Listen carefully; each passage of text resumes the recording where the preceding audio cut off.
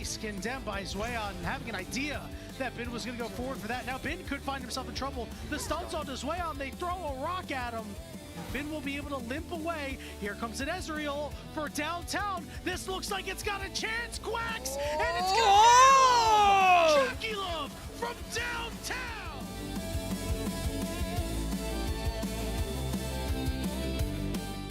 Try to do with this Rift Herald. Still some standing goal, but there's no outer turrets left, so it's going to have to be a tier 2 that they go for. As Way steps forward, almost dies for it. Jackie Love going to get a trap put under him. He's going to have to be careful now as he almost gets flashed on there. Renard, what was that?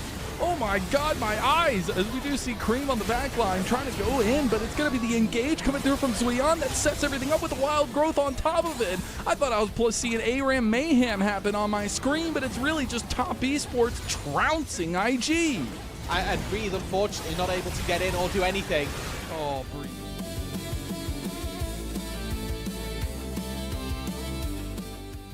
I don't know if they want to be able to send it with Paranoia and Vampire walking up as well. This looks very reminiscent of the Anyone's Legend series. Junja goes in first. Xiaoshu trying to follow up. Dead. There's a TP coming from Hongq.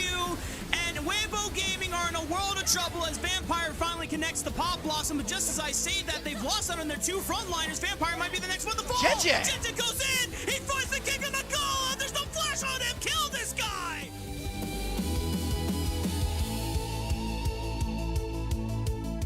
Coming on in is going to be Bin with the 30% HP shield. They are going to try and turn on to him. The public execution is going to get spell shielded. The fear lands. Clutch charge from On. Grabs 4 members. Viper takes down Tarzan and allows Bin to drop with some grace. Featherstorm comes back out. A blade caller needs to come through for Viper, and he rips Shakes to shreds with it. Viper going absolutely crazy, but he can't find the clutch kills because Hope is running amok with the double marksman power.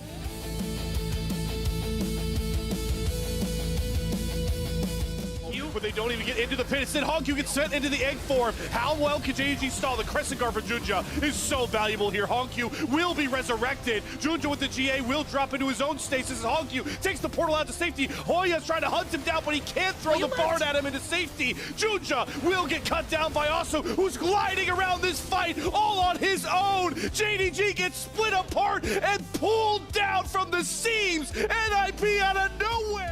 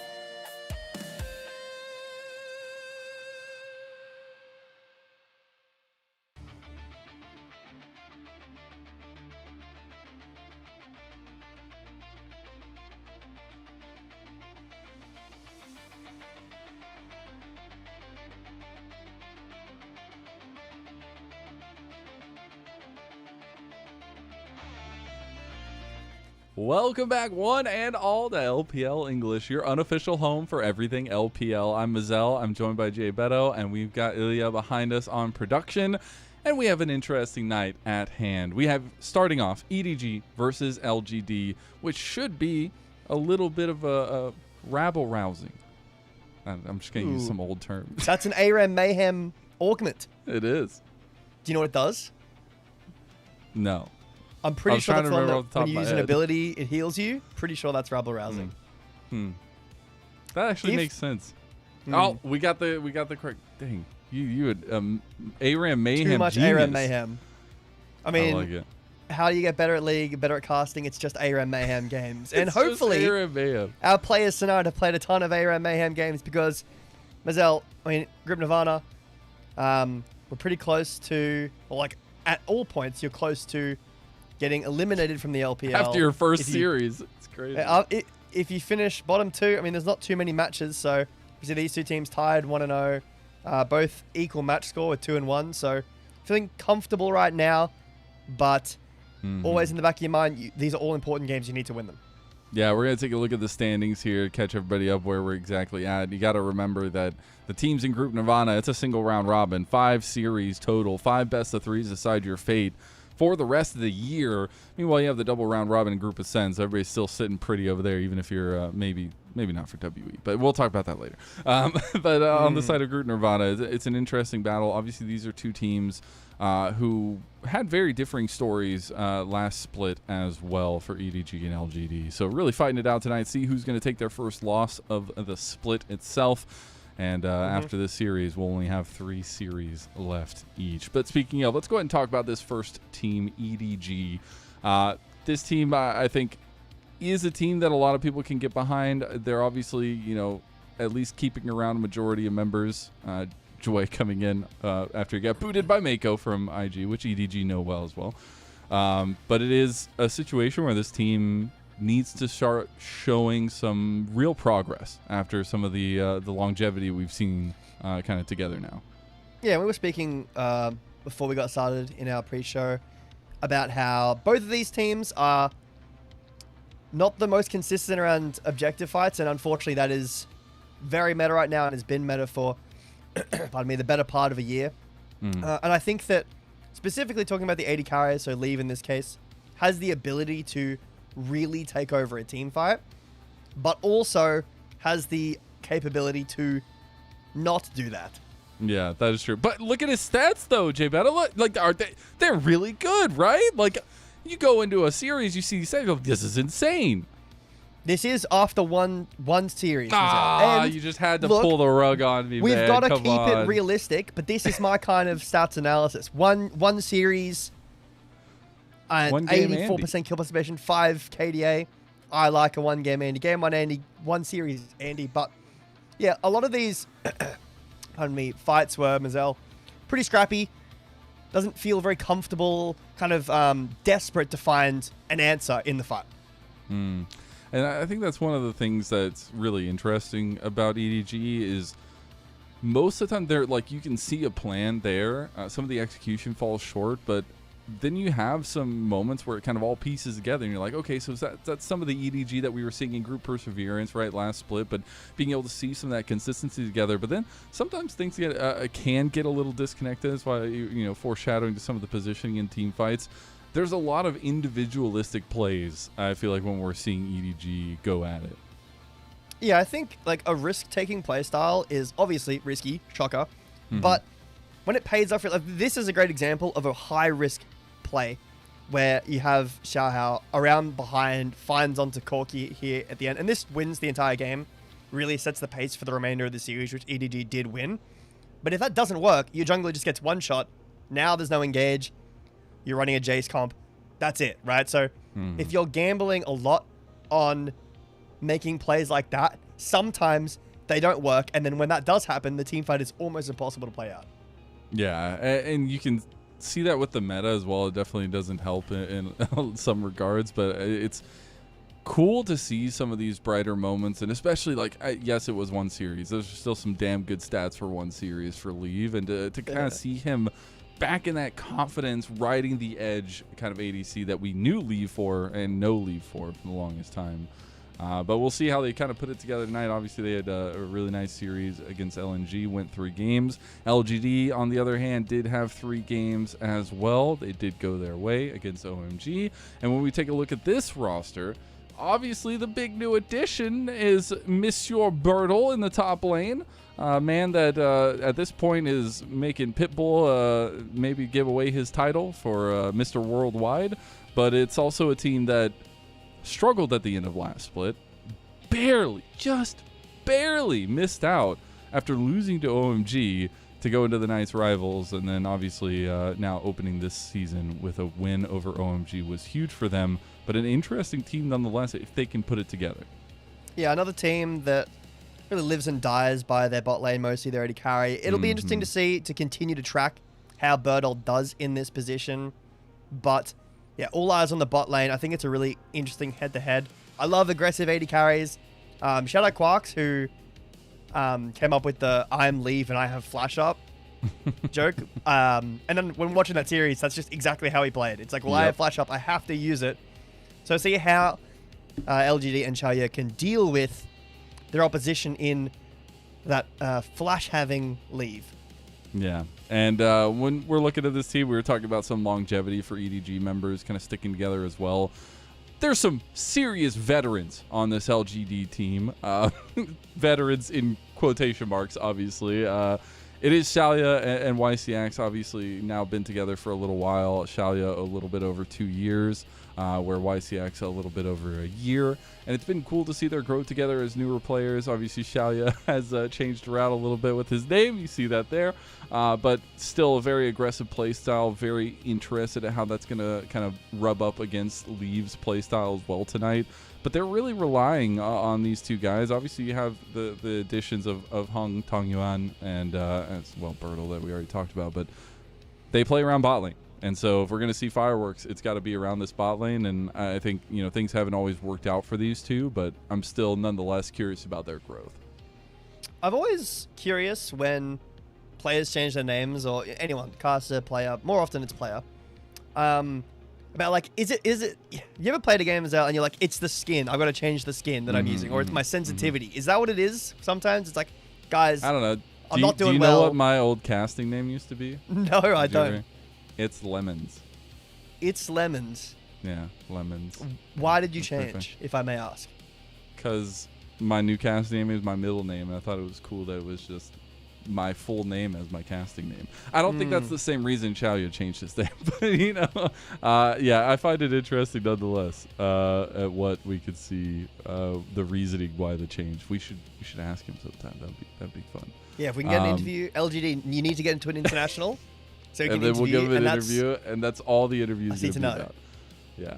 I mean, but these two guys are going to be super important tonight. I'm very curious. We'll get to like meta discussions and especially like picks that we'll be looking at for this bot lane, because I think there is some variability between these two teams in terms of the picks. But play style wise, like I do expect 2v2s to be looked at and to see if either side can really push an advantage between the 2v2 and the bot lane at least.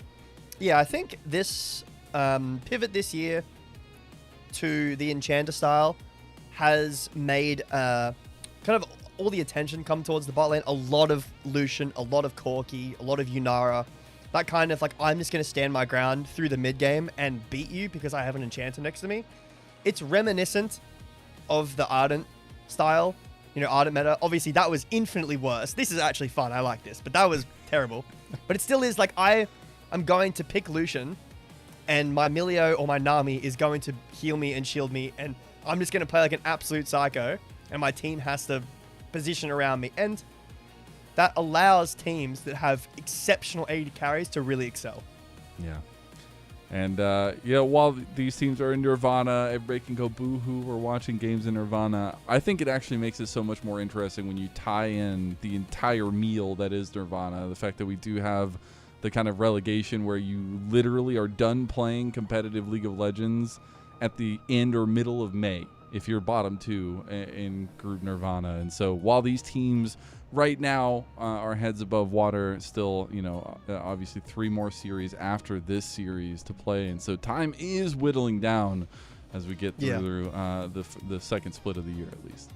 Yeah, these two teams pretty comfortable, at least so far. I think both of them pretty happy and are, I guess, favorites to not get eliminated, if I can say it like that. LGD, they dropped the ball. They ended bottom 2 in Nirvana last year, or last split rather, not last year. But it's a new split, all right? Mazel, top esports are on top of the LPL, all right?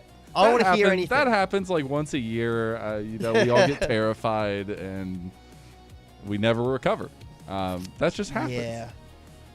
Well, then I guess going into tonight, I do want to ask you at least just, tail of the tape on here.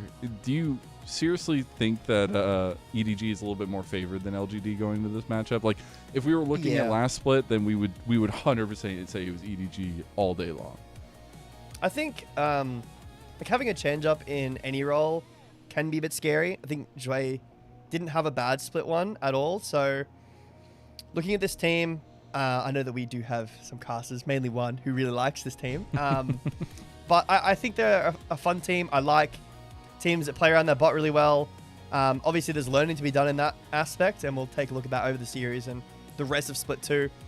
But for a team that we were having conversations about going into the end of Split 1, could this team make it to Group Ascend?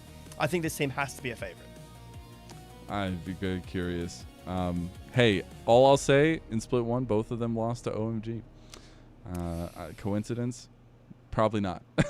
But hey, it's a new split, new times, and obviously both of them starting off with the wins, which was super important. 3 games for both of them, so I do expect this one to go all the way. But as we're getting a little bit closer to the games themselves, the draft itself, these teams have picked some weird picks, JBettel. Let's not shy away from it. There's been some interesting ones. Obviously not like super weird. The Anivia top, that was super weird. But we've obviously had some, like the Senna played for leave. We have had some extracurriculars in the meta at least. Do you expect a little bit of that tonight as well?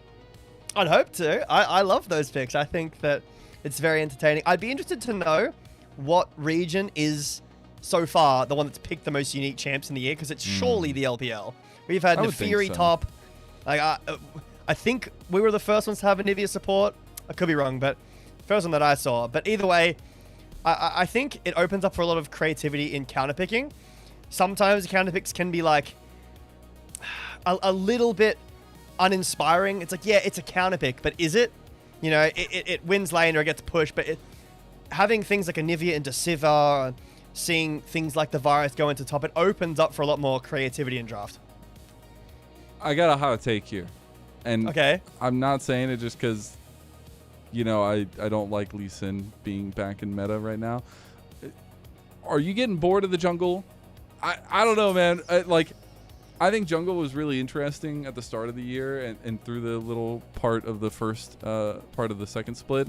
But I feel like we're just seeing like Pantheon Vi most of the time. Sometimes we get the fun Nefiri game, but we are seeing like the Jarvan and kind of the classics always there in the jungle. Do you expect any shifts, or is it just going to be this meta? Do I expect shifts? Probably not. I think outside of a best of 5, probably not. Like, there's no reason to not go one of those champions. I'd love to have just a little bit of the AP back. A little bit of Lilia. Sick. There's like no Zyra. AP, right? Like no. Yeah, AP we've been missing that for a play. while. But I will say that you're right. I think out of all the roles, that is the role that has the least flexibility.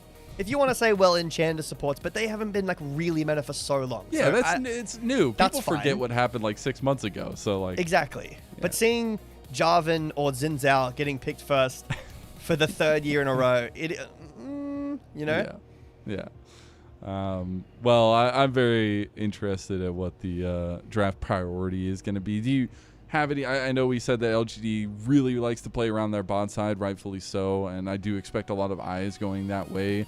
Does that change prio in draft? Obviously, when we see kind of what picks are going to be coming off in the first phase, at least. I think from what we've seen in the LPL, it's kind of like if Oriana's open, maybe Azir, Pantheon, Xin Zhao, things like that, Jarvan, Nocturne. Typically, it tends to be the ADC and support on maybe red side first pick or blue side 2-3, so that you at least get a really solid spearhead for your comp, because those junglers, while it is, you know, boring to see them day in, day out, they are extremely flexible in the way that you can approach a draft. So Yeah. I expect to see something like that first, unless there's, you know, a Giga prior open like a Rumble or an Orianna, and then leading towards something in that bot lane, the Nami, the Lucian, the Corki, the Yunara, Ashe Seraphine that's been dominating. Okay, I appreciate that. I hope we get to see a little bit of spice tonight, but honestly, mostly what I want to see from these teams is consistency. I think when we look to the team fights, it's going to be one thing, but laning consistency as well, and providing as much of a kind of landing space for their junglers going to be super important. And we're getting a little bit closer to draft here, so I want to see what kind of fireworks we end up getting in the bot side. I do expect some of those enchanters to come through. Both junglers have played Nefiri, so maybe we get some spice there. Is there anything in the mid or in top lane that you're really looking at? I feel like those are pretty set in stone, besides the Anivia that ZDZ decided to try out one time. I mean, there's been 2 Vaynes, so that's kind of interesting. Don't know if either of them are Vayne players, but you know. Look, ZDZ everyone's a Vayne Vayne player. You just everyone's a Vayne player. You play too many We games of learned that top from lane Joker. ranked, and you're playing like, I don't know, Jax versus a Vayne for too long, or Renekton versus Vayne for too long, and you just, fine, I'm slamming it in, I'm playing Vayne.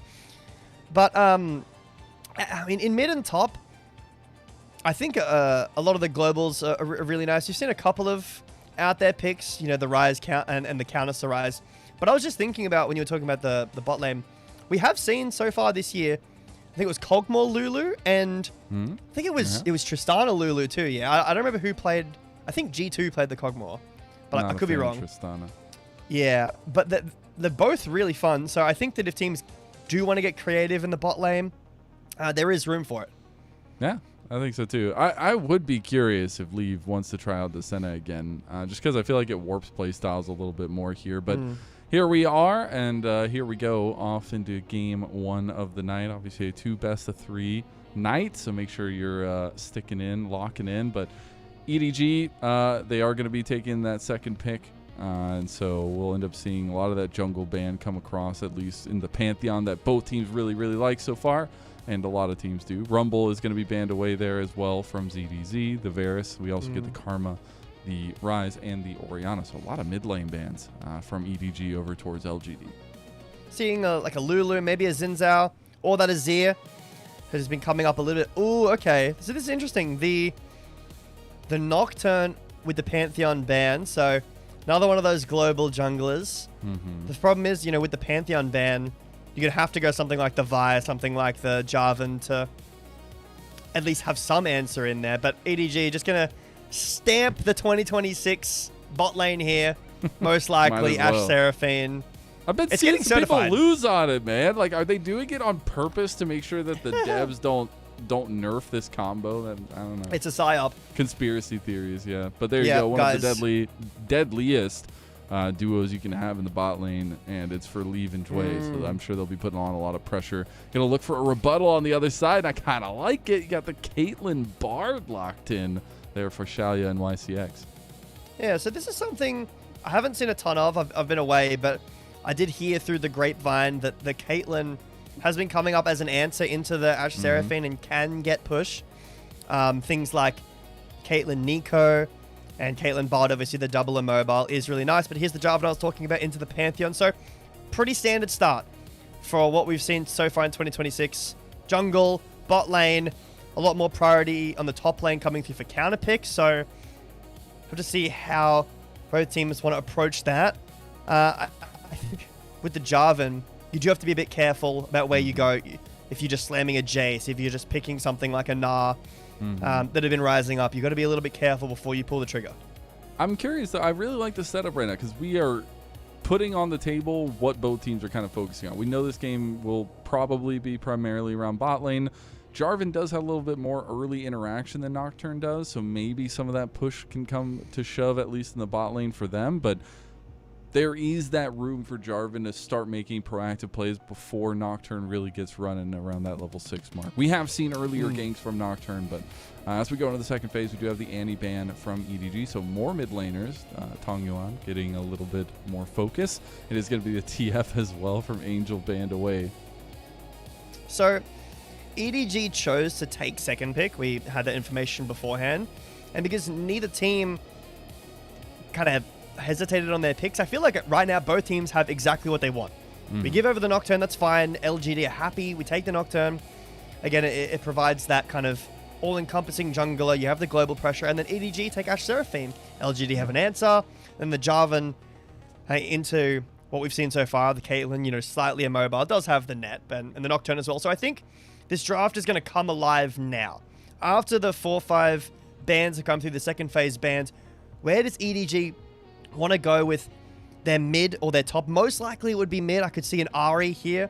A lot of mid-game damage, a lot of good team fighting, but not a ton of late-game, you know, really hyper-carry damage. You could go towards a bit more range, something like a Victor, a Hui for a bit more damage, or good amount of burst with this Aurora. True. You get the burst damage, you get some of the utility as well, and obviously something that they were willing to go with earlier on There is in a the Vayne first ban. series. There is the Vayne ban. They knew that ZDZ might be cooking. It is going to be the Aurora locked in though, so I actually really like that for Angel. Against a well-known opponent in Tong Yuan, as they were on the same team in RNG in 2023. But we'll see exactly what the final lock-ins are going to be. Obviously, that counter pick weighing supreme right now for EDG. Yeah, with the top lane, so can afford something a little bit more spicy. The Gnar goes in. I would expect Yorick. You know, you've got double cage into immobility. I'm not even going to try. Also, could be Jace. A little bit scary into the Nocturne, the Akali, but really good into Gnar. But I really think that both teams super happy with what they've gotten. The bans kind of feel more like we're going to take away kind of outside picks. Like EDG's draft right now was so nice. They have a great mid-game Dragon team fighting comp. They have options with Jarvan. They have decent side lane with Aurora and Ambessa. They have good laning. And for LGD, I think a lot of their game relies on two things. One, this Caitlyn lane and the Nocturne impacting the Caitlyn lane as early as possible. And how can Tong Yuan impact the game on this Akali? Like, we need to get through the lane. That's going to be tough. And then do some work in the side lane, approach the team fights really well, because I could see LGD's comp very easily fall flat on its face.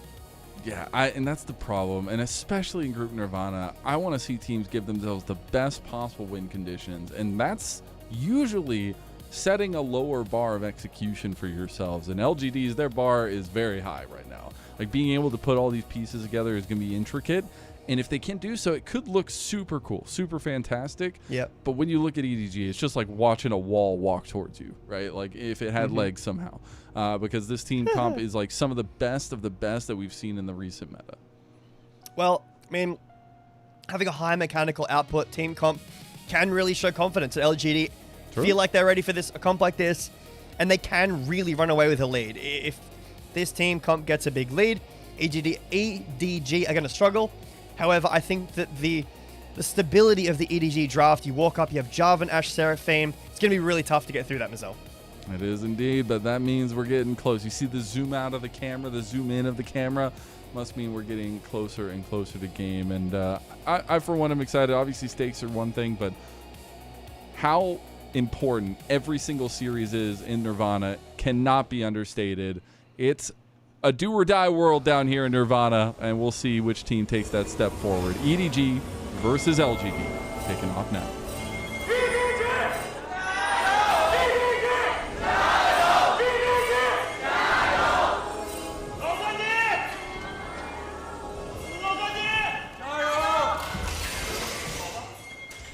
Dio!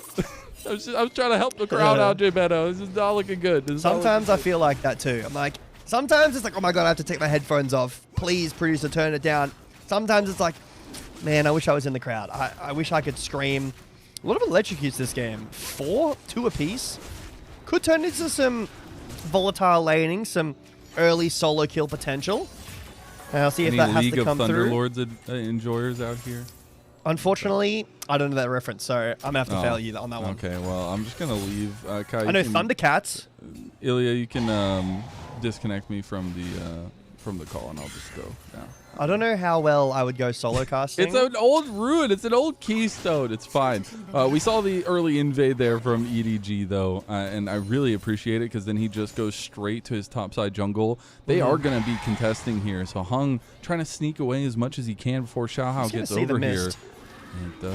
Oh, he sees him now. He's going to go for the engage now because you know that skirmishing power is there, but you got to remember Hung is on the Nocturne, does spell shield through, will not get flag and drag, now have the fighting strength to fight this through, goes for the flash play. ZDZ just didn't help his teammate, and now he's looking at a 1v1 that he might even lose here. Flash comes through from Angel, and they're looking to take him down. All right, Angel's here to save the day. Bertle's going to run over, try to get ZDZ, has to get a flash out there too. He's going to try to clear this wave, but Bertle has a massive advantage now on the top side. The fact that Hung is allowed to do that when top lane and mid lane were roaming, and he still has enough time to get in there and solo kill Xiaohao. Kind of crazy that he's allowed to do that, but gets the Krogs as well. Really big lead in the jungle, that first blood. Did have to use flash, but realistically, Nocturne with ult when he gets it up. Not going to feel too bad about it. It won't be the end of the world, but accelerating Nocturne at any way means that the level 6 is just a tiny bit closer, Mazel, and that's terrifying when you're against these volatile lanes. Yeah, that room I was talking about that Jarvan had to be proactive, to get out in front of the Nocturne now gets delayed just a tiny bit. Obviously now going back to kind of regular setups here for either of them. Scuttle Crabs will be the next focus for both of them. But at this point, you got to do a little check-in for Xiaohao. What is his state of mind right now? What is he trying to get towards now that this has gone a little bit awry in the earlier game? I think you just instantly start blaming your team and just don't say anything for the rest of the game. No, I think the Nocturne getting the early lead, it is scary, you know. But I would say Nocturne, especially with the builds that we've been seeing our Nocturnes go, the Bruiser style build. This isn't a ranked, you know, Axiom Arc, lethality, one-shot Nocturne build. So at the end of the day, as long as your team plays a little bit careful around that level 6 time, you can see Hung is a little bit under half a level above Xiaohao. As long as that happens, I still think with the Ashe Seraphine and with this Aurora, the mid-game fights around, you know, Drakes or even that early game second Scuttle spawn can still be EDG favored. That stalwart comp. See if they can continue building off of that. Still that lead for Hung, but we'll be getting a little bit closer to those level 6 marks. That's where Hung can really start feeling pretty proactive on the Nocturne itself here. But, you know, I was talking about the times when, you know, Angel and Tong Yuan played together on RNG. Tong Yuan was, you know, role swap extraordinaire for RNG in some of their final days, which I found really interesting. But it feels like 2023 is so long ago, because I don't get to continue talking about nostalgia. YCX takes a brutal trade trying to stop the backs there, but a really nice block from Jue as well. There's always time to talk about nostalgia, Mazel. There's always time to be nostalgic. I feel like I've added way too much. I feel I've aged myself by like 80 years, and we're not even 5 minutes into game 1. So, you know, I'll tell you what. I'm sitting casting with a lot of you guys who are like, you know, have all this experience and are older than me does make me feel a lot younger than I feel sometimes. As Jeez, don't tell me that, please. Bertle's gonna miss the wallop, unfortunately. He still does have the help of Hung. He's not level 6 yet. Tries to use the public execution to buffer it, but doesn't do so. Another wallop comes down, and with the elbow, Bertle will take a kill. That was a really nice buffer on the ult, as Dragon's been starting it up down the bot lane, but because Jungler on vision in the top side, should be... It's a bit of poking and prodding from YCX, but yeah, really nice buffer from ZDZ. Able to immune the ult from Bertle, but just too much damage. No flash available from ZDZ from that earlier, you know, what, level 2, level 3 kerfuffle in the top. Is ult from Tong Yuan. Oh, looking a little spicy there. Everybody's trying to get their action started. There's the perfect. He's just playing with it, man. He's playing with his food. Just testing the mechanics. Yeah, you ever go into practice tool and you're like, put it down a dummy and you were like, watch what I do to this guy. That's what Yeah. Tang Yuan's doing there. Just kind of styling on him a little bit. Styling on him. You got to, bro. You got to show him what's what. You know, it's been a little while since you guys seen each other. But I think the next big conversation does become, you know, what happens after these objectives start coming through. We already had that first dragon for EDG. But we do have the grubs coming up about a minute 30. I think that'll be important in terms of like stability of the map and sieging potential for both teams. And you're also going to be getting level 6s for bot lanes coming up, which for Leave, that means a lot for the comp because he instantly has engaged tools for the entirety of EDG.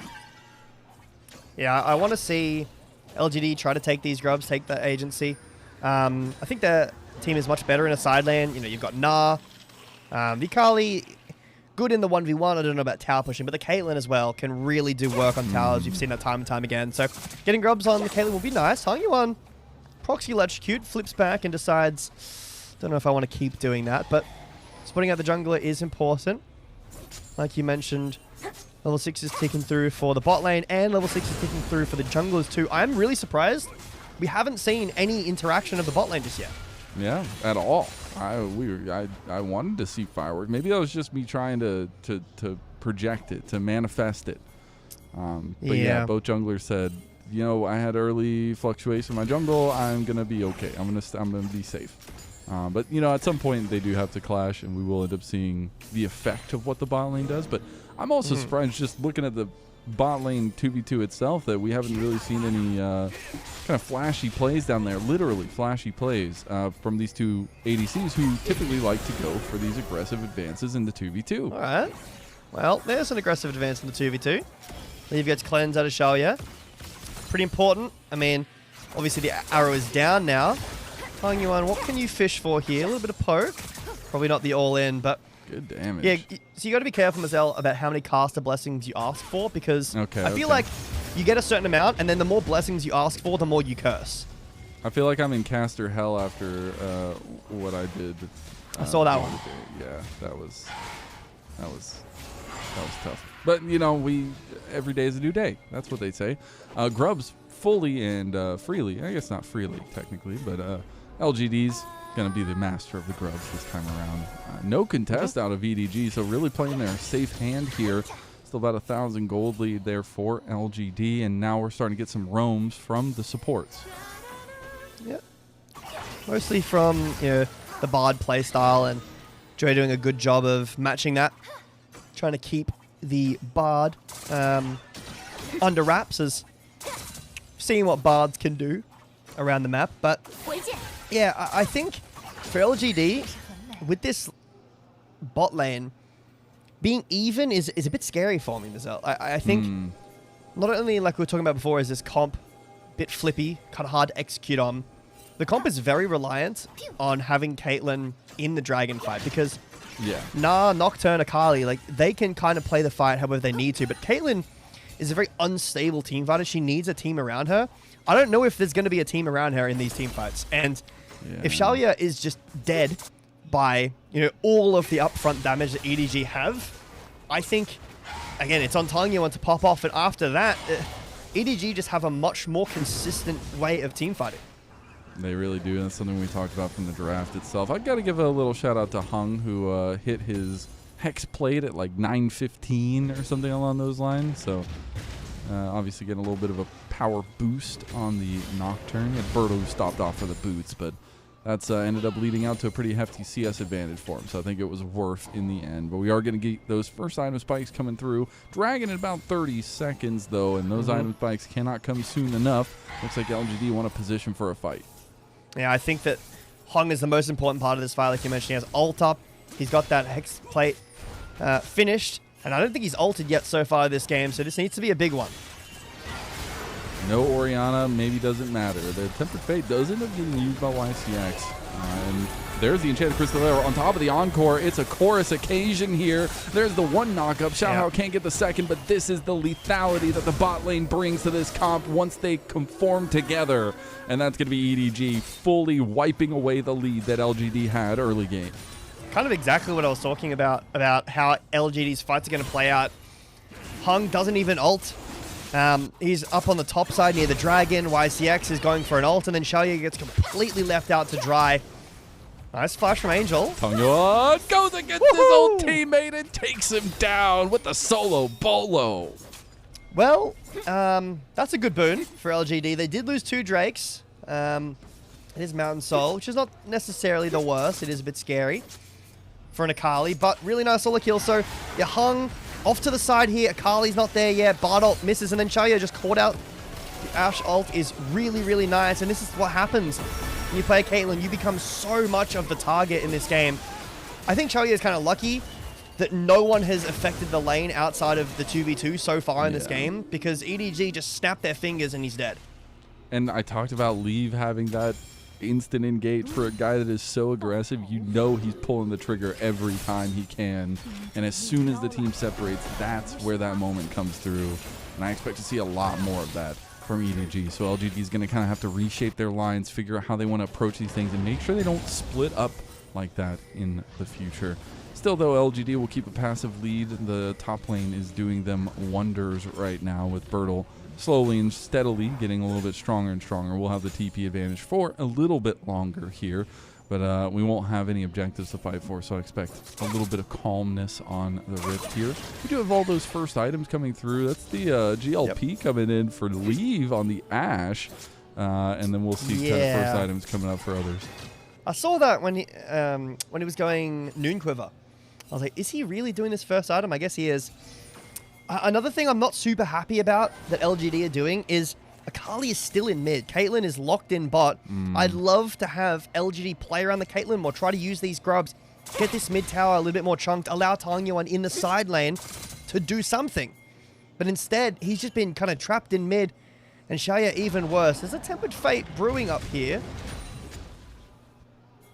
What does the fate say? Will it be death or will it be life? Well, it definitely will be a dive. One. Okay, Tempered Fate. Oh.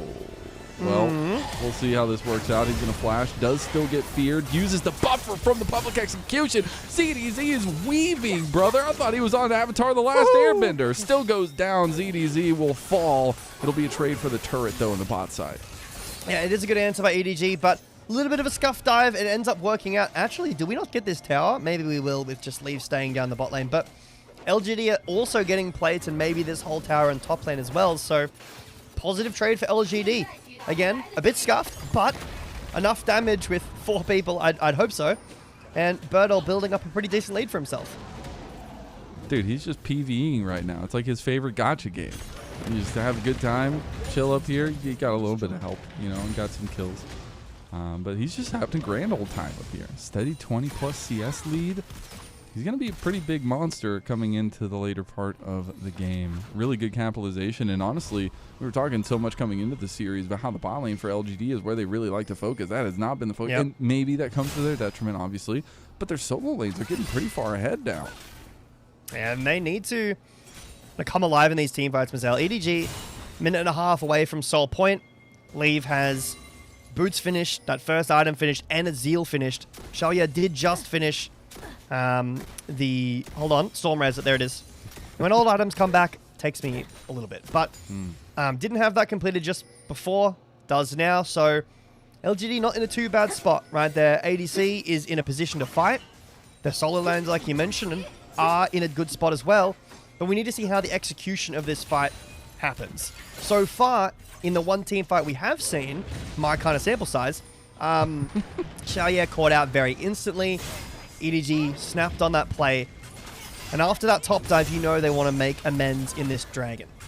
Yeah, and with some of these lane assignments as well, I do expect there to be a little bit more prio on this next fight here, maybe trying to stop this dragon stacking, where EDG already have 2 of them going along those lines, and it is a mountain dragon soul, which, you know, providing a team that has some decently squishy members with an extra shielding and a lot of resist is going to be a tough place to be.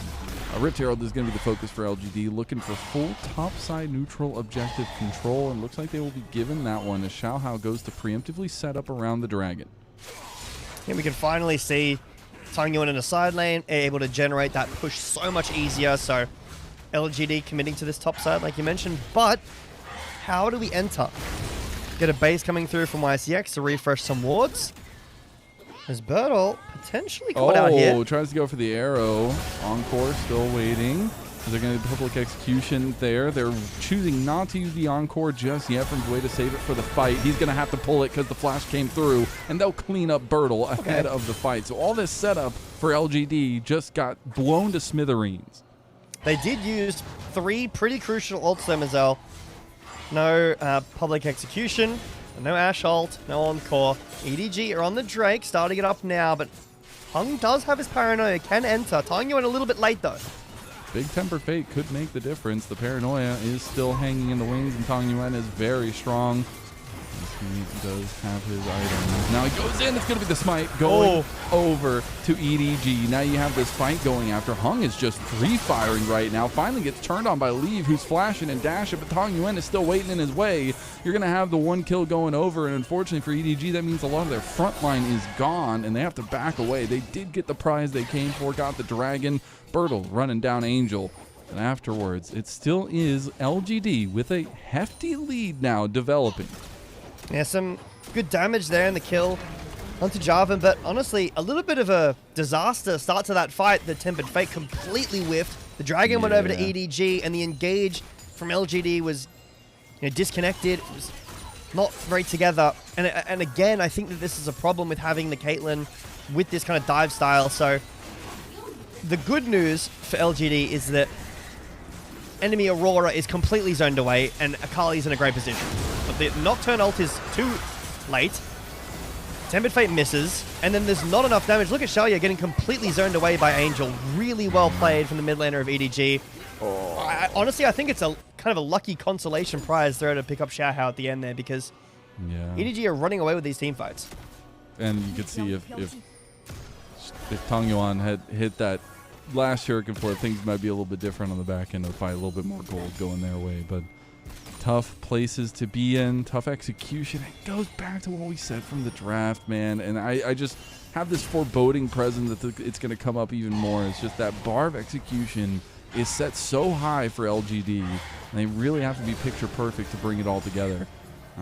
Speaking of picture perfect, though, second items coming over the horizon now, as well as you have the Phantom Dancer for Leave. So a very interesting build so far for the Ashe, but still that second item that's typically there for her. Also, a pretty interesting build from Tong Yuan in the mid lane. Like the Gunblade is, not unusual these days, but going straight for a Verdant Barrier. ZDZ under the tower, getting protected by Xiao Hao, and Zhui is around the corner to protect, so won't be a dive on a ZDZ, who's been dealt a pretty rough hand this game, I think. Tough lane, and then also has been ganked a few times, but still holding on, playing these C-fights pretty well.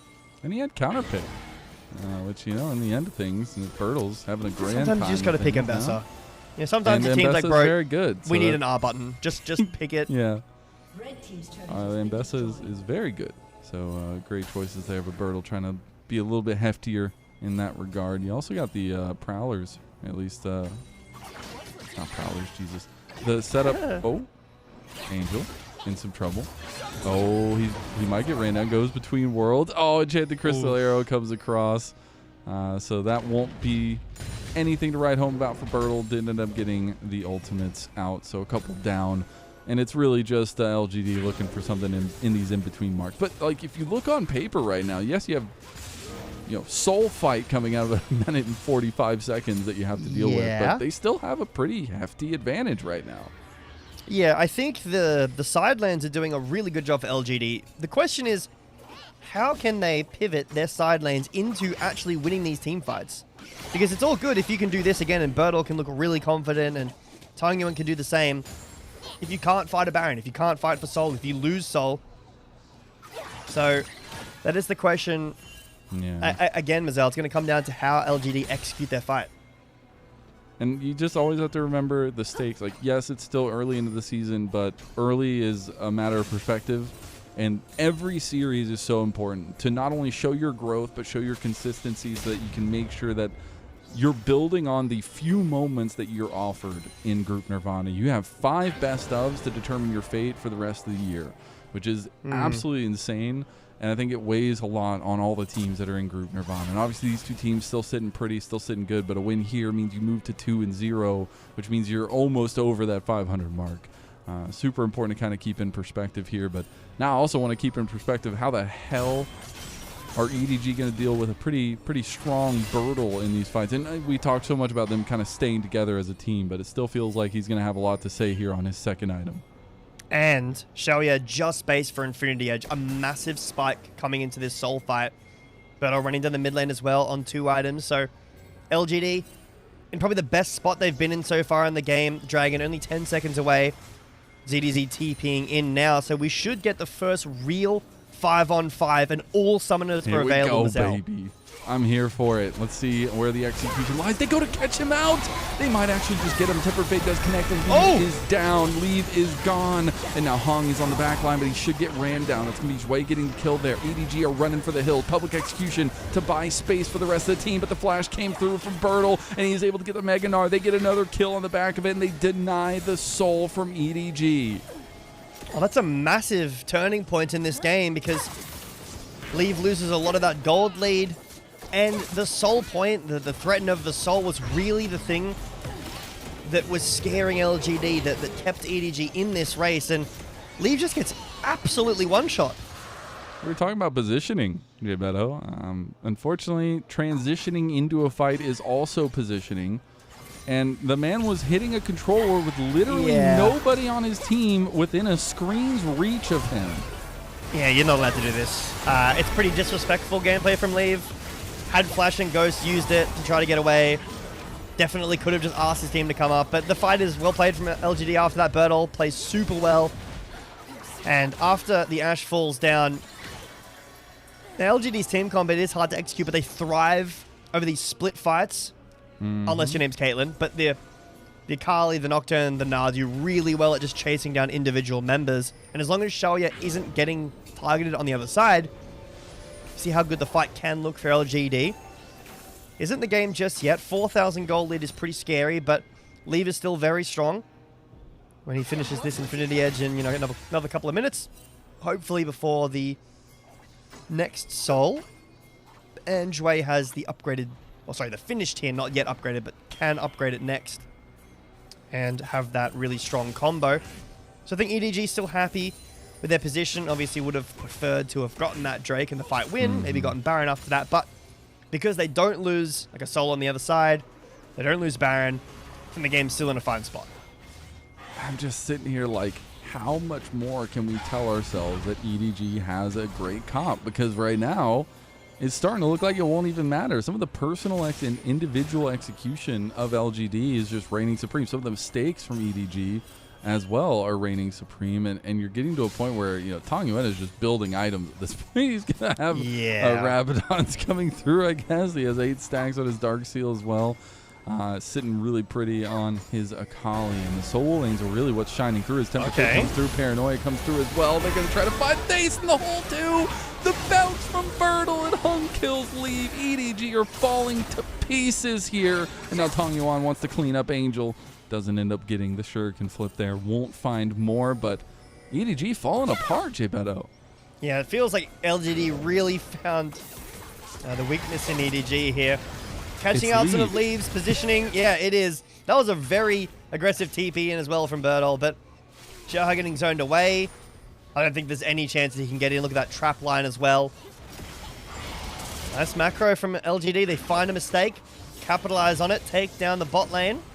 So much of EDG's comp relies on this bot lane, and now I think we can get a bit worried. Now 6,000 gold. The button. Baron, I'm pressing the red button. Okay.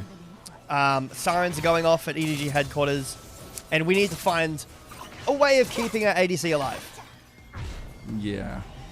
I mean, this game has literally not even been about the ADCs, and that is a huge problem for EDG. It feels like Leave really needs to be a setup tool for the rest of the team, and they need to be able to feel confident to step into places, but they haven't. And this time, Leave was with his team, but it didn't matter. The lead has gone a little bit too far, and the fact that nobody was able to block this ace in the hole. Don't look at live. Don't look at what's happening. We really didn't need to go back. That's tough. ZDZ getting bullied. Another ult. Oh my god, they are just running through EDG. The flash oh my from god. Tong Yuan. It's going to be an encore. The ace in the hole hits. A perfect execution from Tong Yuan as he gets himself a triple kill. Yeah, you know what I was saying before? Sometimes you just go into practice tool, you spawn a bunch of bots. GG. Tang Yuan is doing that in this game. 6-0-2. A tough comp. And LGD make it come alive in this first game. They just end the game in 26 minutes right now. They're on the Nexus turret. They're looking to finish the job here early. Angel is just going to go down. This is incredible. It's not going to be our fastest game ever, but it's a damn close one. 26.5 minutes in, LGD take down EDG.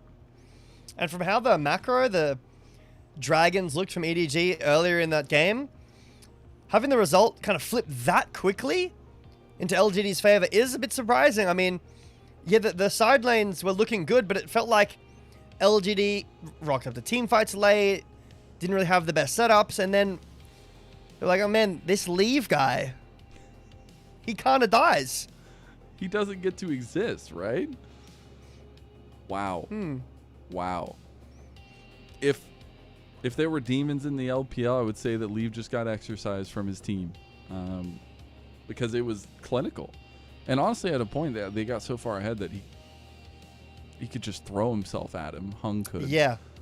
Which, you know, in the end of things, when you're not set up, when you don't feel confident, the EDG comp is very hard to play. And got to give massive prompts to LGD. We said time and time again how hard to execute this comp is to do going out of the draft, even in game as well, when we were seeing some of those earlier plays. But props to them for being able to pull that around. A lot of lessons learned from their first series as well. Pretty clean start to the series. Yeah, I mean, we saw around one of those earlier Dragon fights, Hung press an ult, not get the Dragon, doesn't really do a whole lot. Akali goes into the back line again, not a whole lot. And then they just turn around and kill Shalia. The fight looks great for EDG. And then at the end of that game, Hung is like, guys, I dive behind their tier 2 tower, follow me. It's a good play. And apparently it was. It worked. It worked. By golly, it worked. As EDG, do you even recognize that you just lost? Like, I feel like it was just like a windstorm tornado that just like whipped them around. Like, what are the takeaways for EDG from this one? I think, honestly, team-fight positioning. I think that if you weren't, 8K down at the end, Hung is not allowed to do that. And that the gold lead comes off the back of, okay, some pretty good ganks onto ZDZ in the top lane, some decent play from Tang Yuan, but mostly mistakes at crucial moments. That was your Dragon. That's Soul Point. Yeah. Or, sorry, it was Soul. You were on Soul Point. Yeah, it was Soul. And Leave just kind of puts himself in a really bad position on vision, dies. And yeah, like God, the graphs are... that is crazy. Dude, 17.2k damage for both mid laners. They're matching. Twinsies.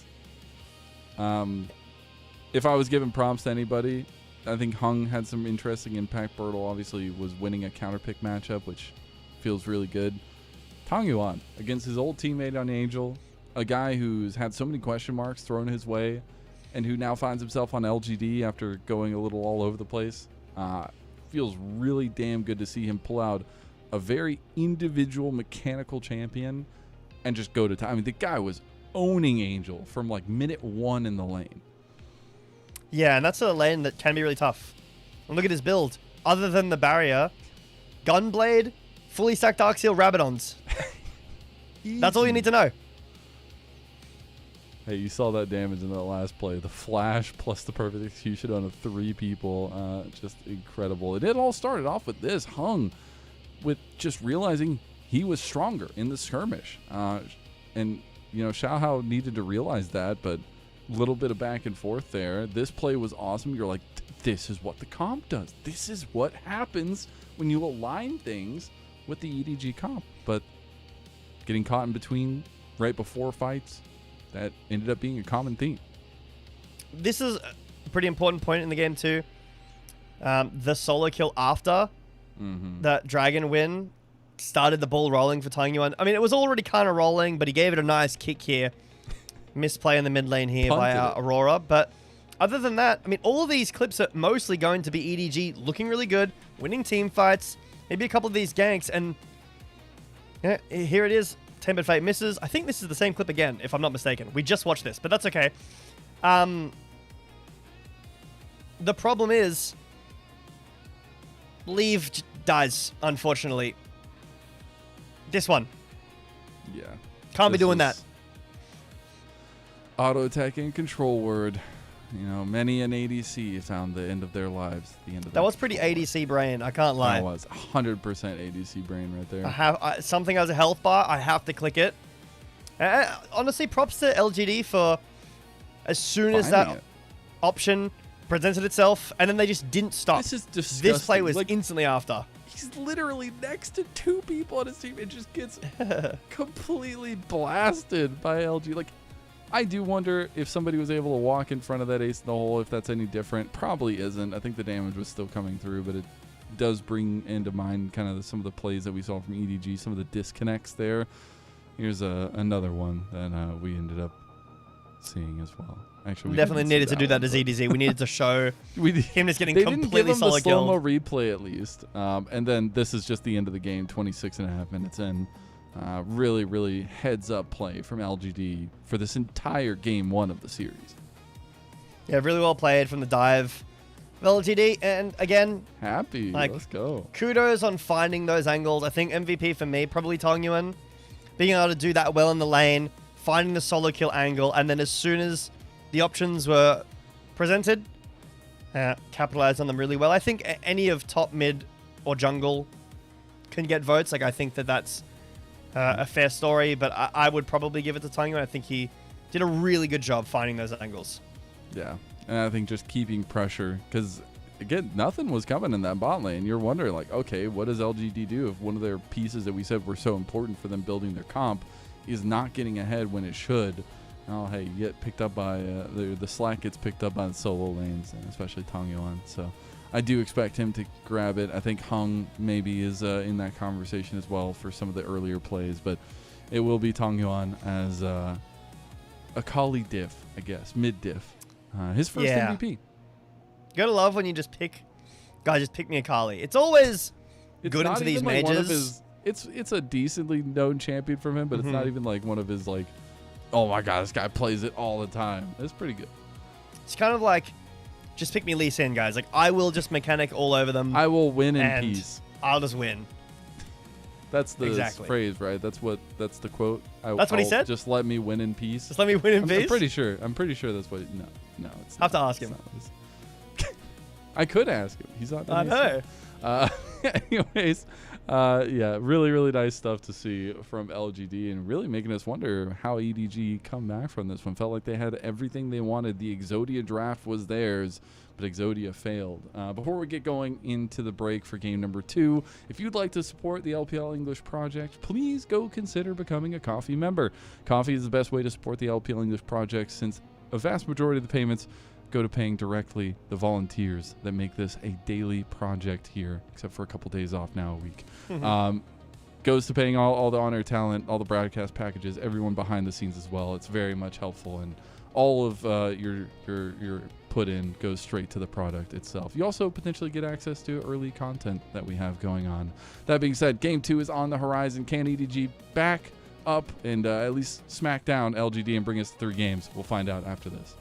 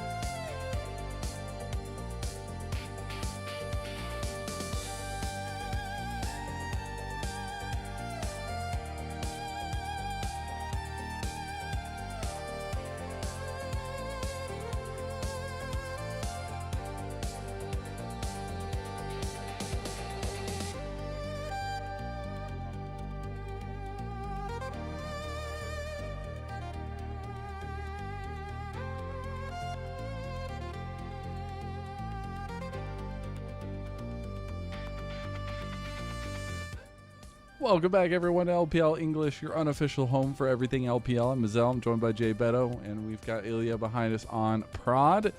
And we have LGD smacking EDG upside the head. I don't know what just happened. 26.5 minutes. That's it. Exactly what he did. That's all you can say. I mean, EDG had a great early game. Great dragon sacking. It's good. They And had one telling you really on cool just- kill on the bot side. You know? He said, come here. It's the Scorpion skin for Akali that hasn't been released yet. Just taking stock of that, though, again, EDG had a great composition. Bar of execution was low. Weren't able to do so. LGD had a high bar of execution, but made it look pretty damn easy by the end of things.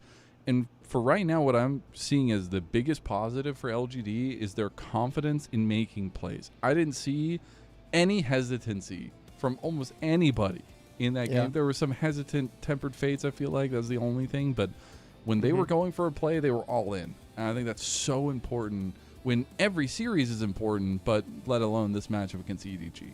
I mean, we were talking before the game got started in draft about how it's a confident stance to play a draft like that. And I think it shows LGD's mindset going into this series. EDG obviously unhappy with how that ended after the dragon lead they had gotten. But that's all in the past, Mazel, all right? The champions are gone. We're into game 2 here. It looks like. So EDG on first pick this time. So if game 1 they took second pick. This time they said no. We want that first pick. And now we end up seeing some of the similar bands from last time as well. The Rumble, the Vi is going to be there for LGD. We do see the Varus and the Karma band, so taking away some of those, I guess, 2v2 bot lanes that could be there, as well with the Pope, but as well as the Karma that is getting a little bit more high in priority.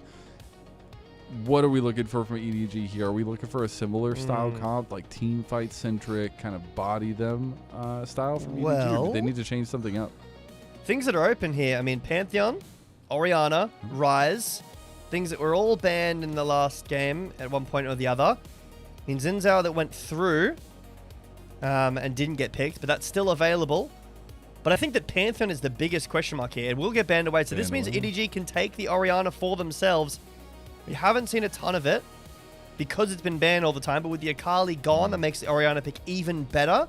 We might just end up seeing Orianna Azir trade, or ZDZ could take something like the Xin Zhao. Sorry, Xiao Hao could take the Xin Zhao to deny it. Instead, though, not going to be either of those. Just going to make you have a little bit of guess time.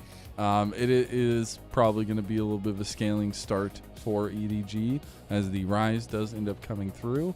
And so looking for some stability around that mid lane now for them in the future. But LGD get a 1-2 punch here.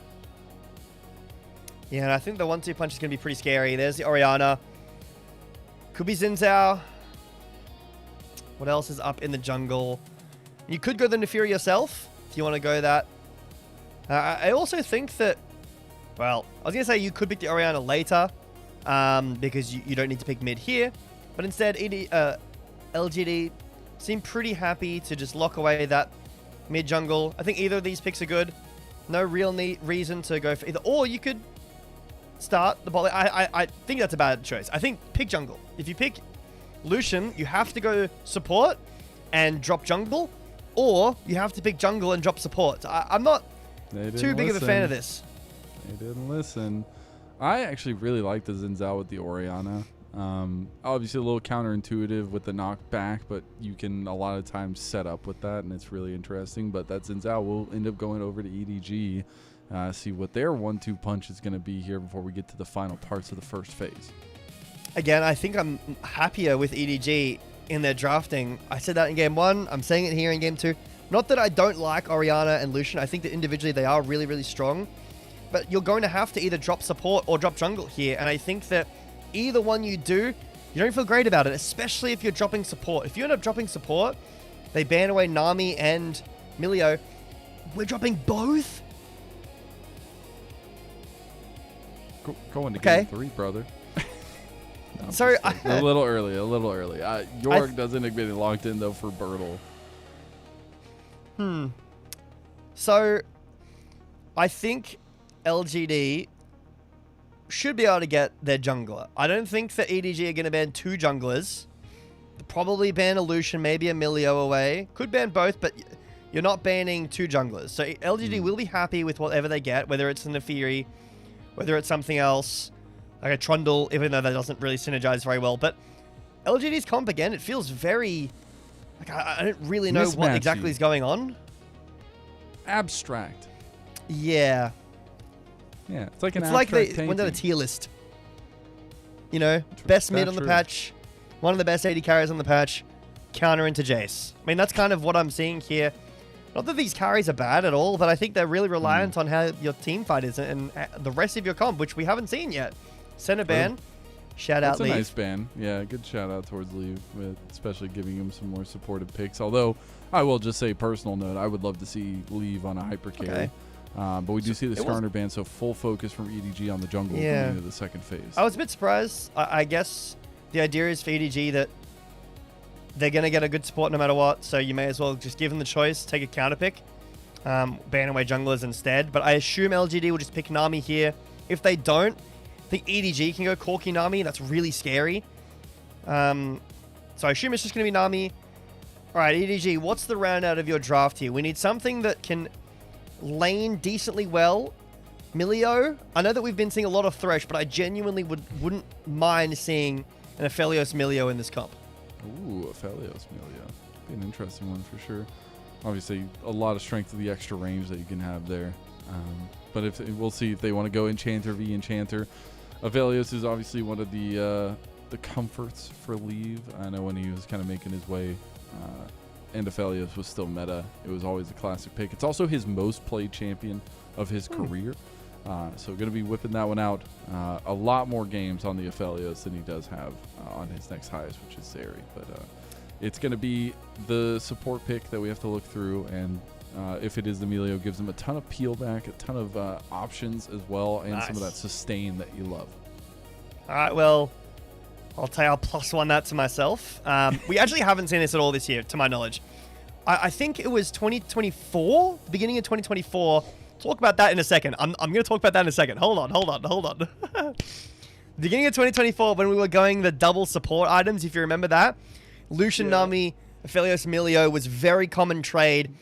So it's good to see that back. But the Malphite saw it a lot in Demacia Cup, a lot in the beginning of this year, the beginning of Split 1. A combo with Orianna that was pretty scary. Pretty damn scary. It's a ball delivery system, I'll tell you that right now. Wow. LGD, I've actually really appreciated some of their drafts. I didn't see it through the fog in the first one. I see it with this one. But I do go back to that same conversation. The stability that is there for EDG just feels so powerful. The late game as well. It's terrifying. Yeah. You got a lot of range with the Jace, with the Aphelios, with Milio. And then you've got so much damage from the Ryze, the Aphelios, Milio. Zinzao with an Enchanter is really nice too. So LGD, I think they have a lot more stability with something like a Malphite Orianna to rely on, with a Lucian Nami to rely on, that you can actually team fight through the mid game and not rely on Tangyuan just kind of smurfing, which he did do, and you can rely on that. But I think that there is a world in that game one where LGD do not get the leads in lane as big as they did, that Leave doesn't make that crucial mistake at the end of the game, and the EDG take the game in stride. I feel like the drafting is a lot closer, a lot of scaling here, Mazel, but we'll have to see. We will have to see. We're getting into game 2 now. Can LGD finish it here, or does EDG find some resurgence? Here we go.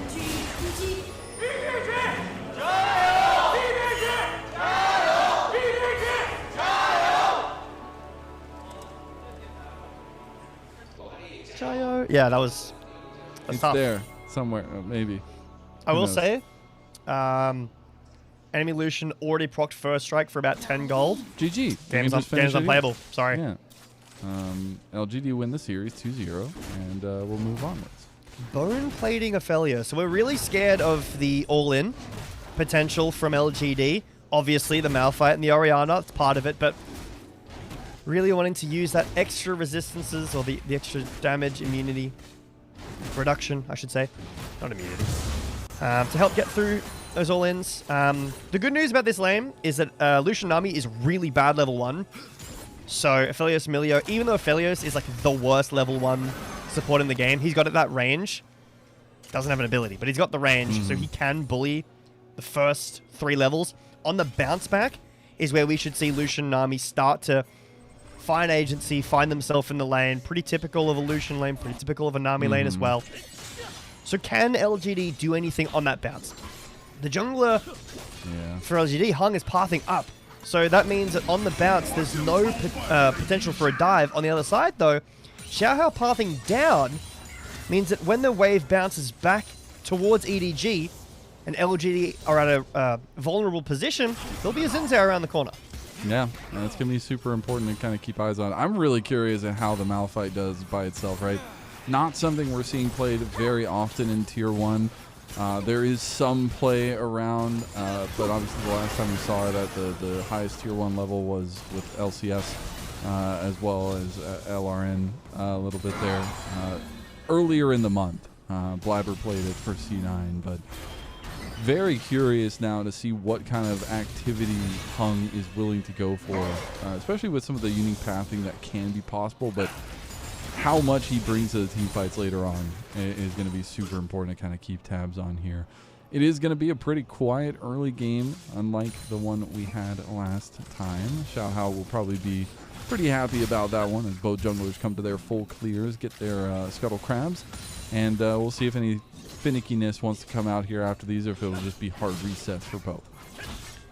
It hasn't even been a bounce back. I think that LGD took too much HP on the first few waves, so now they're stuck under their tower. They're going to get denied this big wave, maybe even the next one as well. And the Riser, like Angel, had already rotated down. This is a really bad start from LGD. Just in the lane, you don't even really lose anything in mid. Angel lose a couple of CS because Tangyuan has TP. Angel doesn't. But that's one big wave you've lost. This is now multiple plates you're losing if this one goes over. Does he get the gold? He did get the gold. Nice. Wow, solo plate. That's a lot of early money, man. I think that cannon is going to get denied as well. We don't exactly get to see, but either way, Xiaohao in top lane will force out the flash from Birdhole. This is going pretty well for EDG. So far, LGD have been on the back foot. They had to back away from the turret bot side. They had to use the defensive flashing on the top side. There's flash advantage now for ZDZ as well.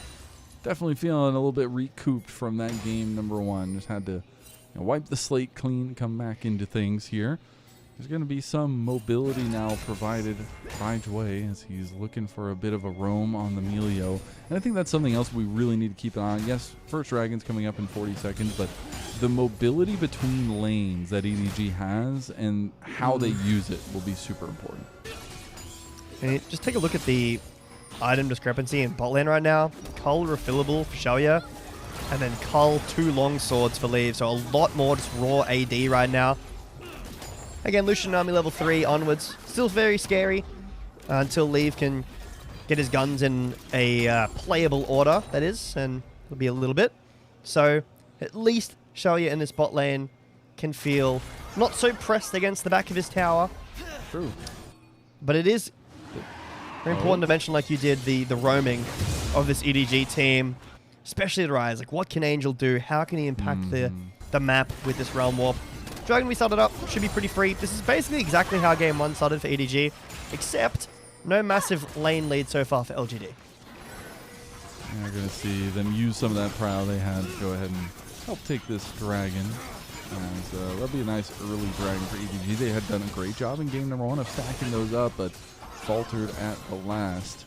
A little fun note, that we're actually going to get the special effects for the Lucian and Nami since they're playing the super expensive duo skin, which I don't think I've actually seen.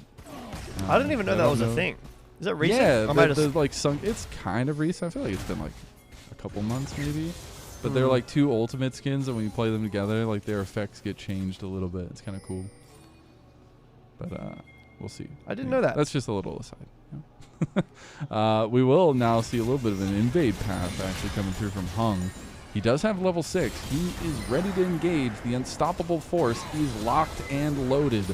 ZDZ's going to get caught. Is this the moment? They're waiting. They're holding. Hold till they see the white of their eyes. And ZDZ, he's not blinking. He's going to be fine there. Hung will actually back away. Bertle takes a brunt of damage and loses the maiden. Yeah, spotted a bit too early. And ZDZ had flash. I think Bertle was trying to get flash out from ZDZ with that cage, because otherwise it's a little bit random to use before the dive is ready. And because ZDZ holds his flash, Hung doesn't feel confident enough to try to predict it. Dive tower. As well as Xiaohao was coming down the lane to kind of shadow the dive, cover for it. So really well played from EDG. Mechanically by ZDZ. And in the macro sense by Xiaohao just being aware that the dive could come. Wei was pushing in, and Jace can be pretty easy to dive at times. Xiaohao is on vision this entire time as he was clear. Yeah, So, I mean, really I guess good early LGD... vision. Yeah, they didn't get anything in the dive, but they have so much vision. It's not something that's going to be sweeped out of, so they'll at least have the information where Xiaohao is going next. We will have the grubs coming up in about 40 seconds, and that was something that LGD really, really hard focused on in game number 1 was topside neutral objectives. They got 100% there, even the Baron. So see if they kind of continue that trend going in game 2. I think Yorick with grubs is ridiculous. Oh, yeah. So, for sure. I mean, last game there was an Akali as well and the Caitlyn. But this game, I feel like Yorick on his own is just enough to say, we really, really want to go for grubs. Something that I guess I've kind of missed was, I might hold this thought, maybe an invade coming through. Hung kind of poking and prodding. Angel can join very quickly, but Shockwave. Hong Yuan going for the solo again on the Angel, who's going to pop the ghost and yeet himself out of there. Blue buff did go to Hung. Yeah, nice roam from YCX. And Hong Yuan uses the ult aggressively to stop Angel from using his Realm Warp in. Doesn't get a cancel, obviously, but does chunk him out. And Hong Yuan again with a pretty decent lead. Doing really well in the lane. I was going to say, I'm a little disappointed we don't have... Like, I really liked when teams would just 5v5 at grubs at 8 minutes for no reason. Me too, Everyone would rotate in, but now quests are too important. No. I just want more fights, man. But hey, you get a little bit of the downtime, which gives players more agency to make decisions. We will end up seeing an aggressive advance in bonsai by LGD, but the Grubbies, they're going to EDG this time around. No focus up that way from Hung, but he is bot lane. So this could be two things. The reason this is happening is I might hold my thought. Bertle is around. No shockwave from Tong Yuan, so should just be the 3 going over to Xiaohao. I think there might be a dive around this corner, Mazel. Just tidal wave. I'm gonna go it's a bit awkward. Oh god. LGD hit the emergency exit button. Things have not gone well. Honestly, it's kind of sad because it feels like LGD have not been able to do anything this game. They had the gank top, not exactly pan out. Now gank bot, and they're slowly just losing all the objectives on the map. So what I think happens here is LGD are predicting that there's going to be a dive. They're saying, well, EDG are going to think that we go to grub, so they're going to send their jungler down. We need to cover for that. So Hung comes to cover. But when there's no jungler, and they realize that Xiaohao is on grubs, there's Realm Warp's coming. I mean, they just stopped the back there in the bot side, so no help was even going to be close. Luckily, Bertle does give it Danger Instincts a check and does end up making it out. We'll lose a decent amount of pressure in that top side, though, as there's a little bit of push coming in from LGD in mid lane, but still a lot of this advantage, at least in terms of the lanes. So far, feeling pretty good for EDG. Yeah, because I really don't love ganking Malphite with down bot on an affiliate that has flash when you could be getting grubs with the Yorick. So I think had to have been some kind of prediction that Xiaohao was going to be there, and then when he wasn't, they felt pressured into going for a dive, and it obviously didn't work out. Grubs go over to EDG, and Bertle kind of rolled reversed, got this counter pick, and is really not looking comfortable in this lane. Second dragon is spawned. Xiaohao clearing down to the bot side. Again, there's pretty good vision around this objective, so EDG will be on vision the whole time. There is a few sweepers up, and they'll start to clear out some of this vision. And the ward up the top there, as you can see, the Xiaohao is. But YCX, what are you doing? You just underestimated lead damage as the flash does end up coming through. That is a tough place to be, and ahead of this dragon, a worse place to be. It's also really well played from Leave to not flash there. He knows that it's more important for the fight that he has it against a Malphite, and the kill on YCX doesn't really do a whole lot, so Leaf still has flash, but now taking a lot of HP. First items are important here, Jay Beto, though. Just a little heads up, and we have 2 first items completed here. Xiaohao goes in, Tidal Wave comes through, he flashes away, but the Unstoppable Force comes nonetheless. It's still hung very low, flashes away, but gets dashed on with the audacious charge of Xiaohao, and Leave is throwing chakrams left and right. EDG end up taking their early fight here, and YCX will be turned into sushi. It's Angel that ends up getting the kill. Oh my god! Tangyuan just absolutely obliterates Leave, who stands a little bit too close to the edge and falls off. Okay, well, Tangyuan is completely holding his team in this series. In Game 1, he did a lot. Game 2, he's the only player who really has any agency in this early game. Again, really well played by EDG. You're absolutely right. 2 items completed, the Serpent's Fang and the... Hold on. Okay. Almost going for another one. What's it called? What's the item called? So I don't know what item Malphite's bought. I'm not good with new items. Oh, sorry. The Protoplasm Harness. Sorry, I realized you were at... Yeah. So 2 items were bought, but just the raw base damage, the team fighting from EDG, really well played. But Tangyuan does so much. Leave is up top. He is. They're going to take the Maiden down. That's actually pretty big. And they have a push here. They could get some plates. They could potentially get the turret. They're going to bring Xiaohao too. They're setting the tempo of this game so far. We don't really see this a whole lot, Mazel, with the role quest. I was talking about that before, but pretty early on. I mean, LGD taking the dragon, EDG feel like they're not in a position to take that themselves. They, make it 1-for-1. They're still going as well. I mean, they have so much push prio here, and nobody's really coming to respond because Dragon is being taken by Hong. And really no real... Very slowly. Another plate's going to come over. Xiaoya is doing little damage to the turret on bot side. Dragon doesn't going over. Birdle might just die outright under turret. Does have the Tidal Wave coming through for the heal from YCX.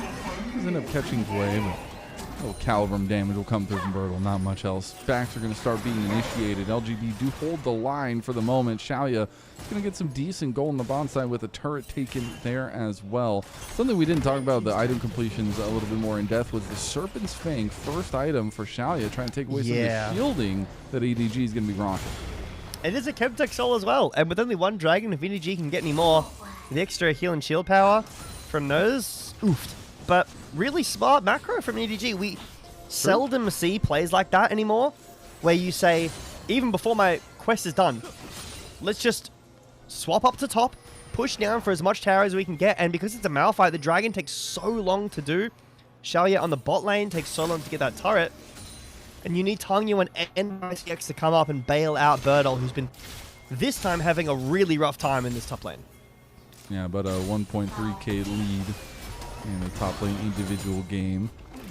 On the bot side, though, Xiaoya does a little bit of an advantage over Leave so far. We are going to see the lane assignment still kind of stay true here, although I'll say Birdle is kind of running around right now trying to figure out where his home is, as he does need to go answer the Jays, so I do expect LGD to reassign some of these lanes.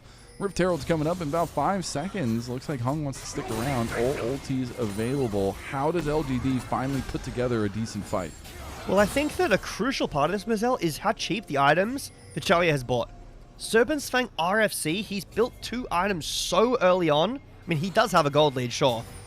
But this build is not going to scale that well, so you're trading off late game for a really strong mid-game early spike, and it's working, right? You get the Herald, you chunk out Leave here, maybe can get some mid plates, but when this it comes late game, if the game goes really late, you've got a Serpent's Fang and an RFC.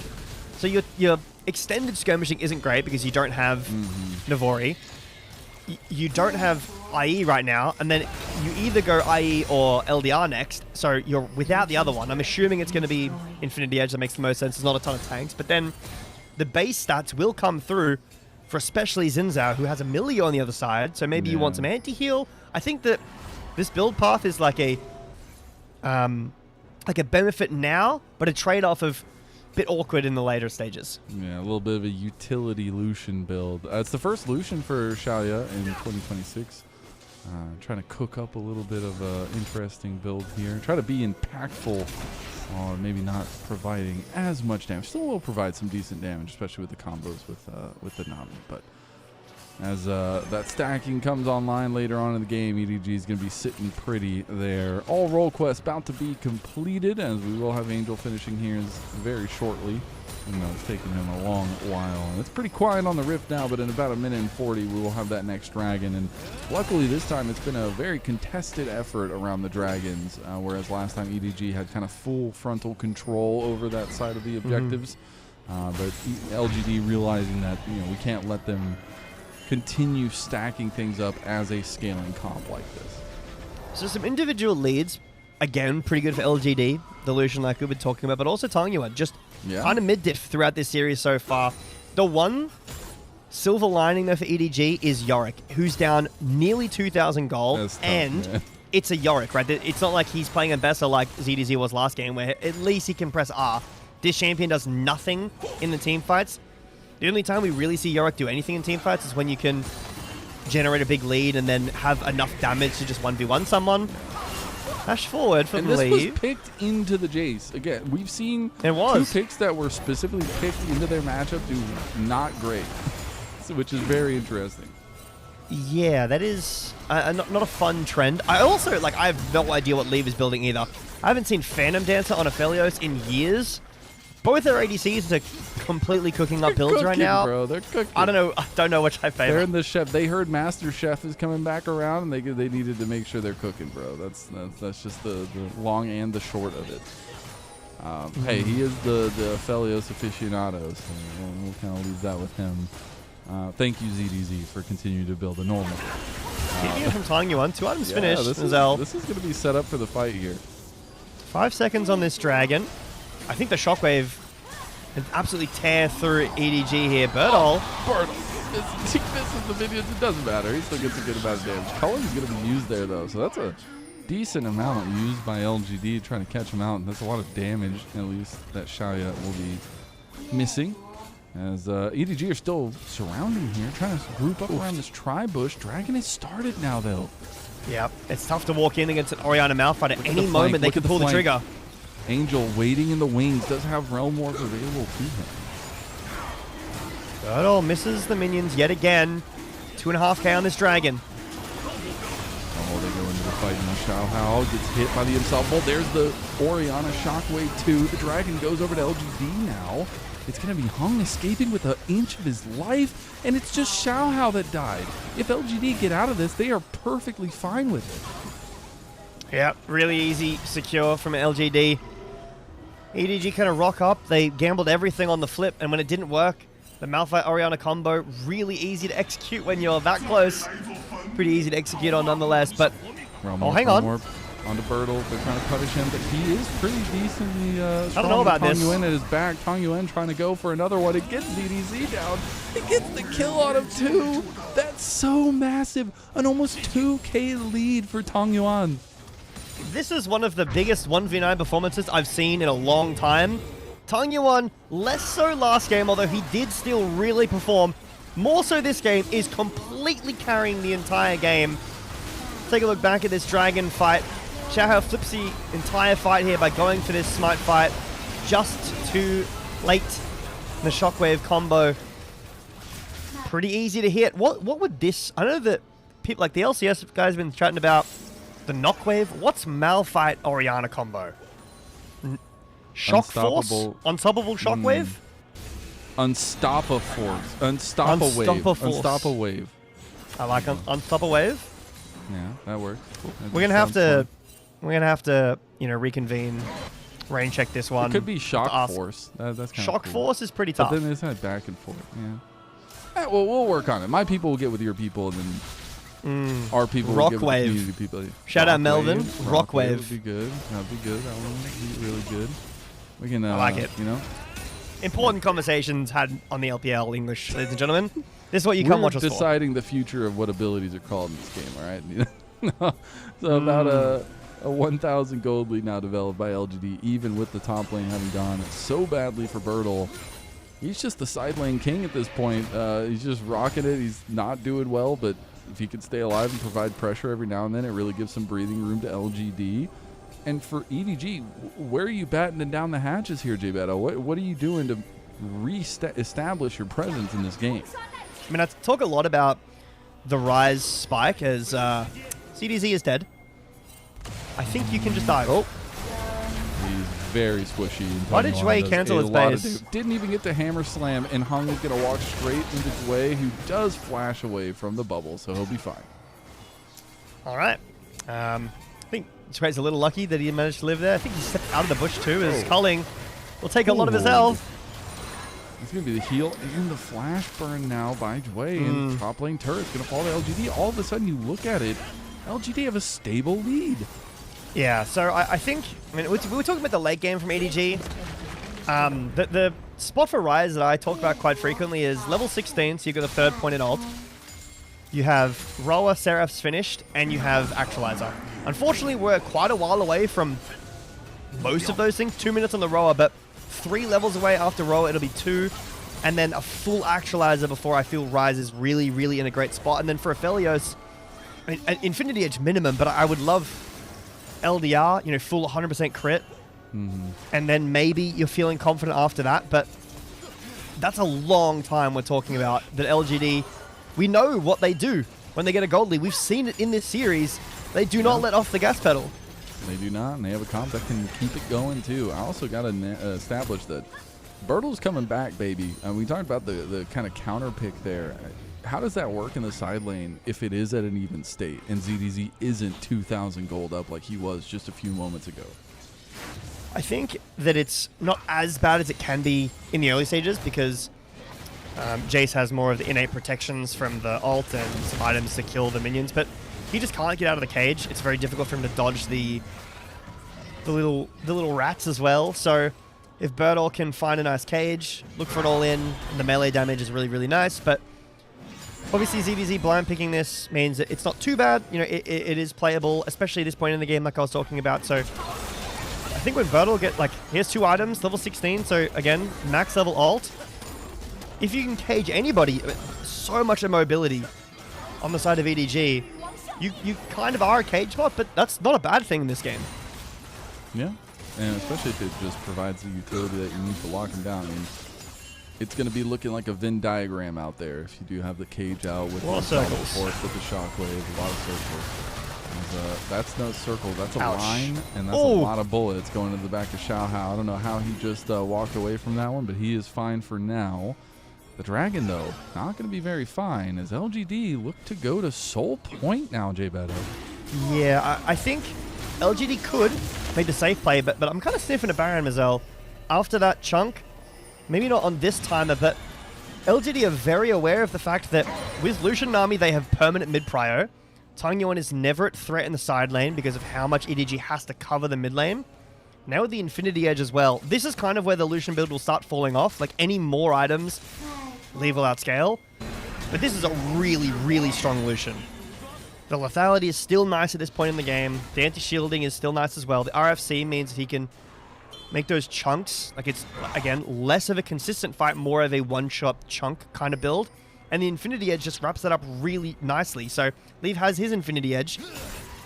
So there's some of our checklist for EDG, finding some good spots. Yeah. But until the late game really comes through, I think EDG are just biding their time. And unfortunately, they can't do that for much longer because in 4 minutes, there's a Chemtech Soul. And if we have them up, just to give a little bit of perspective here, because we talked so much about the how short this season can be, I would love to bring up LGD's next opponents, if at all possible, Ilya, if we do have those ready to go. If not, no big deal. But it's really interesting how important this series could be in the longevity of Group Nirvana, especially because both these teams are looking pretty positive in a lot of ways. Now Xiaohao and them kick it off anyways. They do end up getting the kill there straight onto Xiaoya, and that's a decent amount of gold gone as well. It is the setup now, though, that LGD have to kind of rebuttal, as they will have the Rock Wave, as Melvin has called it, ready to go. But it is a lot of members that they'd have to chunk through here. It looks like dust is going to settle a little bit, and we'll go back to races. But if we want to bring back up the conversation here, LGD do end up having, you know, some interesting points to move forward here as well. I think very favored next matchup against Ultra Prime. LNG looked really good beginning of Split 1 throughout into playoffs, and haven't really hit the ground running. Again, it's one series. It's really hard to truly, you know, give opinions and form opinions about teams when we are going to see in entirety so little of them, especially when we've seen basically nothing. But all important matches, you do not want to be relegated for the rest of the year. You do not. LGD. Trust me. Looking pretty confident. Again, their early games, not the best, but Tang Yuan is so solid in this mid lane. 3 items now as well. Yeah. All that kill really did, a little bit of gold, sure, but it just bought EDG time, and that's what they need right now. So Angel is, what, 1 wave away from level 16. That's the timer I was talking about. Has Seraph and Roa finished, waiting on Actualizer. Leave 3 items in. We saw how much damage he can do when put in front of Xiaoye. TP in from Oriana. I think the EDG are doing a really good job. Oh, hold on. Ooh, decent chunks there. I mean, Dragon not for another 2 minutes, but all 5 members of LGD surrounding Baron. They could force the issue. Oh. They're going to. I kind of like this here, Gebetto. We just kind of have to give. I mean, EDG, they feel pressured into going for it, but how do you walk in? Xiaoya's just standing tall here, doing poke damage. Now that he has the IE, he does decent damage. Oh, it's looking now like a 50-50. They lost control. They're going to kind of back off. YCX taking a massive hit from this one. It's going to be the play straight on to Angel. He's tanky, though. Xiaoya is getting blasted. Hung maybe didn't want to go fully for that play, as now Bertle is running down Xiaohao by himself. Such a split fight, but a beautiful Moonlight Vigil. Does end up getting a little bit of damage. Here comes the Realm Warp to try to clean things up. Xiaoya is going to instantly flash over, try to get away from this play, but gets Hammer Slammed anyways. And EDG have picked apart the plan of LGD, who find themselves on the wrong side of the map right now. And the Gravitum will ensure that Bertle goes down to a double kill for Angel. LGD was so scared of flipping that, but instead of looking for the fight, baiting EDG in, they back off, and then the Oriana Malphite combo goes onto Angel. Like you said, he's so tanky. Has that, you know, the magic protection boots, so big shield comes through from only magic damage that's hitting him, the Seraph shield as well. And EDG, again, you close your eyes and the game flips. Bro has 3,000 health almost. Why are we shockwave comboing him? Why we go with him? It wasn't even a shockwave. The shockwave. Yeah. Where was it used? I didn't even see where. Oh, it was used on the, of course, on the Redemption. I remember that. But yeah, LGD way too fast on the trigger pull. Back at live, we're around the dragon. A lot of summoner spells use Mazel, but crucially, Leave has both. All right, well, we're getting set up. EDG did pull the dragon out here. Hung with a smite win. Could end up getting the soul. He's going to go with the unsolved force. They have the combo straight onto each other. And Xiaoya just blasts the damage. And that's huge here. Xiaohao still in the pit, though. It's Tang Yuan who got the dragon. And now they have soul. They can go for these fights, but they could also just back off. They got the prize they wanted. And LGD strike again. Yeah, and now LGD on the chase. Leave does a lot of damage, though, so LGD needs to be pretty careful. But they're zoning in, hunting them in the water. It's like a bunch of sharks here as Lee's stepping up, and he does have the Calibrum. Chakram's doing some work here. They're still in a very anxious place, though. It is so terrifying to be kind of corralled into the alcove now. Leaf has bad guns. EDG standing strong. He's trying to stand tall here. He's trying to make the difference. Bubble does connect, and they're going straight for ZDZ or Leave. They can't decide, but the Shockwave came back up. It came back up, Gebetto, and they get the kill because of it. Yeah, they find blood in the water. These sharks do, Mazel, and not only do they wait out Leaves, good guns, but they wait up until the Shockwave comes back off cooldown. 2 massive Shockwaves in one fight to dictate this game. It's already almost halfway off cooldown again. This champion is balanced, all right? I don't want to hear anything. She's balanced, all right? But LGD not only win the fight, but they got the Chemtech Soul. As soon as that came through, the Malphite so much harder to take down. I mean, Angel's got the spike I was talking about. Leaves working on this LDR. So, like, the late game is coming through, sure, but again, the rock wave, it just works. The layering of the damage there and the fact that the rest of EDG couldn't really follow up is so impressive. And there's just some magic about LGD today. I don't know what it is, but their execution, their clutch moments are huge. And this is so calculated. It's just watching them waiting for the shockwave to come up. I have to say, like, the fact that Leave can hold all, like, 5 members of LGD at bay with good guns is ridiculous. And it is unfortunate that his guns swap the second that the shockwave comes off cooldown. As soon as they go off, you see Hung walks forward, shockwave on top. LGD knew exactly what they were waiting for, those 2 important timers, but I think Leave does show, like, I do a lot of damage. If I have good guns, I can fight all of you and keep you at arm's bay with the extra caliber and range, do a lot of work. Yes, 4 items now. The game's not over. I mean, Kentek's Soul is pretty scary, but it's not the most impactful game-changing soul in the game. But I think EDG needs to be a bit afraid. Angel's around the corner. He does have a flank. EDG's going for the side lane turret. He'll easily pick up that side lane gold, but the mid lane tier 2 will end up falling. They haven't taken a single turret in the mid lane for EDG. Tong Yuan is having a hell of a day here. And looking to continue that on this Orianna 4-0-5, and just having the number of EDG. Serpent's Fang did just get completed for ZDZ as he did back.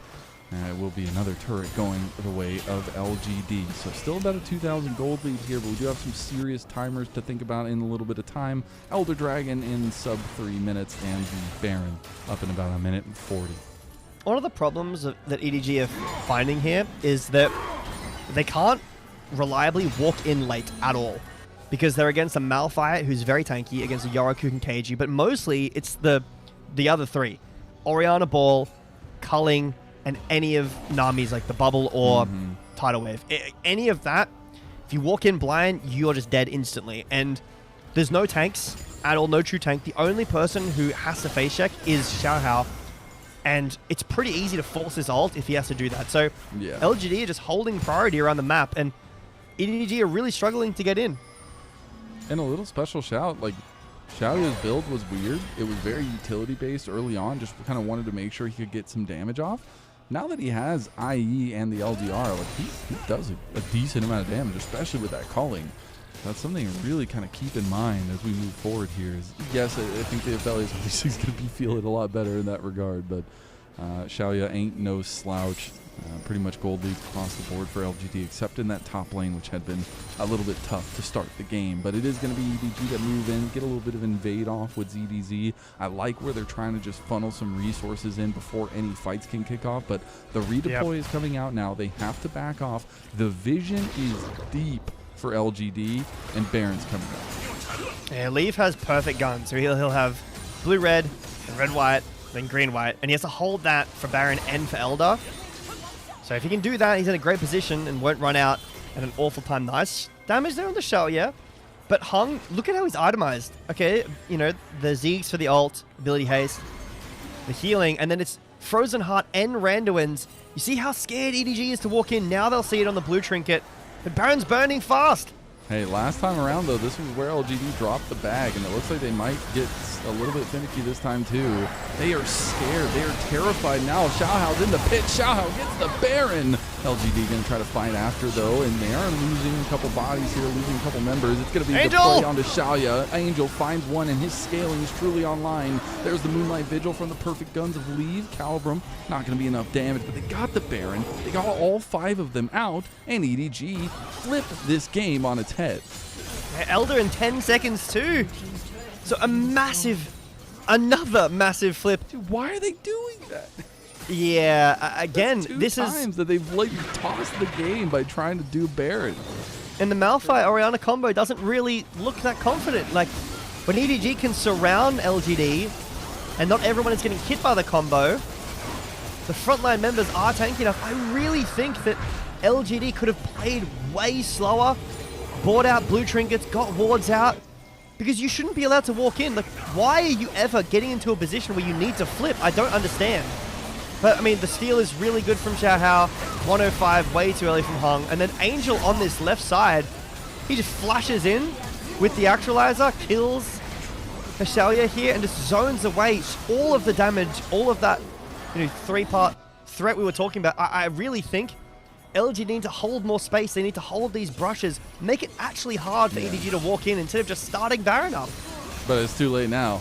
You've completely given over the advantage to a extremely scaled comp at this point. 4 items deep for a majority of members working on 5ths. And now they have the Elder, they have the Baron, they have the Siege. They can't quite end the game just yet, but it's getting close.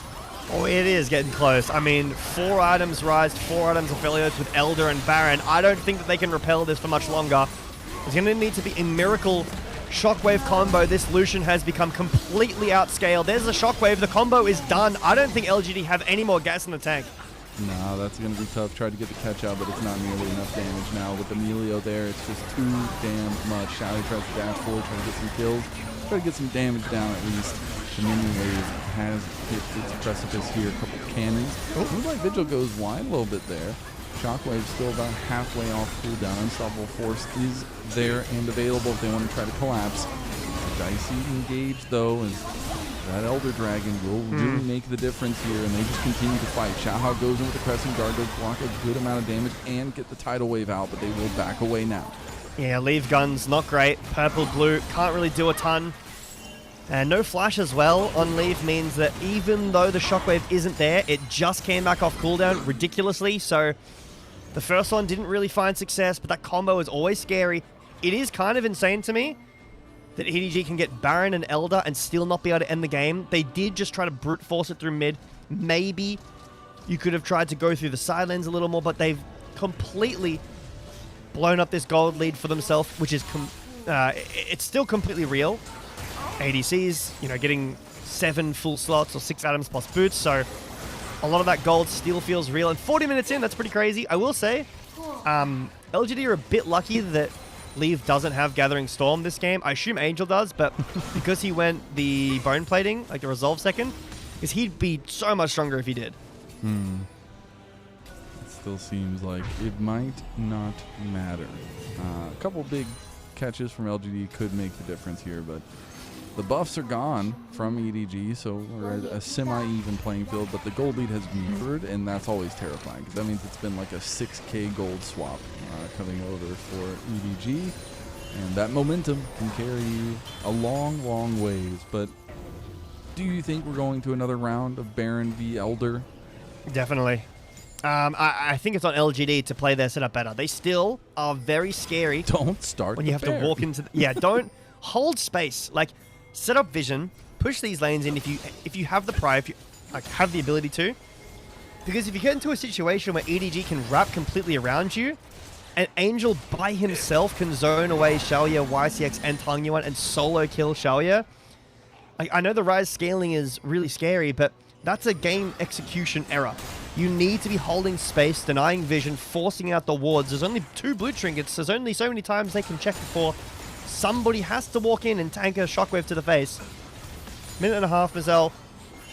No flash on Leave, and that'll remain for this Baron. So that's still a pressure point the LGD can find, but massive item spikes have been completed.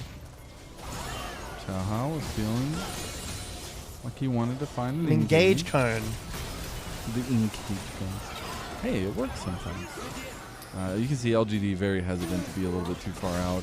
I think Tang Yuan is going to have a lot of trouble finding those one-shots now unless they can layer kind of everything else on top of it. Like we have seen a couple times so far. Yeah, it is possible. But LGD are so far outscaled. This Yorick is so useless. We're can so never really push destined to too go far to up. 3. We knew it. It's Group Nirvana. Both these teams have already played one series, and they both went all the way to 3 games.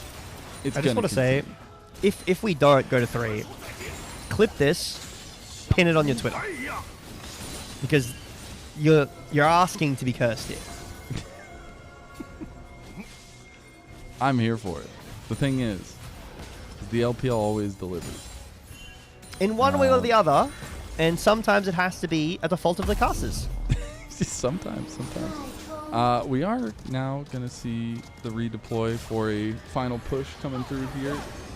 One of these teams is going to get the Elder and the Baron. Baron is the first target for EDG. I gotta say, LGD is extremely late on this play. The only thing Hung can do is try to get in there and steal it away, but he doesn't even do that. Shockwave, or Shock Blast rather, is going to go a little bit wide from ZVZ. And LGD just kind of gave over the Baron, maybe to just preempt for the Elder Dragon, I guess. So again, EDG have to walk in blind. If we get Baron Elder trade, this game might go 50 minutes long. Which only continues to favor EDG. Longest but game of the split is 47-43 right now, so you know we're getting a little close. It depends on how EDG want to play this. If they fight to the death and either lose or win, but if they choose to give, we could see a handshake. They just let EDG fully walk in through the tri-bush, and now it's just going to be 50-50 on the pressure Angel's in front of the Dragon Pit.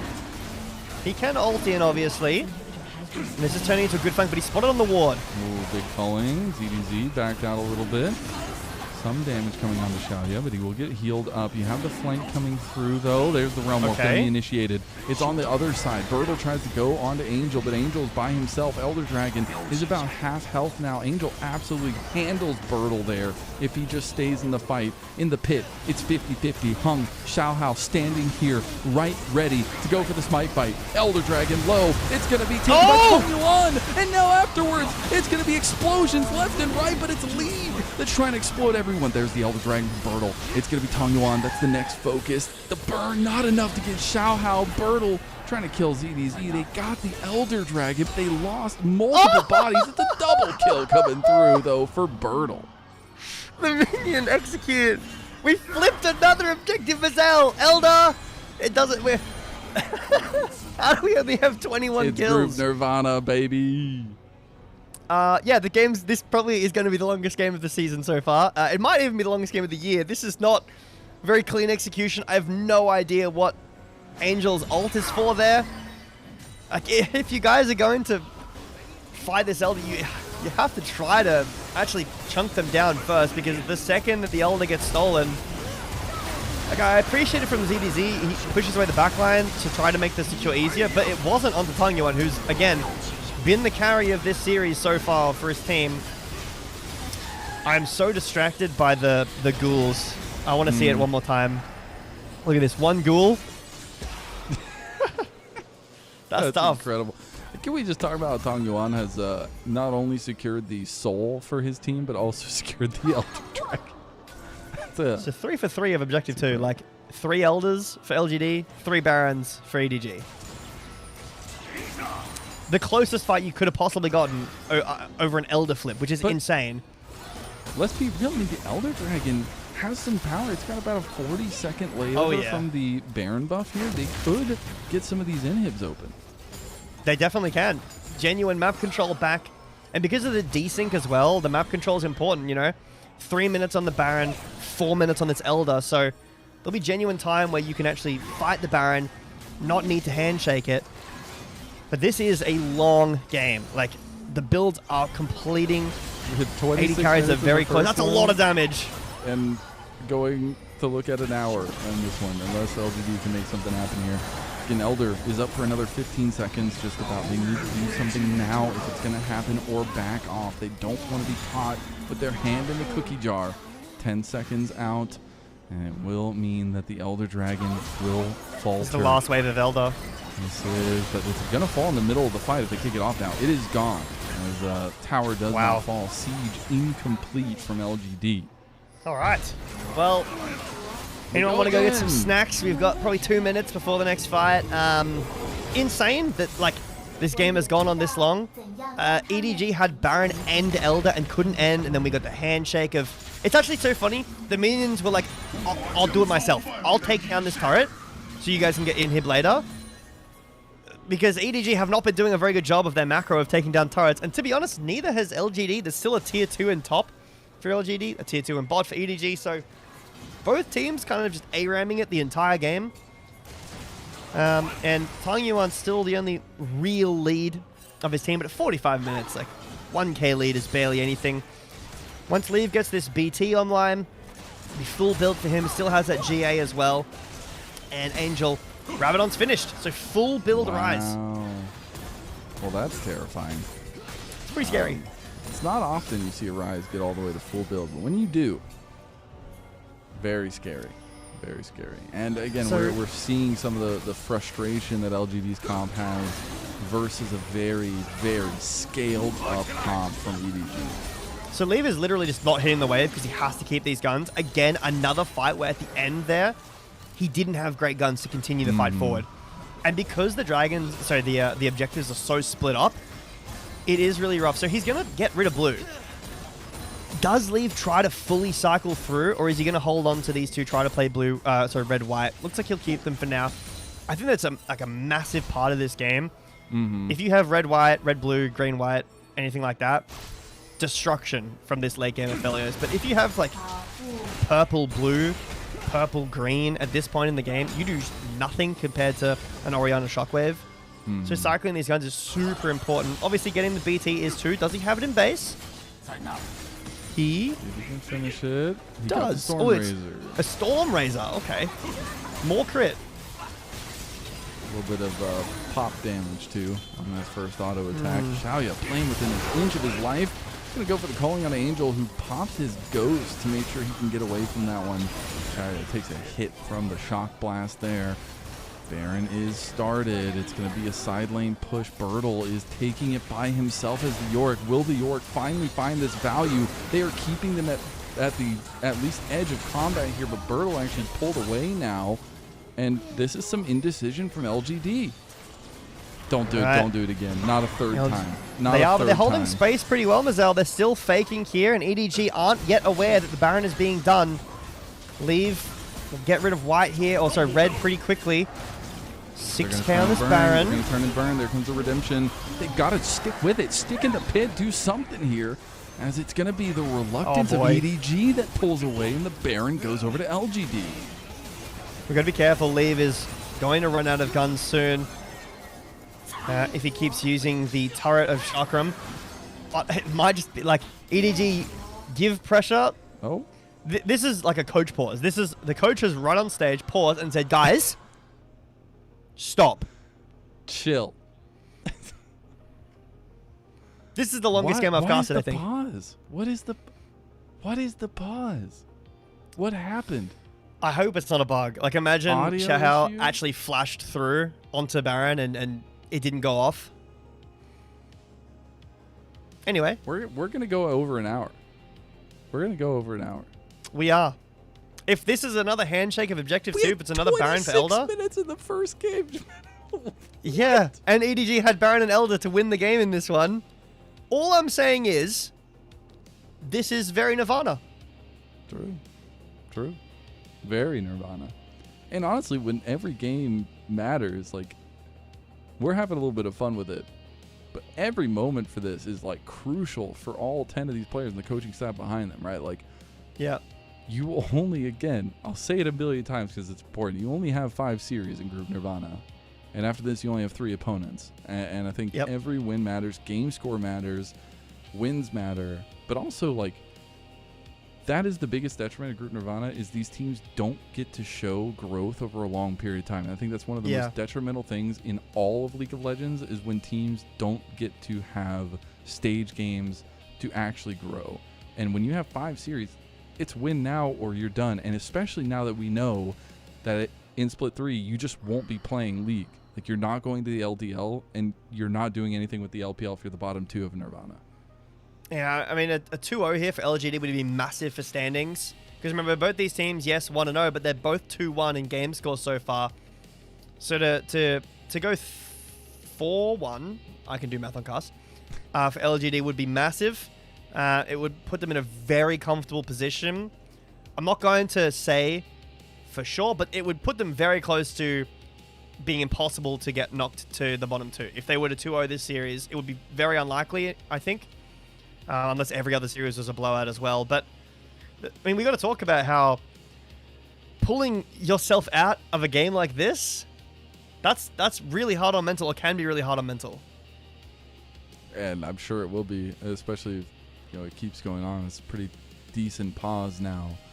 You know, sometimes it's like a minute, 2 minutes, replace a headset, do whatever. But this has, you know, been a little bit now. And so it definitely takes you out of that tense moment when you're playing a League of Legends game where it could be the series for LGD and EDG, and you're just out of it for like 5-6 minutes. Like, how do you stay locked in? It's got to be so difficult. Yeah, it's tough.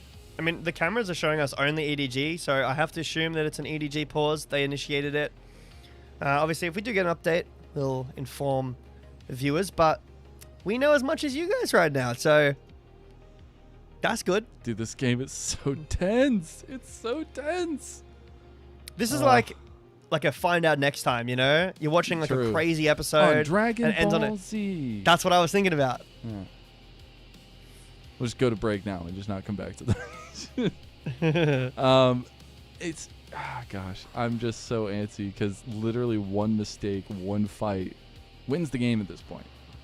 Yeah. And I'm also curious if we get the longest game of the split. Or do pauses count? the next fight could be again like a 3 for 3 and we go to an hour and 20. It's the longest game ever. Ever. That's speaking of Dragon Ball Z, if you don't watch the Kai version, if you don't watch Dragon Ball Z Kai, and you watch the original, the filler episodes and some of the stalling in that show, it's like very similar to One Piece. Like, man, those go on for so long. Hey, don't you talk about One Piece. That there was a negative connotation there. I've never seen it, so. Like, what? Why? I'm waiting for it to come out. Explain right now. That's never gonna happen. You got a lot of catching up to do. Over 1,000 episodes. Yeah, that's fine though. I'm only on like 700 and something.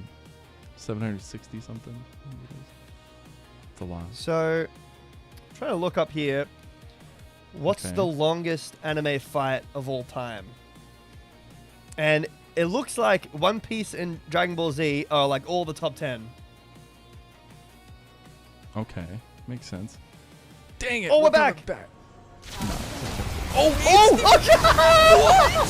What just happened?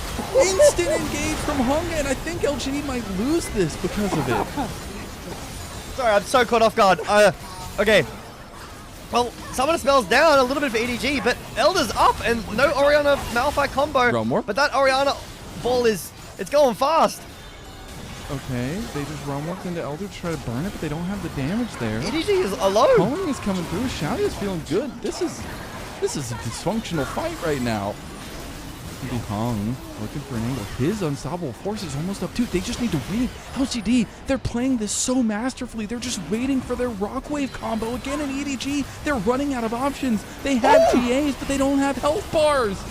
Leave on bad guns too. Leave. What can he do?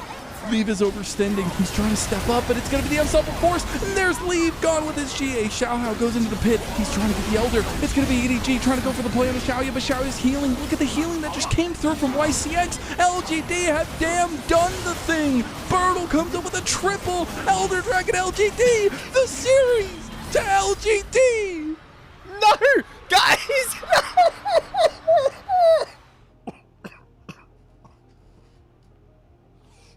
Please. What the hell just happened? What? I can't do it. Hell?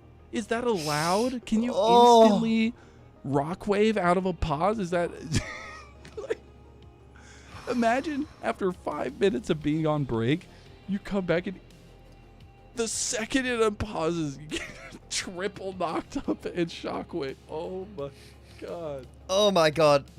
The problem is, we don't know what the first pause was about. Obviously, we didn't really get to see this what pause is because happened. EDG doesn't want to lose the game. This pause is because EDG thinks something is wrong. Because there's no way, like, if it was on my headset turned off, like, it's fine, guys. Come on, just play. Yes. And LGD are not going to pause when they've already won the game. So EDG either think that LGD are not allowed to do that, or they just did. There's a rule break, or they think there was a bug. So this might be a longer pause. I'm speechless. Besides the pauses impossible technically, Damn, LGD. You got hands. Xiaoya playing with the inch of his life. Like, his health bar went all the way down to like 200 and healed all the way back to like 3/4 from one Nami heal. Insane. LGD, man. This cat kind of dancing in tune with the song, you know? True. Dude, Birdo got another triple kill? His name is Bob, is that true? Bob. Bob the cat. I love him. This is the strangest game of League I've ever casted in my entire life. Dude, it's awesome. If LGD wins, I think you owe Birdo an apology for calling his Yorick useless. Okay. Is it MVP Birtle then? I don't know. This is even if LGD lose this game and then get stomped in game 3, this is a Xiaoya. Oh, sorry. It's a Tong Yuan. Yeah, it's a Tong Yuan player of the series. Like, even if they lose. 100%. 100%. Dude, EDG are mad. Yeah. It must be a rule thing. Like, they think that either the ready checks weren't correct. And if that's the case, and the referee says yes, then we better get back to talking about anime. Because it's going to be a long break. Start playing One Piece. What is that in the corner? On stream. It's a cat. Can we get a picture of Mimi up there too? Can we get Mimi? Mimi, the unofficial LPL English mascot. It's like JDG's mascot, you know? But we've got one too. That one is official, just the account isn't official. Okay. Hi, Mimi. This is great. Hi, Mimi. Bye, Mimi. This is, I think, like, we're becoming really like Zoomer TikTok. You know, we need like Subway Surfers in a corner. Subway Surfer on the bottom left, you know. Yeah, We'll, and then let it go. Playback casual stream from sometime in the top middle. Perfect. And then we'll just, I don't know, start like a Slay the Spire run or something. True. Dude, I wish we could instantly go back. It would be really fun to do like the sketch thing with the community while we wait for the pause. But then what if the game ends? And then we keep sketching because we just keep sketching. We draw out the end of the game. True. I've never, like, I've seen, this is kind of what I was alluding to, what we were talking about, where you get pulled out of the game when a pause at this point in the game happens. Seen it before plenty of times, internationals, domestic games, where a pause comes through and it gets unpaused, the game's over in like 1 minute. I've never seen that happen. Then an entire fight break out. The objective gets secured, and then we pause again. The ZDD. Put it on his face. Ah, damn it. He's got. Ah, you had the same idea. Great minds think alike. My goat. This is what I like to see. Fun. This is what I like to see from LPL. True. So does this mean that the pause time... Like, I feel like we should count the pause time in the game. So we're almost getting to the longest game in all of history. This could have been 3 games. 94 minutes was the longest game in history of League of Legends. It was Jin That's a long time. versus SKT. You know what this reminds me of? Sometimes I go back and I like to watch old, League history because I haven't been around as long as some other of you guys. I think it was 2015, and there was a Gragas game in Worlds, and there was a Gragas bug, and they couldn't fix it, so they just had to remake the entire game. I do remember. I think it actually might have been EDG. Hang on. Do some research. We have time, brother. We have time. Hopefully, maybe. It was when the Juggernaut patch was going on. So it was... The funny part about it is that it was like Mordekaiser and I think it might have been Darius or something like that were picked in the same game. Or Gangplank. It was Mordekaiser and Gangplank were picked in the same game. And before this, they had 100% win rate each. And they ended the tournament with 100% win rate. And the only way that was possible was because the game couldn't be finished. So they like hacked into the game and bugged Gragas Q. Broke 2015 worlds. Gotta go through this video. Here's the video. Put the video up on stream. Dude, I'm just sitting here racking my brain of like, what is? It was EDG Fnatic. It was EDG. That is banger. Who was? Oh, was it? Yes, it was. Dude, I'm just watching the players' faces, man. They look so out of it. Yeah. Also, the fans. It's unfortunate, but here, let me look at some of these names. Cruel. Wait, Clearlove was on the. Isn't Clearlove one of the coaches? Isn't he coaching? Dude, that's the go to the LPL right there, bro. Pawn, Deft, and Mako. So you don't know about Clearlove? You don't know about Clearlove? Not a ton, no. Oh, man. I know they won MSI this year, I'm pretty sure, in that year. Clearlove is GOAT jungler, the LPL. Huni, Rainover, Febiven, Reckless, and Yellow Star. We'll get into Onk territory. What was I doing in 2015? I was 14, I was in year 9. Please don't. Oh, God. Oh. That's insane. All right, let's think. Let's theorize. What happened? Is it that EDG is just mad? Is it? I feel like it can't be that they engaged after the pot. There's a timer. There's a countdown. Like you're allowed to play the game once the game starts. So I said that. I feel like if that was the case, they would have paused before. They wouldn't have gone Elder. Exactly. And because it's a long pause so far, that makes me think that whatever happened, the referees are seriously considering. I'm gonna need someone to go back. Alk, wake up. Go back through the VOD. Tell me what happened. I need to know. Look for any bugs. All right. Jarvis. What did exactly? Did someone's flash not go off? It was a pretty chaotic fight. So good luck. A very dysfunctional fight from EDG. Like they had some bright moments, but then they scattered everywhere. Like Xiaohao was wanting to go for the Elder Dragon. Everybody else was fighting another fight on the Death Wall. Like it was a very weird fight from EDG.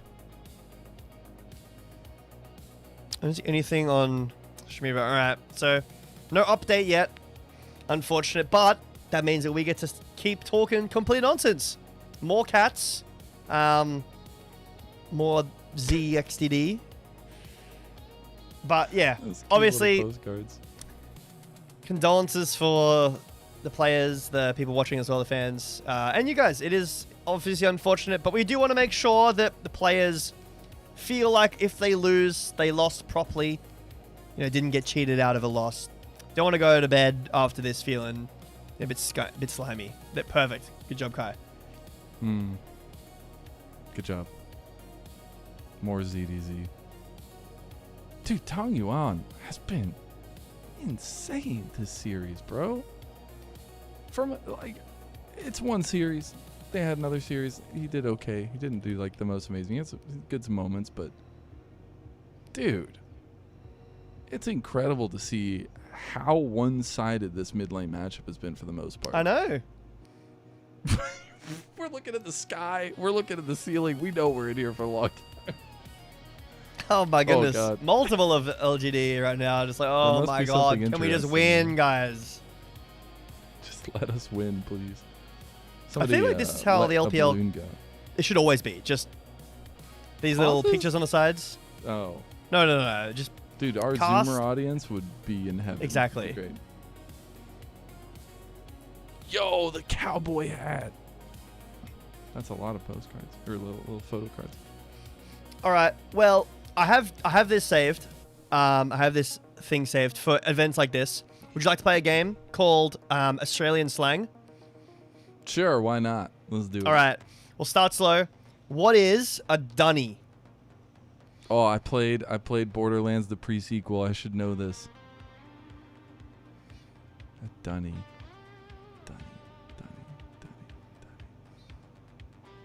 It's like a bag. Is it a bag of? Is it a container? Is it a? Let me get our chat. Of a container? Let me get chat up. What does chat say? Anyone know? Okay, some people do know. I've seen one answer, correct answer. No, yeah, bunny with a D, correct. I've seen one answer. Okay. All right. Okay. Some people Is it know. a container? Is it? You got to tell me yes or no. Container. A or not? container? Yeah. No. Oh, not a container. It's a bit strange. It's not a very nice word for what it is. I don't know. The real word is a bit nicer. Oh, it's like a is it like a toilet? It is a toilet. It is Nice a toilet. job. Okay. Good job. Good job. Go to the dunny, right? Like. Yeah. No one said. Oh, we're back.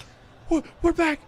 We're back. And they're all dead, and we didn't remake, guys. What's Oh, gonna happen? Look at ZDZ. Look at ZDZ. He is destroyed. Oh man. That's tough. LGD win the series. I don't know what the hell just happened. I would love to get more information. That is devastating. The entirety of EDG is distraught. LGD aren't even happy to LGD. win. They're just like, thank goodness. 2-0. Wow. Wow. Look, we were talking about getting a 3-game series. That was as long as a 3-game series, and it was pretty action-packed, dramatic. What a tough loss for EDG, I have to say. Like What that's happened? Yeah, they obviously paused thinking that there was something that happened, and because of the length, the referees were considering it. And then EDG get told, no, there was no bug. You have to play it out. You unpause into an ace. Oh man, I don't know how I feel about that. Well, give congratulations where it's due. LGD had a hell of a clutch fight in that last one. Like, the pause didn't affect, hopefully, that last fight because it was pretty clinical from LGD. I think Xiaoya stepping up like he did against like a 1v4 and being kind of the front line there, incredible. We actually saw Leave kind of miss position there and go a little bit too far forward, something that we were foreshadowing to going into the series. But for LGD, this is a massive moment. Not only did you just beat OMG, who had knocked you out last split for your first series coming in, but now you 2-0 EDG, go to 2-0 in your series, and now only have 3 series left, and you are sitting well above the rest of the competition now. Yeah, I mean, shout out Tong Yuan. What an amazing series from this player. Honestly, I would be happy to see player of the game, player of the series. For this guy, just an outstanding performance to pull not only your team in game 1 with the help of the rest of your teams, but in this game, it felt like in some fights by himself. God, man. Yeah, honestly, some of those shockwaves, like, insane. But the Akali game, too, like, man, I'm just still so flabbergasted from the moment. That's one of the strangest endings I've ever seen in the LPL. And I was giving myself Unk status earlier, but I've been around for a little bit. You were going to say I've been around a long time. Yeah, I was. Wow. Well, I think this means a lot for the group itself. If you don't mind, Ilya, can we bring up I don't know if we can actually, if it's possible. Can we bring up the L3s here, at least the one for EDG, and see what their next opponents are? I don't know if it works on this. It works on this one? Okay, cool. Just because I want to lay out. It's fine. Yeah, it's just for the content itself. Easy opponents, right? Like, for the most part, obviously TT has had a great start, but when you have Ultra Prime and OMG, there's some low-hanging fruit-ish that you could take. But after this, it's about the mental staying strong. Like, you got a fresh reset and try to come into those series, guns blazing, if you will. Yeah, and the fact that both these teams are playing off against both Ultra Prime and ThunderTalk, obviously it's a small group, it's a single round robin like you mentioned, but it's a massive series. Talking about earlier, LGD being able to win this 2-0 is massive for game score as well. Yeah. They'll just be even that harder to catch up by EDG, by other teams as well. If they, let's say if if Ultra Prime start winning series, if LNG, start coming into themselves, it's going to be really hard to catch LGD, who, can start to contest ThunderTalk on the top side. That gold graph is insane. Absolutely insane. Please, everybody screenshot that, post it on whatever socials, because that is one of the most ridiculous gold graphs of all time. It's also the longest game of the split by almost 3 minutes, 2 minutes, I guess. Yeah, it's probably going to remain that for a bit. That was ridiculous. Multiple, like, look at this. EDG had 3 Barons and an Elder, and they couldn't win the game. Their late game, like, obviously the comp was really good, like we were talking about, but their late game decision making, not it. 100% KP there for Tong Yuan as well. Mm-hmm. Pretty impressive. Man, what a game. What a doozy in Group Nirvana. We'll be getting some replays. I'm really curious at what replays they show. And yeah, the pause was just to get through 50 minutes of replay. Yeah, I really wish we would get an update. The thing is, I know the LPL, and because it's already done, there probably won't be an update. Maybe. Hopefully we get one, but I'm sure we'll hear about it online. Hopefully. I'd be very interested to hear about it, know what happened there, because EDG, like you said, ZDZ did not look happy. Yeah. Did not look happy at all. Yeah. But I guess when we're talking, I know we were highlighting Tong Yuan, but looking at MVPs and player of the series, what do you think? Yeah, I think Xiaoyu had a good game. I think Hung had a good game there, but I'm on the train of Tong Yuan did so much work in this series, in this game as well. The only reason I think that it's hard in somewhat to give Tong Yuan a player of the game for this one is because it went so long. If it was over a bit earlier, you could say easily Tong Yuan just carried his team through. And I still think it's possible to make that argument. I will be making that argument. I would love to see Tong Yuan in not only MVP for this game, but in the series as well. Before we go, I do want to say shout out to production Kai, shout out to our casters next who had to sit through a massive pause of a game that only went 2 games. One of them's got to take a flight. So we'll be getting on the way. Hopefully we'll see the player of the game, player of the match, or player of the series in the break itself. But I just want to give a shout out to you, Gebetto. Thanks for joining me on a wild, wacky ride for the LGD 2-0 over EDG. We will have Yanni and Melvin coming in next for the next series. That should be a banger. Is NIP going to keep going strong? What does BLG look like now? We'll find out after this break.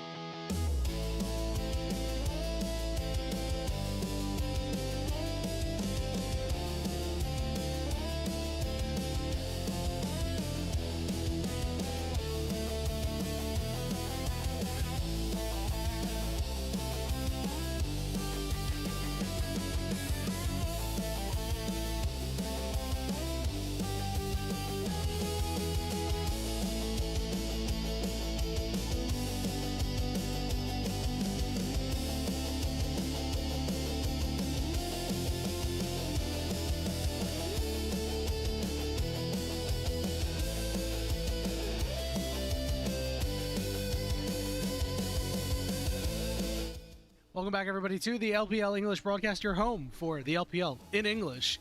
Yanni and Melvin going to give you all the action for Game 2 between NIP and BLG after a very strange ending to the first series of the day. Yeah. During this time that we've been waiting, we've been looking for as much information as possible, but there's no information to share. So, you know, very, very weird stuff. But we've got NIP, we've got BLG, Melvin. Should be a very interesting matchup, especially because NIP running through this gauntlet right now, and we thought that their first game would be the one that they would win this week, and already taking a loss there. I don't know if they're contenders or pretenders right now. Yeah, we'll get a bit more into the depth of what we expected from NIP, but I am getting a hint of deja vu. Last week I was on covering IG, who were basically in the same situation as NIP find themselves now. At the time they were 3-0, coming into a put up or shut up week. They are now 3-3. NIP, 1/3 of the way to being on that level of trajectory. We're going to have to hope for their sake they can at least put up a good performance against BLG, who are coming on with a bit of a chip on their shoulder. No doubt about it. They are the best team in the LPL, regardless of who you want to see them. They're tied with Top Esports. This is the team that went to an international and won. They're the best until somebody says otherwise. Let's go ahead and pull up this BLG roster. You know them, you love them. It's star-studded, Bin, Shun, Knight, Viper, and on, Melvin. You know, sometimes you just kind of get used to seeing a roster, and I know that this exact iteration has only been going for a couple months, but I do want everybody to just take a moment and not take for granted how good this roster is, not just on paper, but been in execution. Bin, in particular, has been a very important member for the team, as they have been hyper focusing around playing through topside, which is an area that provides a lot of success, but since their slip up against TES, we've seen quite a few sketchy teleports, is the way I would put them, sketchy flanks from Bin, where there's not been exactly the right level of communication with the team, and he'll show up in a fight, and as you'll see in the B-roll, not good things will happen. This hasn't happened every game, but it has happened enough that I thought, is there an angle for NIP here? If they force a fight quickly, maybe Bin goes for an ambitious flank, and they've already run through the fight. Who knows? Yeah, their timing has been just a hair off in these games, and you know, I saw clips from that IG game that they played where they also had this issue where they were getting picked off in the mid game. Like, they had that game too, and they got picked off way too many times. So, you know, I think for NIP, the strategy has to be, you know, smash that bot lane early. Viper and On in the early game. I mean, On likes to roam around and make plays, but Viper can kind of be a little quiet early on in the game. Go smash that bot lane, go get Guon going, and then hope that in some of these fights you get BLG to press a little bit and make these poor flanks and, you know, some poor teleports. I mean, there was even a teleport that Knight had where he teleported into the mid lane and immediately into death. You know, so he is not immune from the criticism either, even though he has been the most consistent player in the LPL in 2026. He deserves to be up there still for mid lane MVP contention, if not just sitting on the throne. Like, it's not a question, but even then, it's like, when you are sat on the throne, the expectations are even higher. And BLG have a pretty big chair that they are sat on at the moment, and TES did kind of sweep them off of it all too briefly. It was a quick 2-0 in retrospect, and then after it, with BLG kind of faltering a bit, even their series against AL, which was a 2-0, very easily could have gone completely different if Hope did not run it down at the enemy inhib on a siege. I rewatched that and I was like, BLG could have been 4-2 at this point, quite reasonably. As we saw yesterday against NIP, AL definitely still have it. It's just a bit inconsistent. Yeah, it's just a matter of them finding it. And speaking of NIP, let's go ahead and talk about the NIP roster, because this is a team that is full of some names that you would not expect to be talked of in a light like this. It's Hoya, Guon, Care, Awesome, and Zhuo, and those guys in the bot lane have been so darn good, Melvin. They're making an early case for all-pro appearances. I honestly have been loving watching this team play. It's such a weird mix of just pure aggression, but also a good amount of rigor, and that normally comes from Guon in the jungle, who uses the bot lane's hyper-aggression throughout the lane phase, and just uses it to invade at the right amount of time, pick up enough of a lead. He's not like Tian, who will be taking everything, even things he shouldn't be allowed to take in the enemy jungle.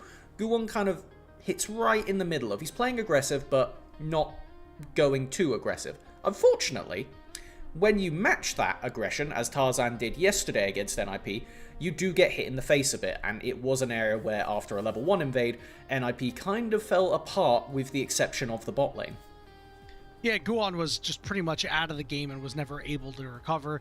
We have an update on if NIP are the real deal, and so far, not looking like the real deal after falling to anyone's Legends 2-0. Again, you mentioned that first game where things went so badly, Guan was taken out of the game within the first, couple of moments. AL had 1,000 gold lead at the 3-minute mark in the game. I don't think I've ever seen that before. The last time I saw it beating that bad, our hard stuck caster, low caster team played against the team of all challengers. It was very, very bad. Game 2 was not great either. Their draft was very weird. Their comp is just not what they're particularly good at. We had scaling in the bot lane. Guan was not on primary engage. And honestly, it feels like those two pieces need to come together in order for these guys to be the best possible NIP that they can be, Melvin. And I do want to see the best possible NIP, especially this series, because if they can have a good performance against BLG, that is not only going to do gangbusters for their confidence, but particularly for the reputation of this bottom lane, who have been cementing themselves. We've alluded to it a few times, but they have been taking names. Every single name, for the record. In all the series they play, they find a way to get an isolated 2v2, or even in some cases 1v1 kill on the enemy carry. It is truly, if you overstep a little bit too much, they are coming to catch you. Yeah, Awesome has been so awesome at creating his own opportunities, right? Again, we see the 2v2 has been really fantastic with these guys, but there have been plenty of times where he has said, why did you just kill my lane opponent in a 1v1? I'm just going to go. And he'll just go and dash in. I think of the game against Gala where Gala played the Ziggs, where Awesome just kind of ran him down a couple of times and, built a big lead for himself. It was really impressive stuff. And Zhuo, the other half of this very strong bot lane, good in the 2v2s, still able to play some engaged champions at times. We saw him pick out the Nautilus. Karma, though, seems to be an Achilles heel for him.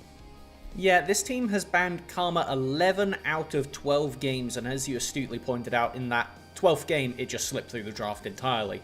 It is something that NIP don't really want to be picking up themselves for that reason, but also it is terrifying to play against, because if you want to play aggressive kill lane, or just have that opportunity to go for picks, Karma shuts that down completely. To just be able to chuck the slow at you, speed up both you and the ADC, it is antithetical to how NIP's bot lane want to play at, something I expect to see banned in all 3 games.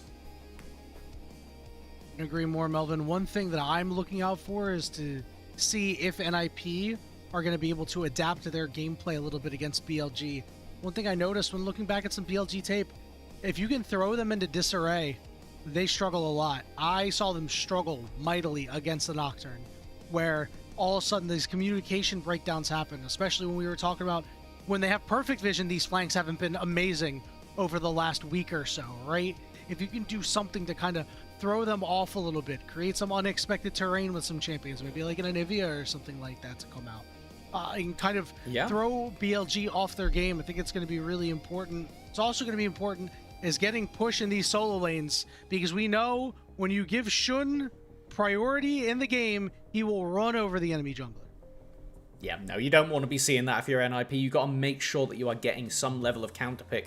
And considering these are 2 teams that typically hold their mid lane very, very late in the draft, if you look at the pick order of 1 being first pick and 5 being last pick, Knight on average picks on 4.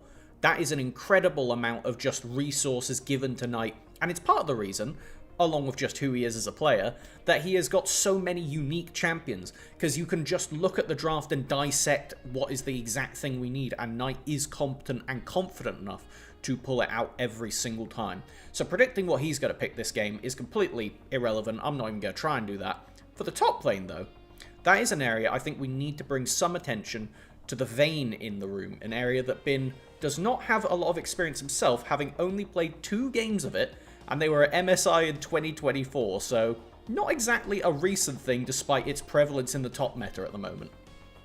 I do wonder if they will elect to pull it out in this particular game here, maybe sensing that NIP is not on the same level as some of these other teams, but NIP looking to prove themselves and show that they are. You can see the walkouts here. I love this. I think it's just really awesome and really brings out the whole player-fan connection. And, you know, I feel like that's something that's been lost over the last couple of years, right? You know, I'm an old head. You know, I've been paying attention to League Esports since like 2013. Things are just like so much different now, and it's nice to see situations like this where if you get up to the front row, you too can get a high five from Knight. That's pretty cool. Old. I know. All right. I just caught that for a second. I was like, I was told by Black Parade X, who does graphics for us, that I'm a top 3 favorite Unk, actually. Damn.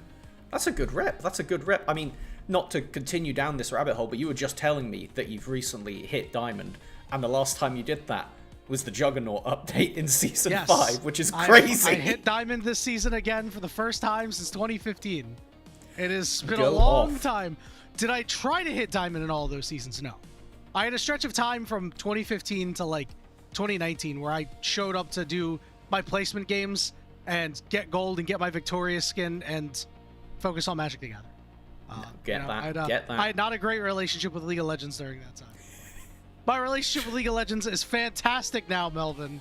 The LPL definitely helps with that. Gets me excited. Oh yeah. What is going on over here? Just, you know. Did you see that? I caught a glimpse of it.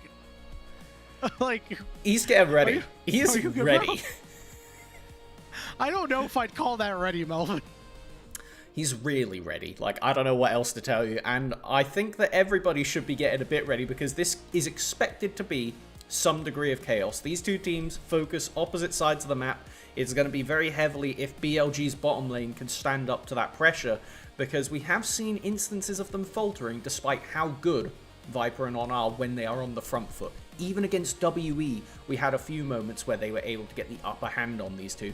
Immediately after, Viper and On smacked them down and took the priority back. But, point being, with how good Awesome and Zhuo have been this split so far, I am so excited to see what ends up happening to set up this bot lane for action.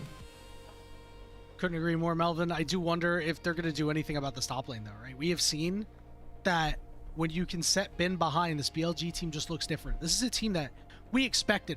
Hey, if somebody gets behind, you know, Bin has a bad game, or Knight has a bad game, or Viper has a bad game, no worries. The rest of the team can pick up the slack. And you'd expect it to be very clean, but it hasn't been. It's been quite the opposite of that. It feels like if Bin gets behind, this team is like barely scraping out wins or they're losing. And you have to remember, this NIP team, they're not afraid to cook a little bit. Hoya, the mad scientist up in the top lane, has, you know, pulled out some very unique picks. We'll see if he's got another one in his bag today to deal with Bin. And we'll see if NIP can get the edge in the draft against BLG, as we have started the Game 1 draft with a lot of AD carries already being taken off the board. I mean, on the subject of the mad scientist, that Varus, something that Hoya reprises in the top lane quite often with the AP build, also off the table. One of the main things that it's so weird to have a champion that is both a lethality poke mage in the bottom lane and a APC battle mage in the top lane. Very strange, but it's off the table. Rumble just knocked off as well. That Karma, though, expected to be the third ban from NIP here, because BLG did choose first pick, with NIP responding with blue side. So let's see how the opening of this draft ends up going and shaping up particularly the bot matchup. Karma's available, so NIP are either not afraid to give it away or take it themselves if they want to. Again, Zhuo has not played it yet. This is the one champion we're just kind of waiting for him to play here. So, you know, it wouldn't be too much of a surprise if BLG elect to lock in this Jarvan. Shun has been so good as a whole, has been pretty darn good on this Jarvan as well. With the Lucian and the Ezreal already banned away, this puts a lot of priority on that Corki Yanara if we do see the Jarvan slammed immediately, as we do. Ash Seraphine is open too. That is on the table, 100%, and something you'd absolutely love to pair with the Jarvan. So now it's quite the important question for NIP, because if you pick Ash Seraphine, you're playing it into a champion that punishes immobiles. But if you let them have it, Jarvan works incredibly well with the Encore, so a bit of a catch-22 set up from BLG in the draft right now. Where does NIP want to shape it? Milio's on the table, but with Lucian banned, not exactly the best thing you want to be doing into Seraphine. Yeah, if I'm NIP, I think you gotta slam it here, because Zin's on the table too. So you can just pick up the Xin for the final part of the first half of the draft, and you've got this triumvirate that has been so good throughout 2026. I think that if you're drafting Ashe, Seraphine, Xin, you have as good a shot as any of winning a game. Now it's going to be all up in the air for where BLG want to go. As far as counters to this bot lane have come up, we've seen Jhin Nautilus be something that has picked up a few times, but in all honesty, beyond the Bard itself as a champion, there hasn't been a massive amount of consensus. Bard Caitlyn was being talked about a little bit last series as one of those answers that we've been seeing. We'll have to see if that's the option that BLG want to go with, or if they're going to give potentially a Bard Xayah and just say, Viper, you exist in hell, I'm going to go off and get something else done. There's that Caitlyn hover that you were just talking about a moment ago. Incredibly potent with the Bard. If you can land a stun, you can drop a trap down and get a kill. But it looks like Jhin is going to be the call here, so they are going to put Viper in the back seat a little bit here. Somebody's got to be in the back seat, right? When you've got Bin, Knight, and Viper, I think that you can be pretty confident to put your AD carry on a champion like this and be like, all right, well, our solo laners will go ahead and take care of the rest. Still waiting for a go button out of NIP. We have a couple of good tools in the Ashe ultimate and the Seraphine ultimate, but NIP really works best when you've got Guan on engage. We're going to see the Gnar locked in to end the first half of the draft. That's very interesting. It is one of the safest or most common blind picks on the patch right now, and it is something that Bin often finds himself picking up in this position in the draft right now. So, taking away the Vayne, curious to see what else we're going to be pairing this with. The Jace is probably the next ban from NIP, I would hazard a guess. But at the end of the day, when we look over to what Bin could pick up, he could just slam the Renekton, but this team is lacking some magic damage right now for BLG, and with the Rumble off the table, Gwen starts to be something you're thinking about. I don't know exactly if the Gnar is going to hate playing against Gwen, or if it's just going to be a bit of a bully in the early lane and then annoyance in the side lane. So we'll just have to see how it shakes out with BLG focusing away some of those AD junglers. The Vi was hovered. It is something that works incredibly well with the Encore because you lock them down and then it's free CC. It would put you into a pretty heavy pick comp for NIP though. So let's see if that's the direction that BLG want them going in. Interesting note is that Mel has not been banned yet. So NIP electing to focus out Bin, which does mean that Knight can play this Mel. We did see Knight on the Mel earlier have a phenomenal game. I think he went like 12-0-8 or something like that. That rebuttal is such a strong tool against Ashe Seraphine. You know, as long as NIP time it right, you could try to catch him with the Ashe ultimate, and that allows the Seraphine ultimate to come through. But if you don't, you have to be so careful because a reverse encore is gonna lose you a game. Absolutely, and I have to expect that this is going to be a jungle pickup here, regardless of what they opt for. There we go, because we were just talking about before the series that it is so much prio for both of these teams on getting mid lane last pick. And when you are on the last pick blue side, in this case for NIP, it's something that now Knight does have to show what he's going to go for. The Bard, a pretty good answer already into the Vi. You can chuck your Tempered Fate onto somebody before they get knocked away. And as far as AP damage sources go, I know we're not meant to talk too much about hovers, but I wouldn't mind a Kennen here. It's definitely not that bad considering NIP's top side already want to run into you. That's going to be an Aurora lock-in. Jury's still out to see where it's going to go. The good news is, Melvin, we will find out momentarily here as... Okay. That, however, doesn't help anything. No. So but, we'll see what do you think are some of the options that you could play top lane here for Bin? I mean, I honestly, I hadn't thought about the Kennen until seeing it. I also wouldn't mind a Gragas here if you wanted a bit more frontline. The Yorick is whatever. Narc can always jump out of the cage, but it is really difficult for him to out-DPS the Yorick, so it's kind of a fine, whatever. Bin will be a nuisance in the side lane, but it should be okay for Hoya to exist in the lane, particularly against Jarvan and the Yorick, though. It is doubly annoying for the immobile bot lane and really does disincentivize picking an immobile control mage mid to punish this Aurora. So let's see where Care wants to opt towards. I mean, there are things like the Annie if you wanted to be utility carry. It's the Ahri. It kind of always was going to be the Ahri for Care, thinking about it. It's something he loves to pick up. It is the classic pairing with the Vi, so a very, very standard comp from NIP. Arguably as standard as it gets. Maybe you chuck a Renekton up there and it's like, yep, this is the comp of 2026 thus far. I love it. I think it's fantastic. It's perfect. You know, 10 out of 10, 0 notes, right? And they spike really hard. on 2 items. They spike really hard at level 6. For all of these champions, NIP are going to want to fight around every single objective once everybody's level 6. Conversely, on the side of BLG, I've got some issues with this, right? Because we're not kind of sure what priority you're going to be able to get out of the top lane. The mid lane could go either way, and if you're not getting that lane push, it's going to be hard for Shun to go and invade a champion like Vi, who is susceptible to invades. And I don't think this bot lane gives you that much juice in terms of power. There's certainly a lot of pick here, Melvin, but I am worried. I think that NIP's comp is just stronger, has more raw power. I would definitely say it's weird despite how standardized it looks, but I would say they've definitely got the ease of execution on their side. BLG have a few more tools of variety, as Bard kind of just immediately gives you that advantage.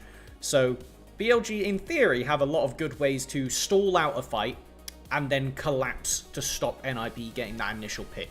If they can execute on that, which, as the current best team in the world, they probably can, then it is going to become difficult for NIP. If you have Vi ulting in on a target, suddenly they get Zhonya's at level 6, and then your Vi is just standing in the middle of the enemy team getting killed. There is always angles for BLG. There's always angles for BLG. Couldn't agree more, no matter what the comp is. We're on Summoner's Rift for Game 1 of the final best of 3 series of the day between NIP and BLG.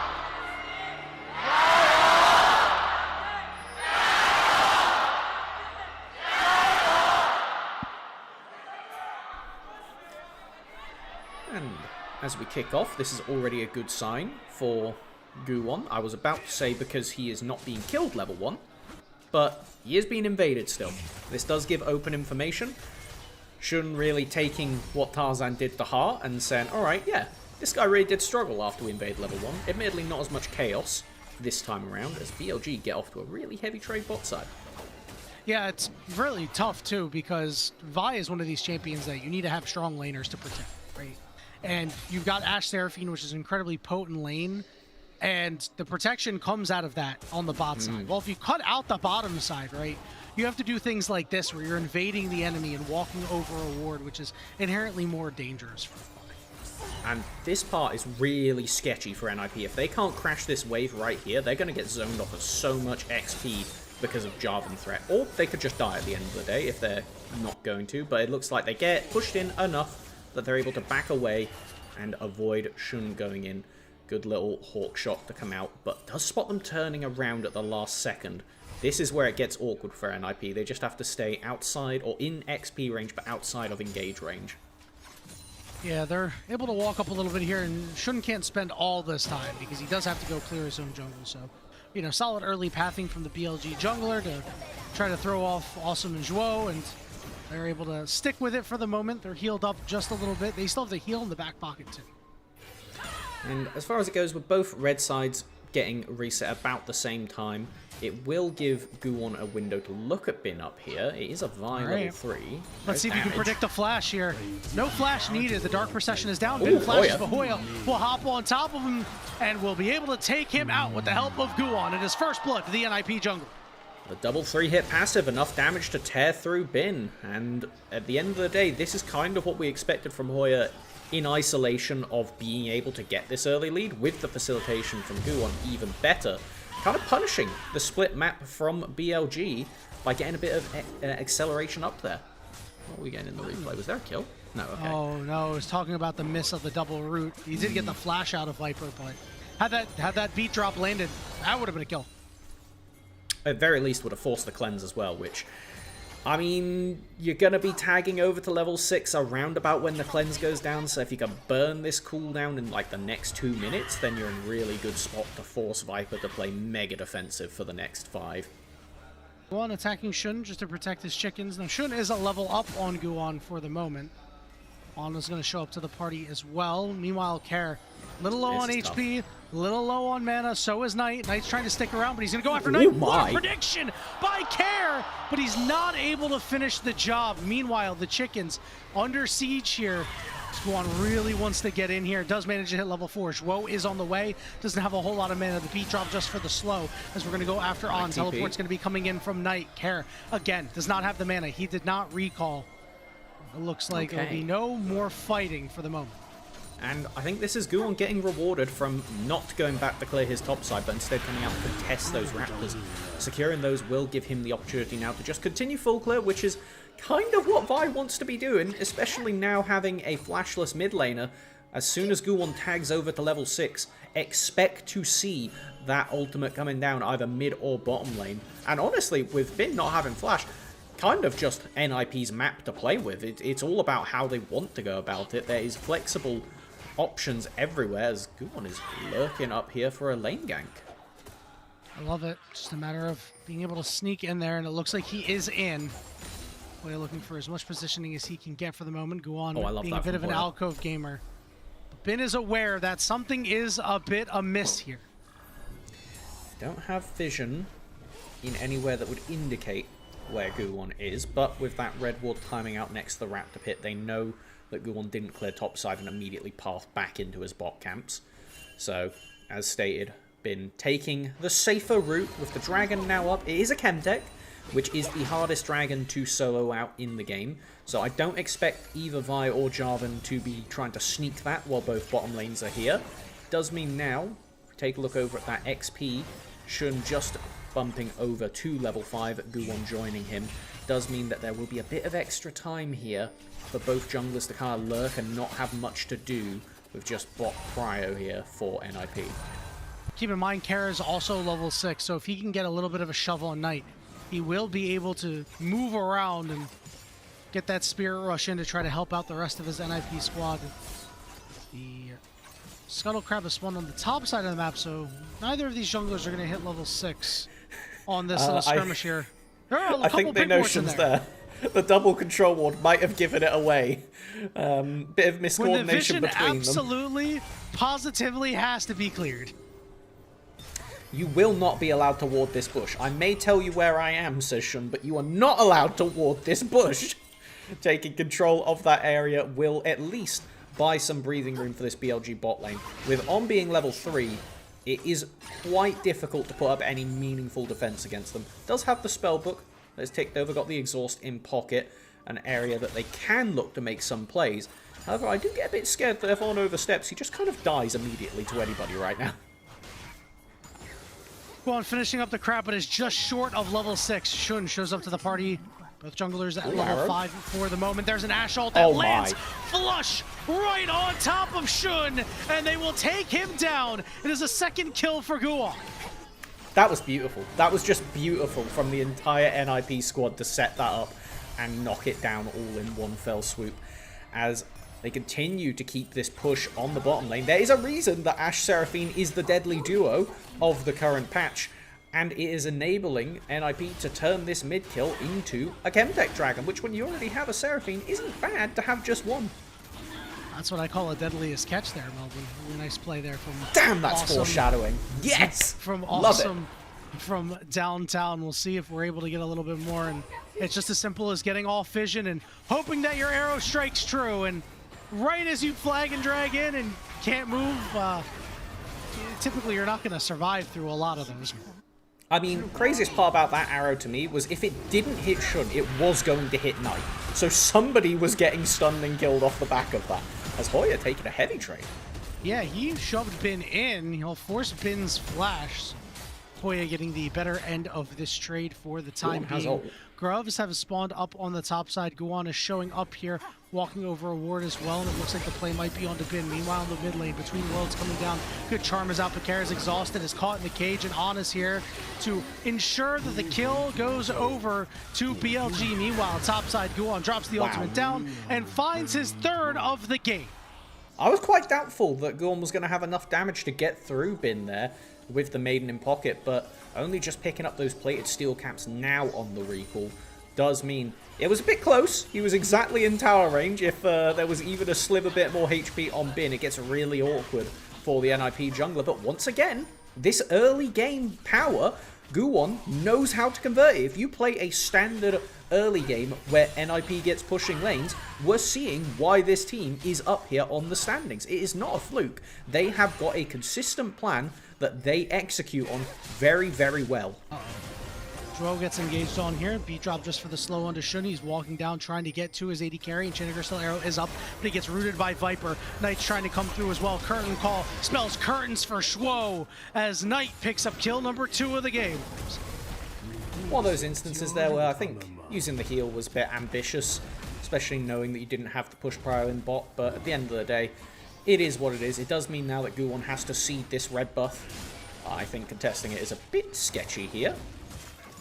Yep, you want to stem the bleeding as best as possible as the most consistent player in the LPL, currently 2-0 right now on that Aurora. Had some questions about its relative effectiveness. You know, it brings a lot of damage. So far, so good for the BLG mid laner who has completed his run. I placed an under-over with some friends in a conversation last night of whether it's going to be more or less than 4 rocket belts in our series today. Where do you stand on this? Betting talk on my broadcast? That's crazy. No, not an actual bet, just conversational. I think I'm going to say over because honestly, I really like NIP's comp, and I think we could go 3 games. Obviously, it's still very early. And, you know, BLG can always take over a game at any time as the charm goes down on the Knight. Here comes Guwon as well. Shun here to cover. Flash, flag, and drag gets it done. And Guwon quickly finds himself in a 2v1. And you are not winning that one, my friend. It is another one going over to Knight. He's got 4. Mr. Consistent in the mid lane and the jungler to boot. BLG get it done and keep this game in a very handy contest position at this point. Knight going to be doing so much damage with 8 stacks on the Dark Seal on, having to cleanse away. Won't get encored though.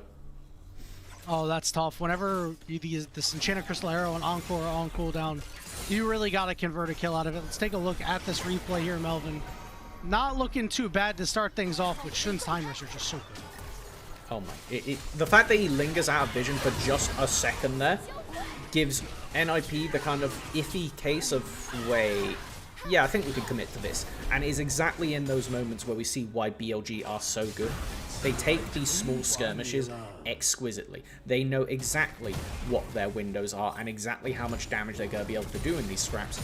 And the fact that currently we haven't had anything from the NIP bot lane to really get that domination in the lane. That arrow onto mid was excellent and did secure a kill, but the Bar Jin is doing a very good job so far of just eating that pressure and losing the minimum. Yeah, these guys have been level 6 for a while, and we saw the Enchanted Crystal Arrow come down, but we haven't really seen a true Vi-Ari combo. We have 20 seconds until this dragon is up. Some cooldowns are going to be coming off here for these ultimates. Go on with a really nice buffer here. Ultimate for Bart goes wide. Knight does a lot of damage. Cares trying to slide in, make something happen. The charm goes down, and they're going to be able to find Shun, but the Between Worlds was there. Teleport coming in from this York as Guwon is very low. First shot misses, second shot misses, third shot is caught by Awesome, but the fourth shot rings true as Awesome can't finish out the kill on to these guys. Looking for Bin, but he's caught in the cage. He'll flash forward, find the kill. On could be the next target, but Awesome is slowed up and taken down as BLG win another fight. Knight gets another double kill. A 10-man team fight at 12 minutes is not exactly what you would expect coming into a normal game, but it is no normal game with NIP and BLG. And the dragon is just left there because both junglers were taken out in the middle of that fight. As we get to see how it started, it was just an initial pick, but the thing is, it's a bard against this wall. You can only commit so far because he can chop down the magical journey at any time. So BLG are kind of playing with full confidence here, knowing worst case scenario, we're going to portal out and it'll be okay. But they just hold the fight, hold the fight, hold the fight. And Bin gets a really good TP this time, showing up as NIP were in that same level of like, wait, are we committing to this fight? I guess we are. Hoya's coming. And it just gets run over from there. Dragon is up. Zhuo has to flash away. Guwon's in the pit. Guwon in the back of the pit. He will exit, and BLG will secure the dragon. And Melvin, I have a big problem with the way that fight worked out because I don't think NIP should have pulled the trigger. Awesome and Zhuo, their ultimates were not up for that fight. You need to fight around your Ashe Seraphim. Not just that, like, at the end of the day, you're fighting a bard in exactly the terrain he wants to be fought. Like, you were only ever going to get what BLG let you get in that situation. Care's in trouble. Flag and drag over the wall. Arrow lands onto On. Doesn't have many places to go. Charm goes down along with that Encore, and they will find the pick onto Shun. Meanwhile, Awesome gets tagged up, goes golden from that Tempered Fate, and On should be able to escape. Very portentous of you there. We see Ashe Seraphine in a fight with their ultimates, and suddenly it goes well for NIP. It is a plan that works. Yeah, I don't know how you could ever have seen that coming. Crazy work. Very nicely done. And hopefully I do NIP a little stick bit to of it. color commentary. I put on my analyst hat sometimes. Excellently Team done. fight, no team fight ultimates, don't team fight. Team fight ultimates, team fight. You know, the NIP comp really is that cut and dry, and so we need to see if they could stick to that, or if BLG could continue to just put the mousetrap out there and give enough bait for NIP to go in, because that's what it felt like with that air quote pick we had earlier. Really nice magical journey is going to force the flash out of care even after he landed the charm. Who is 2 levels down tonight, by the way, who has nearly a 3,000 gold lead at this point. He has really popped off on the Aurora this game. Blitzing towards that Shadow Flame, and once you have that, this Aurora is going to do ridiculous damage. She already does a lot of damage, but I'm talking about R is going to get pressed, and 3 people are getting half-barred immediately. Like, it is going to be nuts. We do have TP flank here. Yep, and this is really just for the Herald fight. Herald is up now. We're going to hit the blast plane over the wall. Guon's going to be caught. He's forced to flash away. He's down below half HP. They're not able to slow up Knight. They're really trying to chase this guy down, and they will be able to do so. It is Shun picking up the kill, and the Herald should go to BLG. Hoya is in Mega. Perhaps we will see a fight start here. On getting chipped down. Yeah, I don't like NIP going for this. I hope we get a replay to see why Guwon was over there in the first place, because it was definitely sketchy. Oh my goodness! In the blink of an eye, Zhuo is gone. Awesome has been slowed up. Look at how fast Knight is! He goes between worlds and sends Awesome to the next one. Oh my goodness, how are you supposed to play as a mobile carries into this? It's not even the champion I thought was going to be most threatening as Care, forced to TP to safety with how terrifying this rabbit is coming to get you. Yeah, that's Bonicula right there, my friend. You know, this rabbit is going to cause some problems in this game at 8-0-3 at level 13 at 16 minutes. Listen, top lane quests are completed. They're getting the increased experience, and even Hoya can't catch up tonight. Knight is effectively the gold lead between the teams right now. With a little bit of change in BLG's pocket off the back of it, Knight is the gold lead. And it means that NIP, as a pick comp, does still have the angle to play. Because if you send all of your pick tools onto Knight, suddenly it's equal. Sometimes you just send them all on to On. He took the magical journey. He's not dead yet, but Awesome will be able to finish him off with the last shot of that Ranger's Focus-empowered auto attack. Now NIP are going to look to siege in the mid lane here, but they don't have any tools to be able to do so. Do not walk up there. You don't know where Knight is, and not anything that you want. You basically can't act if Knight is in Fog of War, because he can truly just jump out and blow you up from anywhere. This is a really nice pick from NIP at the end of it to actually get something done. Oh no, this is the replay beforehand where Zhuo gets got. Never mind. This is the opposite. Yeah, no, cover your eyes, NIP fans. That is disgusting. Sometimes you are a support and you are like, what happened in my middle? Oh, Knight. Okay, what? I don't know, man. I don't know if Hoya wants a piece of this. Michael Myers is outside my bush. Guon wants a piece of this. He gets knocked up. He's dead. You knew they were there. You can't do this. Zhuo gets rooted up. It's another double kill for Knight. Color me shocked. On's in a little bit of trouble. Knight taking the magical journey over. On is dead, but more burst damage is coming out. First shot misses, but Knight gets charmed. Viper cleans up the rest, and the 4th shot with Knight's damage on top of it means Care is sent back to the base. NIP, you have an easy bait comp. Get the hell out of the kitchen and put it in the microwave. It's not that complicated. What are we doing going for random picks in the jungle without your Ashe nearby? I just simply don't know what they're doing. They're getting just completely frazzled by whatever BLG is throwing at them at this point. And while the game looks pretty cooked at this point, I don't think it's done. Like, a 5k gold lead is very big, but again, you have the tools to recover it. Yes, like this! There we go. That's all you need. It's a big shutdown going over to Awesome, a full 1,000 gold. But the Dragon is very low, 1,600 HP. Vi is going to go in, but the Jarvan is going to be able to finish off the smite. Shun locked up, and they will throw away the key. He almost escapes, but cannot do so. Awesome with 2 kills in his back pocket here. The siege is on in the mid lane. I was just saying, look, 5k isn't that scary. It's 3.3 all of a sudden. It's a bad state to be in for NIP, but if you just play to your strengths and play around Awesome, there's a reason we were talking about him so much in the pregame. Get him involved in these plays. 15 kills to 10 before 20 minutes. This is an LPL game if I've ever seen one. Melvin Knight at 10-1-5 still has a shutdown on his name right now.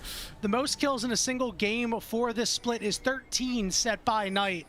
And it looks like he might be breaking that, but greeted a little too close to the sun, was on a ward, and he had no idea. Yeah, no, that was absolutely caught in the hat, and he is taken out of it and delivered to Awesome's pocket for a nice bit of change, as we do have, at this point, Baron on the table, just spawned. There is the potential for both of these teams to do it in pretty reasonable time between the Vi and the Gnarl, pretty decent damage. The Yorick also loves taking Baron, so we do have to keep our vision control for both of these teams over there, especially with the Dragon not up for 3.5 minutes. It is an area where the game can kind of get blown open by that, as the wave clear for both of these teams is fine, but gives windows for the enemy to make picks if you do use it on the wave.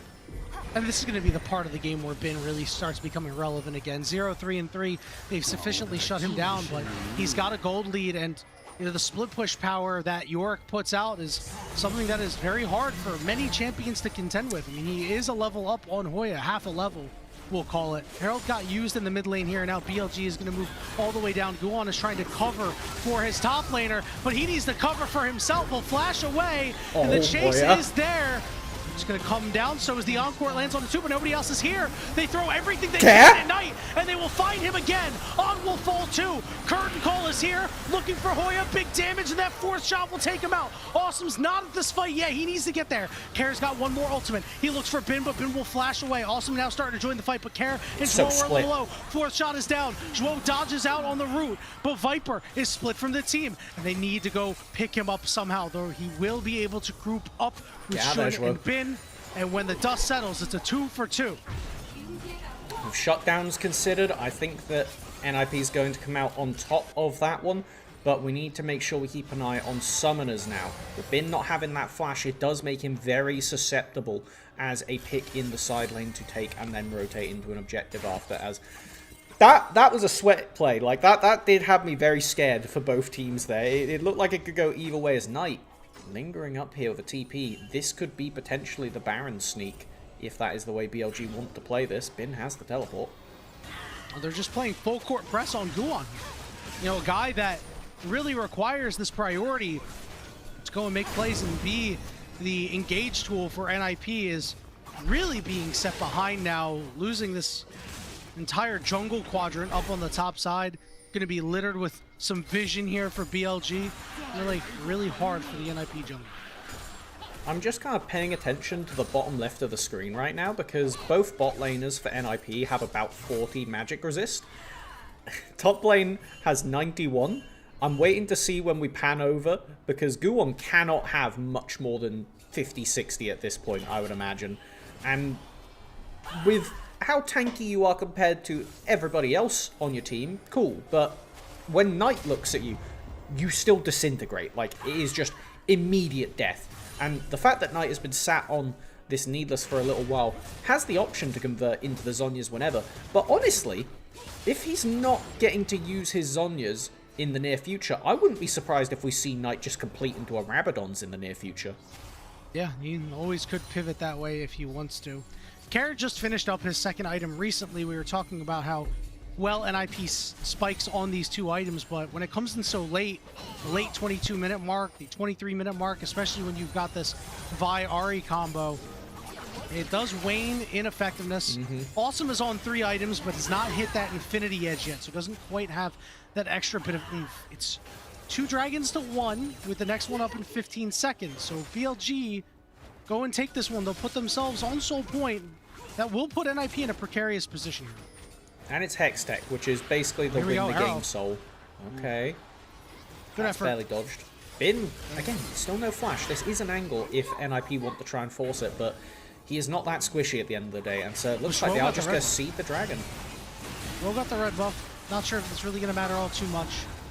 As you mentioned, the dragon will be secured for BLG. That puts them on Soul Point, so NIP over the next 5 minutes are going to have to really buckle down, get as much farm as they can onto Awesome, and hope that the 4-item Ashe can get the job done. This is a champion that, as you get to the later stages, becomes a literal machine gun out of the AD carry role. And now they're looking to make a big play onto Bin here. Shun is here to sniff this one out, but he might be just a little bit too late. They're going to go on top of Bin. Shun will leave his top laner to die, and the kill is given over to Awesome. Very happy of that if you're an IP at the end of the day. You pan over to top lane, and because of the work that had already been done by BLG, there is nothing to defend. So you have an excellent window to go for this pick. Shun was about and sniffing it, but at the end of the day, when you send 4 people, all you'd be doing is feeding another 300 gold over if you try and defend Bin at this point.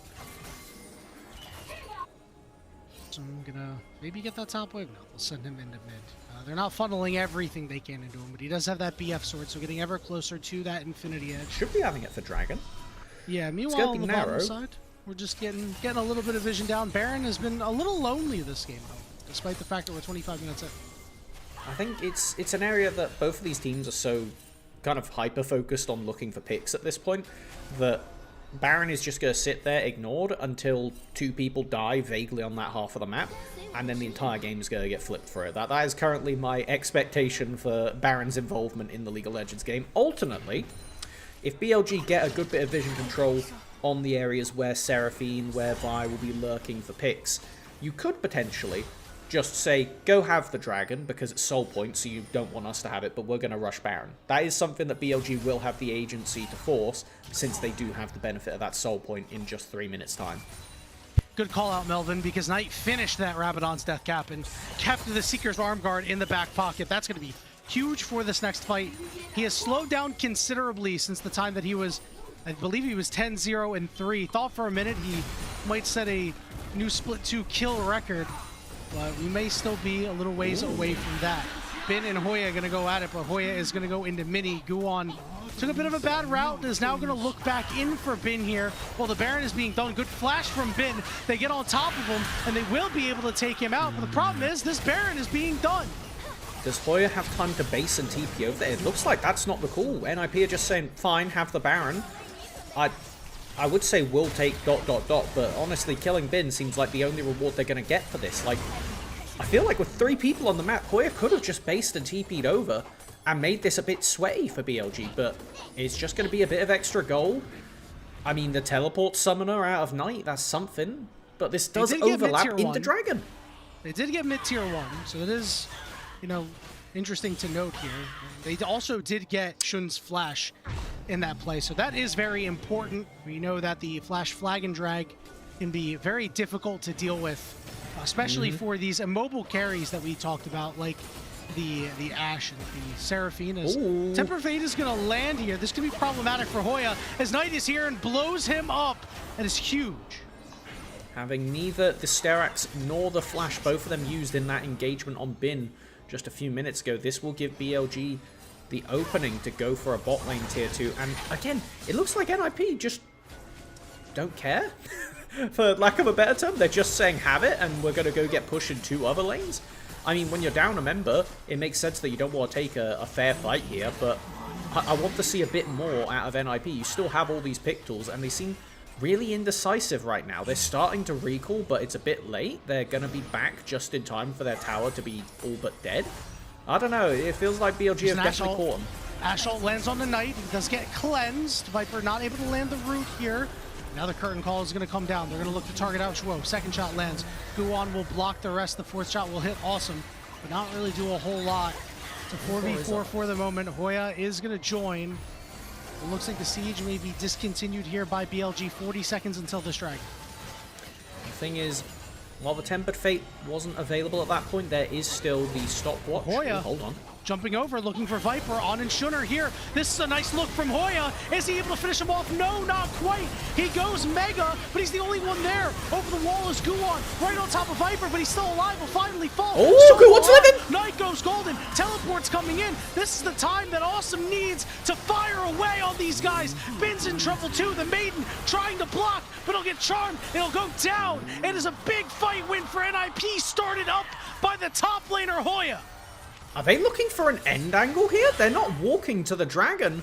I mean, they're going to get one tower, but you could have done that with just two people. You have They really are going to go for it.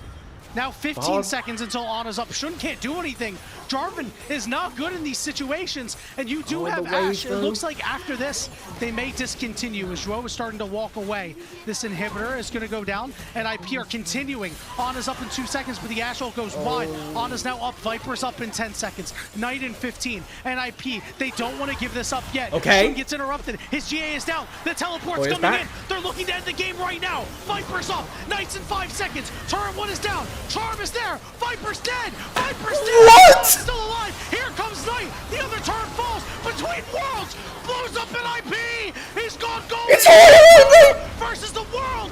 Bin respawns. Hoya will fall to the might of BLG. Nexus at half HP. And NIP will stumble at the finish. That was such an incredible call to go for, but it comes back to bite them. BLG defend ever so narrowly. They're going to be rewarded with the Hextech Soul. It's going to make it so difficult for NIP to get even close to that scenario again. Oh my god, we need to see the replay. Good lord. Okay, Hoya, he starts this off. He just right-clicks Viper down like the rest of his team is on the other side of the map. He sees Viper hitting a ward, and that's Jin's hard counter as the control ward. Guwon sees what's happening with his top laner, full commits in, and this is just NIP with an exquisite flash charm from Care to lock Knight down and stop him DPSing the rest of this fight. Is the only reason that Guwon is alive and that this play is even plausible. And at the end of it, it's kind of just this weird situation that if we take a look at how the end quote was executed, they did tear through Viper immediately, but Zhuo getting knocked down by the tower, and then this from Knight is what sealed the deal and denied the end of the game. Oh my goodness, Melvin, this was so damn close. And now NIP are faced with a big problem. BLG, they have Hextech Soul. I don't know how you're going to be able to take a straight up fight. They're going to have to get really creative in trying to end this game because this is an exposed Nexus. You can go and try to make a play. There's a pink ward there, so there's no teleport plays to be had. But okay, I don't know if you can take a straight up fight anymore. I mean, the thing is, with the Baron up in 1 minute and 10 seconds, it is always the angle for Hoya to just go down bot lane.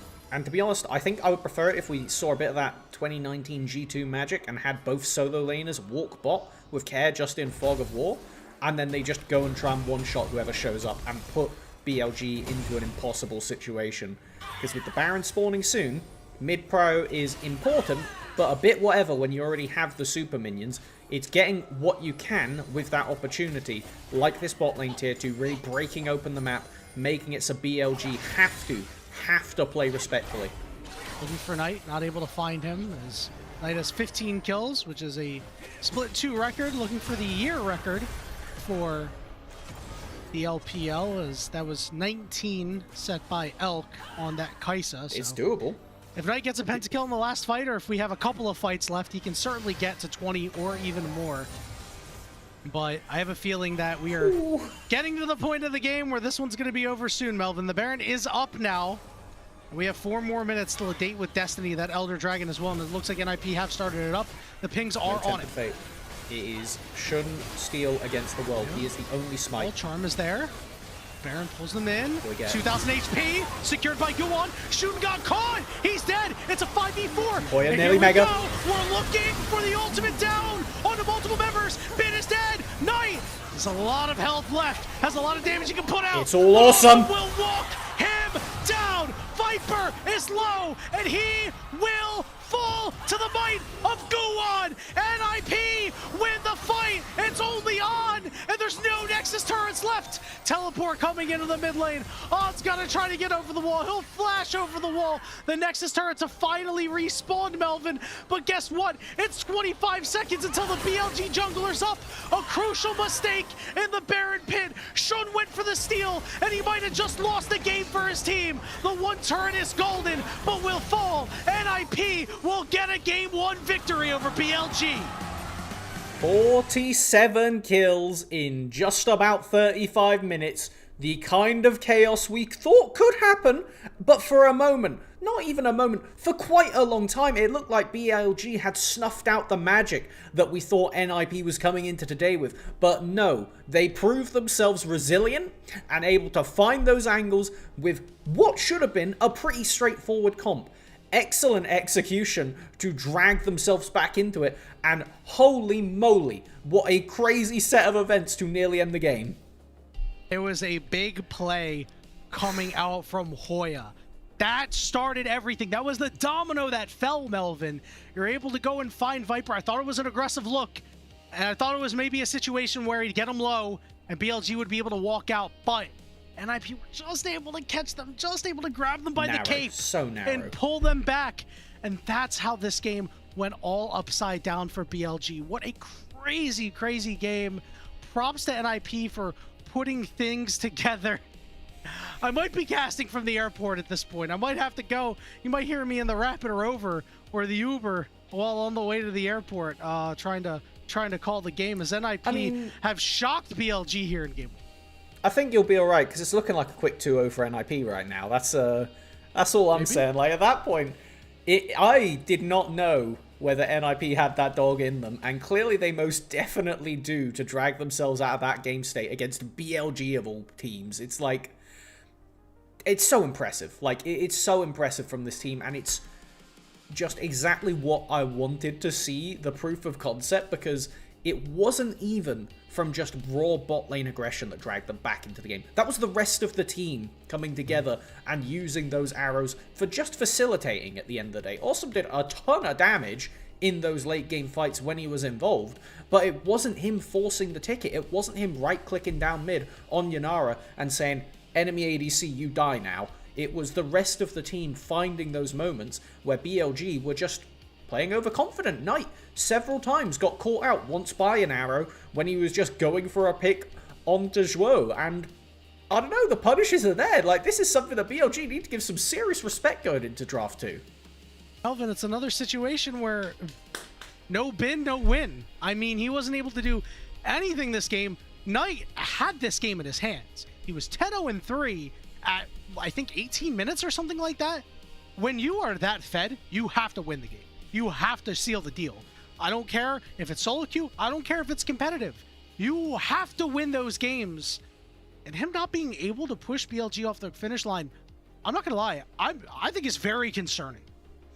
100%. Like, the fact that this game went as long as it did was one thing. But to a point, I agree that Jarvan should just be able to EQR onto the back line, and then Aurora just one-shots them. Like, what do you do at that point? How can play? There should be no angle to actually get away with it. As we take a look at the damage, yeah, Knight did a lot of damage. It just wasn't enough in the end. And look at that gold graph. That is an LPL signature classic. What on earth are we looking at? El Clasico, baby. We love it. Listen, Knight, empty stats for Knight, honestly. 40 to 39k damage. How many kills? 15 kills? 100% KP. One loss. 100% KP. One loss, bro. It doesn't matter. I mean, that's disturbing. And maybe it goes to show that, like, not having another champion that can kind of shoulder that burden, you know, because you have the Jhin, who isn't able to do that.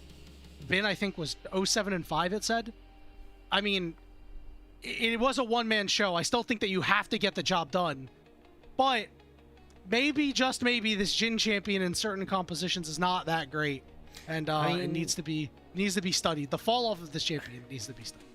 We did call it in the draft that when it got to the second rotation, BLG had 0 magic damage, and they had a Jhin as an ADC, which is kind of like, okay, you don't have enough physical damage at that point to be consistently damaging through a team, and then you pick Aurora as the AP carry, which is fine, but you are very burst reliant, and that means if you don't get the burst down to get those one-shots off and use the Jhin to, you know, get those picks, NIP just win a long engagement, and that was kind of what we're going to see a bit more of in the replays. If the play is done in a second, it's BLG favored.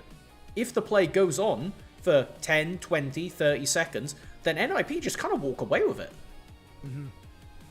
That was a really nice encore that struggled to fight out just a little too long here. Knight wishes he had combo breaker. Yeah, this isn't even... I hate combo breaker, bro. This isn't even a great fight, right? It went 2 for 2, but this right here was the catalyst that turned the game in NIP's favor. This is a big boy play out of Hoya that you just have to hope that the rest of your team can get it done. Knight was tagged by his own ultimate, and that's what happened. He got tagged by On's ultimate because On wasn't able to stop Guon, and that's what ruined the fight for BLG. It's so crazy that it's just inches that ruined this game.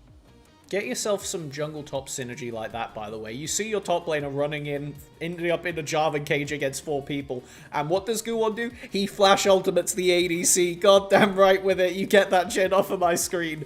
And the fact that BLG were able to hold on at this point, the game is so difficult, but losing the smite is just... it's cooked because Shun dies immediately after. Honestly, I don't know what exactly BLG could have done to play the Baron contest part better, but it makes me think that there must have been an angle. When you have a Jhin, when you have a Bard, there has to have been something, like between an Aurora, like bit of damage from over the wall. It does make me think that, in retrospect, BLG are going to be asking a lot of questions of, could we have salvaged that? Was there an angle? Like, was it doable?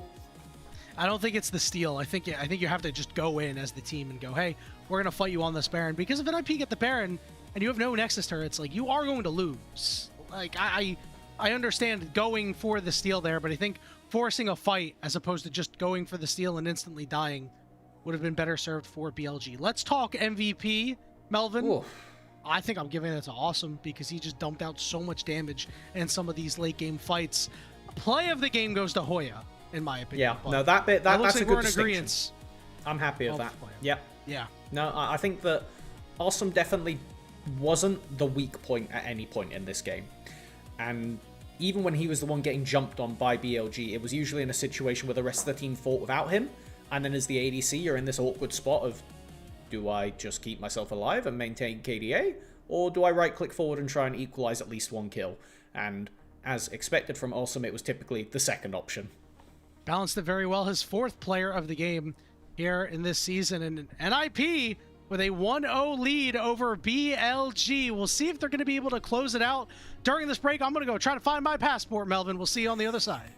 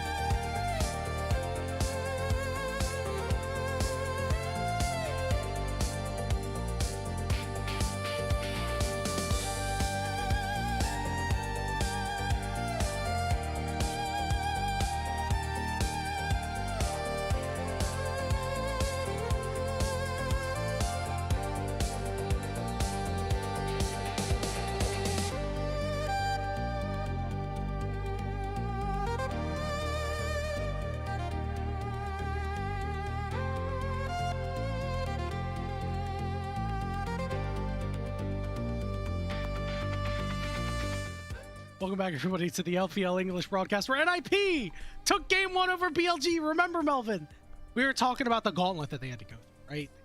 They had AL yesterday, they have BLG today, and they have Top Esports in, I think, 2 days or 3 days. And we were like, well, probably going to go 1 and 2. The one win probably going to be against AL. And then they lost to AL, and we're like, uh-oh. NIP could be 3 and 4 at the bottom of the Group Ascend sandwich. Well, they got to win, and they have a chance to shock the LPL and hand BLG their second loss. I'm feeling a lot better than I did going through the IG series watching. Sure, NIP is too. Yeah, no, in the first game of the IG BLG, when they had the exact same, like, strength of schedule looking down at them in the front, I was like, okay, yeah, we got a chance. And then BLG just smacked IG down in game 1. This felt like for a good bit of time with Knight's ridiculously fed Aurora performance. I was like, oh, deja vu. I'm going to have to watch another team that looked like they were really promising in the league fall down. But NIP just held on. Like, there's no other way to say it. They just held on to BLG. And they grabbed on, in particular, several times in these plays to just give themselves space and to find those picks to drag themselves into it. If you missed game 1, sorry, go back and watch it. It was incredible. Like, that's going to be some S-tier stuff right there. But I would be... high-quality League of Legends. Perfect. Chef's kiss look performance. Look at the GOAT. That's my GOAT Hoya.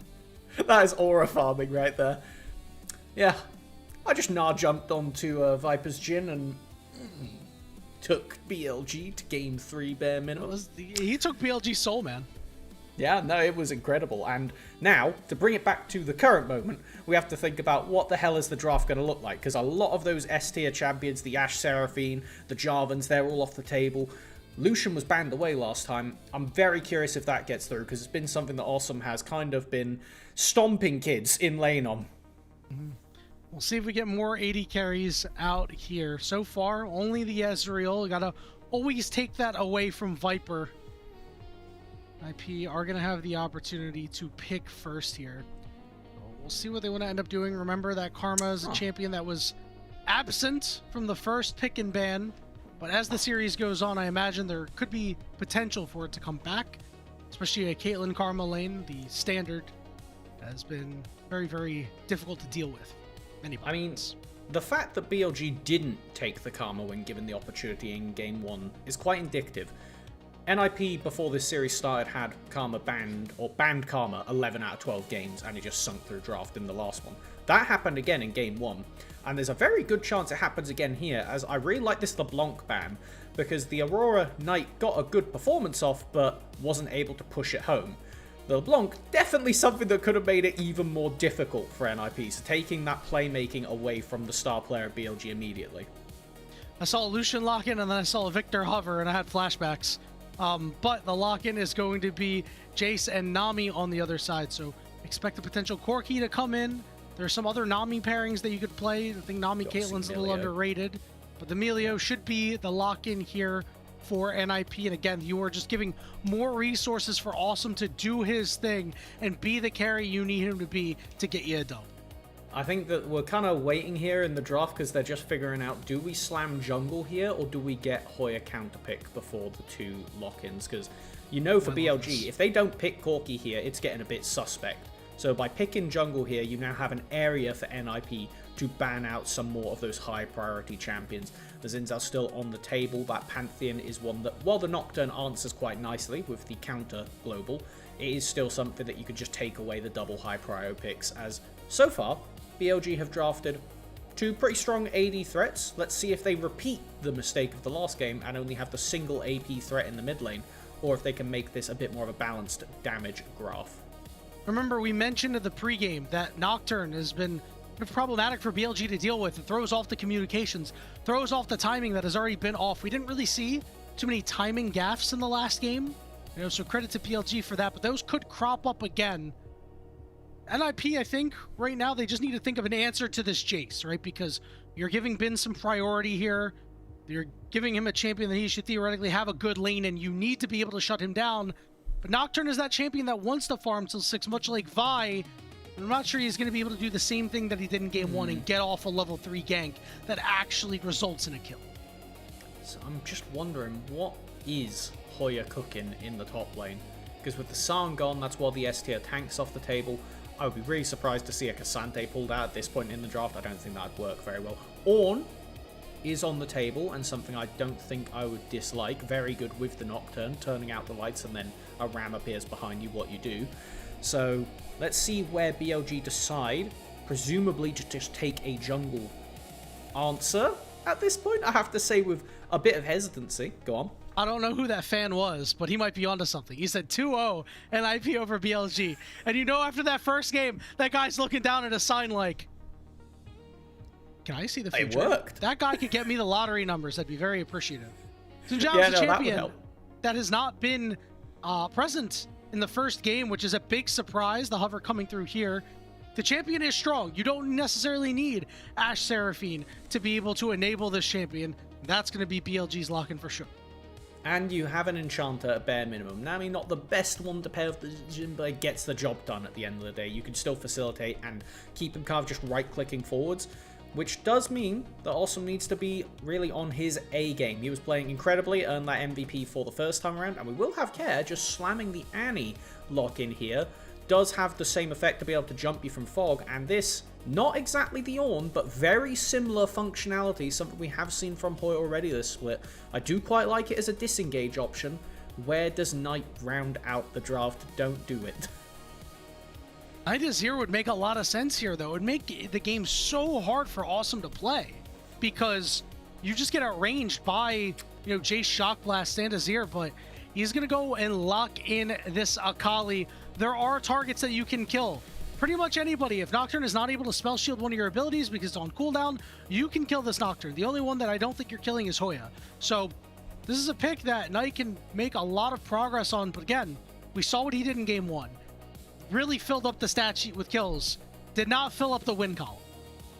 And that is the only thing that matters at the end of the day. You can finish a game 100-0, and if it's a loss, you don't get the LP. And right now, it is all that essential. If NIP can somehow take this series 2-0, then staring down at TES, who would then be de facto #1 in the league, is a really fun question to think about based on what we've seen from NIP thus far. Again, we may be getting our hopes up a bit too much. Take a look at this draft, though. I think both teams have the tools. It's going to get chaotic, particularly around that level 6 mark. There will be some nonsense happening, and I can't wait for it. This is going to be bloody around the 18 to 20 minute mark. Again, both of these teams, much like in game 1 for NIP where they spike hard on 2 items, both of these teams have that really big spike, especially BLG. I think theirs is a little bit greater, has a little bit more punch to it. So once you get to see those second items coming through for your Jace, for your Akali, for your Xin Zhao, I think that's where BLG have the opportunity to pull away from the game, and NIP are going to have to play very careful. But if they can survive that, I much prefer Lucian's later game, especially with Emilio, because you've seen what Cullings can do, but when you get that extra range on the auto attacks, it is tough to deal with. Game 2 of this best of 3 series. NIP already up 1-0 in the series, looking to make it a clean 2-0.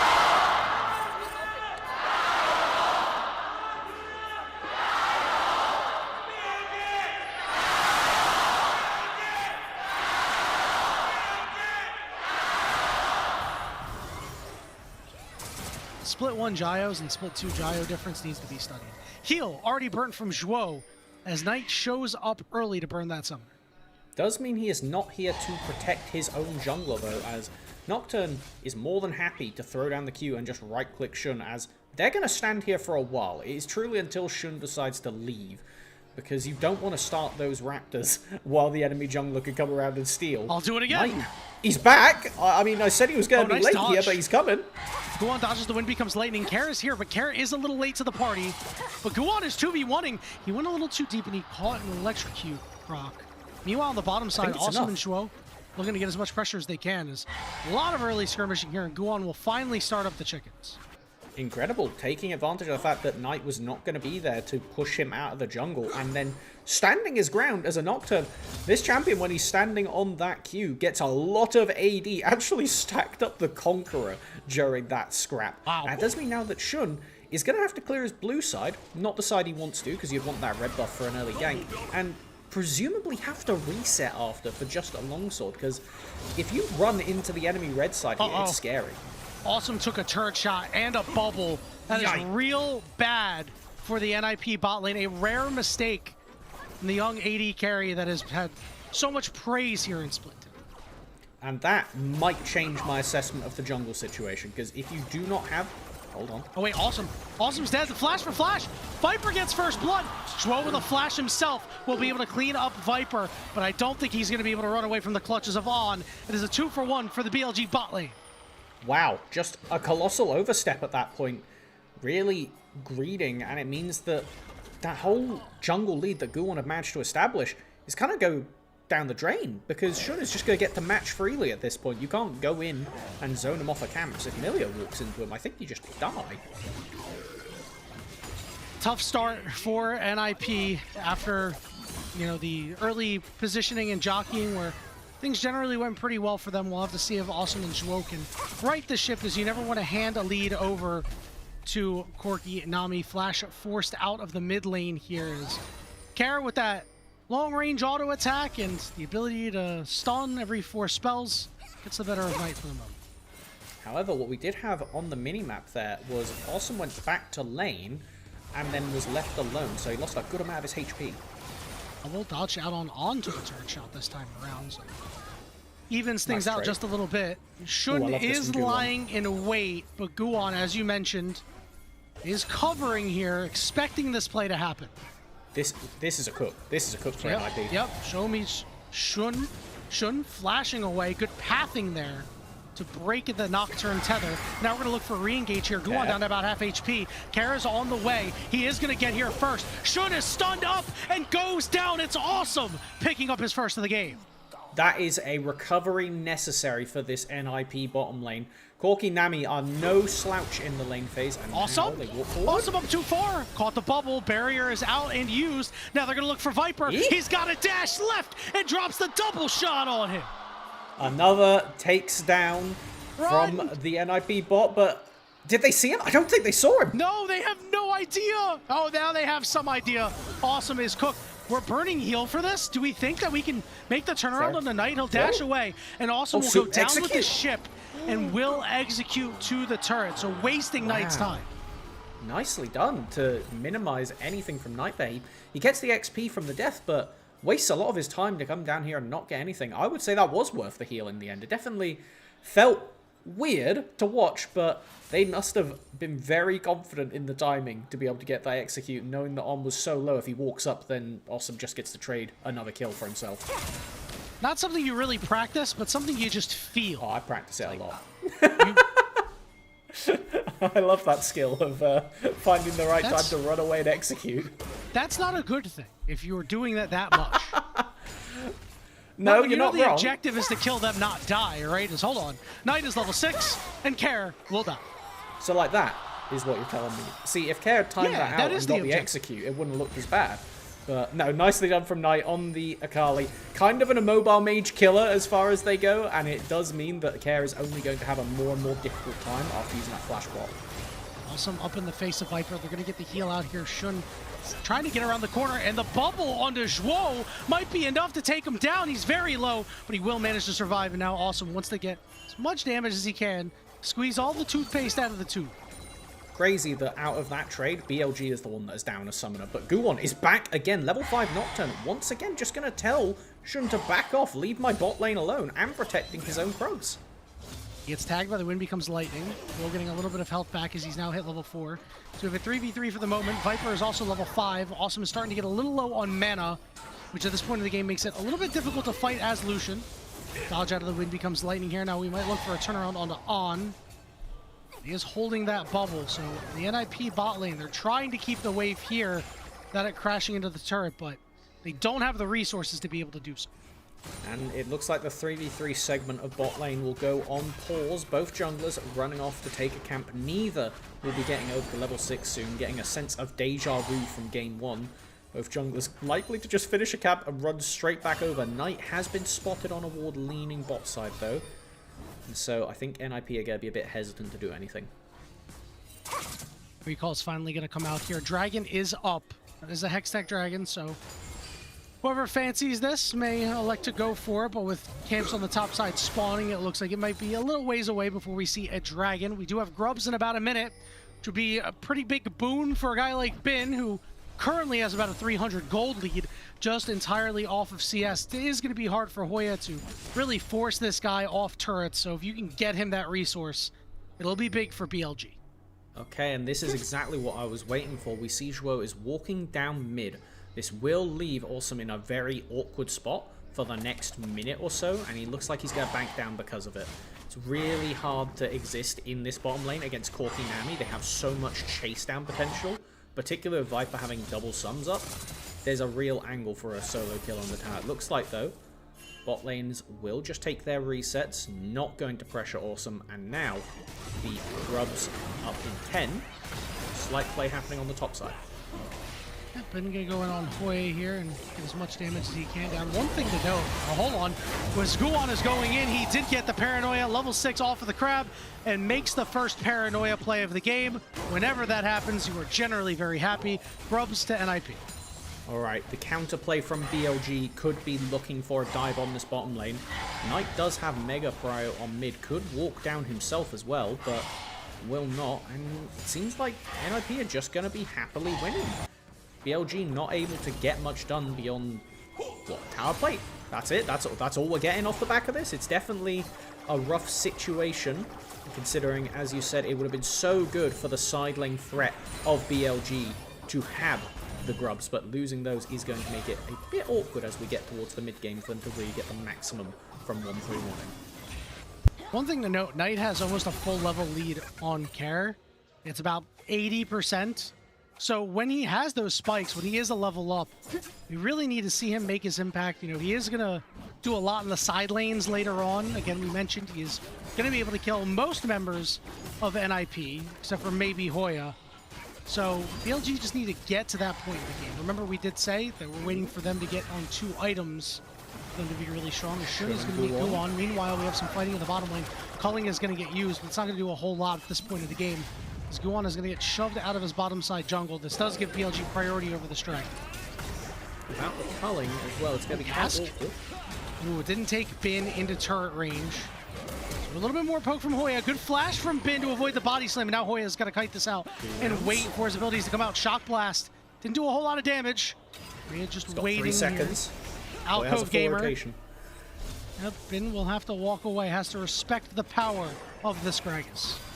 And just gonna get the Jace flash for nothing. Like, really well played from Hoya, leveraging this Comet for the poke in lane and just the full mana maxing. Like, it's not too often that we see the Gragas top anymore, but it is still just as potent of a complete nuisance. I think that's the best way to classify Gragas top lane. He is just an S-tier nuisance that neutralizes pretty much most of the top pool that wants to get away with this kind of play plan.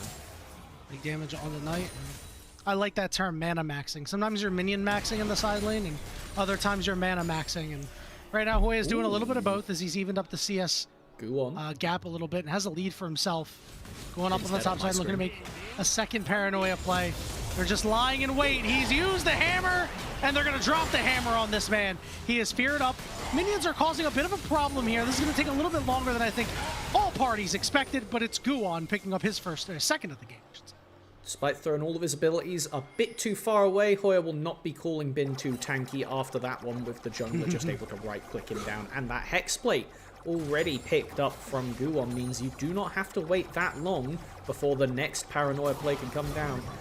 And against a 1-3-1 comp, which is what BLG have really put together here, the Nocturne being strong is not a death sentence, but damn is it close. Big stun onto Knight. Knight has to go in because the turret was targeting him. He's going to look back for Care. Flash away. Timbers is dropped down. It ends up being a 1-for-1, and it's Care getting the kill. Culling down on the bottom side. Heal burnt here is On's down to half HP. Awesome once more, and you know he wants to go for it. Viper's got these empowered auto attacks right now. The dash is forward. Nice flash there. Holds his autos and takes out On, but he gets bubbled up, taking a lot of damage from Viper, trying to kite this one out, but he will run out of health, and that means that Viper should be able to pick up Zhuo. But the flash was used, and Viper's got nothing left in the tank, so it's a 1-for-1. Literally every summoner in the bottom lane has been used off the back of that, so if I were a jungler right now, I would go, that seems like an area that we can get an advantage, particularly with Paranoia up in 8. This is definitely something I want to see both Guwon and Shun kind of just sitting here relentlessly, or potentially looking to pick up a mid laner on the walk down. Okay. Oh, bomba! You know, it's not a kill, but it still deserves a bomba, no? Hoya is really taking it to Bin here.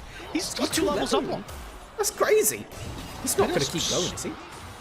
He was trying. I mean, they have put Bin in the bin in this series. I mean, we talked about it. The strategy against BLG has to be put this guy down, put as much pressure as you can on him. And when he struggles, BLG struggle. They are having a tough time versus NIP right now. Shun looking for that wind becomes lightning. Here comes the paranoia, and he's going to follow him over the wall. An ill-advised move by the BLG jungler. Now we have a teleport coming down on the bottom side. Is awesome. Is looking to run down on. Viper is in trouble. He's feared. He's splashed. He's body slammed. He's dead. Oh, Hoya. And it's NIP making plays everywhere. Crazy work to get that teleport into the fog of war from the paranoia and save his jungler. Meanwhile, in the top lane, Bin, he's going to get like 1.5 plate, but Awesome is going to happily match on this side of the map, already finishing the bot quest. I don't know what the hell Shun was doing. This is so disrespectful. What are we doing here? You're down a level. The support's there. I mean, Knight moved a little late, and you're still going. Like, I don't understand. And then he tries to flash the wall and doesn't. I didn't notice that. Goodness. That's even worse. Shun, you silly goose.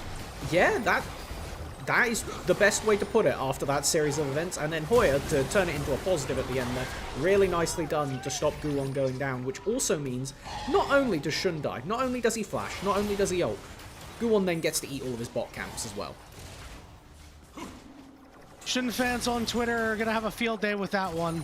Not looking so good for the BLG jungler. And now a very large deficit for BLG to fight out from under. Knight. 2.4k. Knight has to ult defensively. Whenever that happens, you're never happy about it as BLG. Viper is very low as Care and Tibbers putting in as much work as possible. Into the Nocturne ultimate, flying from downtown as Guwon makes yet another play. We didn't have the spell shield here, so you got tidal wave, you got bubbled. Shun is looking to close out on a kill here. Care is on the way, but he doesn't have a stun up. Going with a nice sidestep here. The stun is there. Guwon's desperately trying to run away, but Shun is so fast, and the bounce gets a shutdown for off. Bit too greedy from Guwon there. The only silver lining is the Nami picking up the kill as opposed to the Xin getting him back into the game a bit. And if we take a look at the gold leads, at the items, we have Hoya on his Seraphs, about to complete that. Let's watch whatever the heck happened here. It was just Care getting a full combo, right? Yeah. What? Viper, what that are you doing? I mean, if Guwon isn't nearby, that's a really silly play. But as soon as it happens, you have to realize, why would Annie just raw ult me on the tower there? Oh, I'm probably gonna die. If as you said, if Guwon's not there, it's a really silly play. If Guwon is there, it's a really silly play. I mean, there's not much of a collegiate league scene in China as far as I know, but I think these guys went to Silly Goose University. I would know. I graduated from there. With honors, I imagine, right? Summa cum silly, or whatever it's called. Alrighty. Returning to our silly game. The half HP. As this is the part of the game where NIP is going to be rather strong. Awesome, still not on that 2-item mark yet. Again, we are waiting for BLG to get there as well, because they will spike there too, especially when Viper completes his tier item. Herald's going to be started up here by the side of BLG. A lot of on the way pings. A couple of teleports getting used here. Care is going to show up at the top side. It's going to show up on this mid brush. Teleport coming in here. Paranoia is out. Forces the flash out of the Jace. Hoya once in. Calling is down and secured by Knight. Shun, the ultimate out, is going to prevent a lot of this damage, but look at all the damage coming out from the side of NIP. Shun is going to be targeted out and goes down. Knight manages to find a kill on the Care, but he's immediately got to exit. Hold on, wait a minute. Shun's still alive. He got in the Herald. Getting the robot Shinji. He's able to get out of there. Hoya is going to try to chase down Knight and Bin, but it is a successful play for BLG. Yeah, ended up going 1 for 0 at the end, and I was really reticent for NIP to contest that fight because Guwon is, at the time, the entire gold lead for NIP and hasn't managed to get over to that stride breaker yet. So he is relatively weak compared to what he could be and how ridiculous it could be for BLG to play against. Getting the immediate pick to force Bin to flash away was fine, But I think that NIP kind of got a bit greedy when they realized that Shun was just taking the Herald without Smite, and thought, okay, yeah, let's all full right-click forward, and it backfired quite a bit. I don't know how this worked out for BLG. The fight got really scattered. Let's take a look at this replay and break it down. Hard force onto Bin at the start of it, and then you peel off here because you know that the Herald is about to be in smite range, and as soon as it isn't smited, NIP kind of go, okay, let's send all of our cooldowns forward. And now Knight just gets to kind of walk away with the fight here, getting an incredible perfect execution on Decare, then flash out over the wall, and the Herald just causes chaos and gets the crash on the mid lane tower to take 3 plates off the end of it. So a pretty fine play for BLG overall, but if the Dragon's spawning in 2 minutes, you need to keep an eye on that next Paranoia, because Guwon wasn't able to finish the Strikebreaker still. Yep, and the first Paranoia that was used that didn't result in a kill, and I mean, Kerr had a pretty good look on the Viper as well, but he used his flash ultimate there. He wasn't actually able to get the job done. So, tough stuff for NIP as now their gold lead cut in half.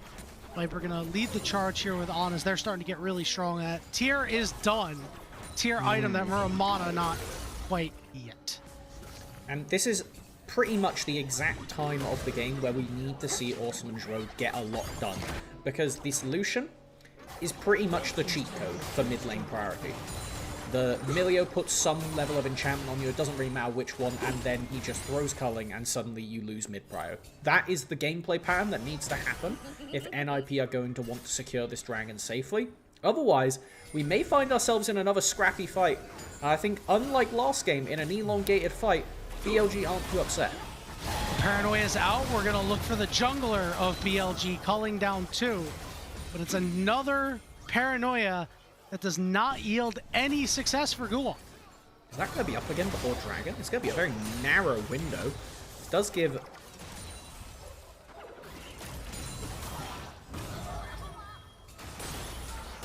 forcing on the bottom lane. Awesome getting that chunk onto the turret. Meanwhile, NIP's solo laners are going to work on bot tier 1 while Knight's going to pick up top tier 1. Try to do what you can to shove off Viper, but the healing from On, the damage that he puts out is too much for Awesome to deal with. So this mid turret still stands.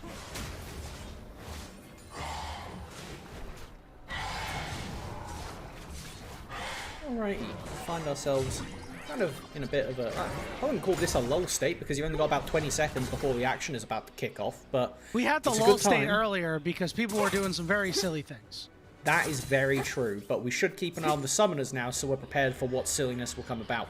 He's only Knight without his flash, and basically other big cooldown is available.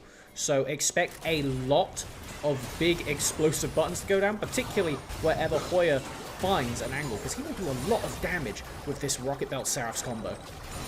Awesome Zhuo stepping up, that turret still stands. Bin trying to get in as quick as he can.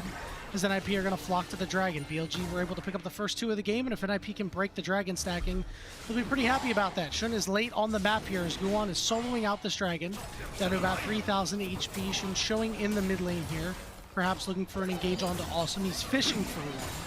Big Wind becomes lightning, is not going to land. And this should mean the Dragon goes to NIP, and it will without any issues whatsoever. Hoya wants a little bit more as the mid turret's going to go down.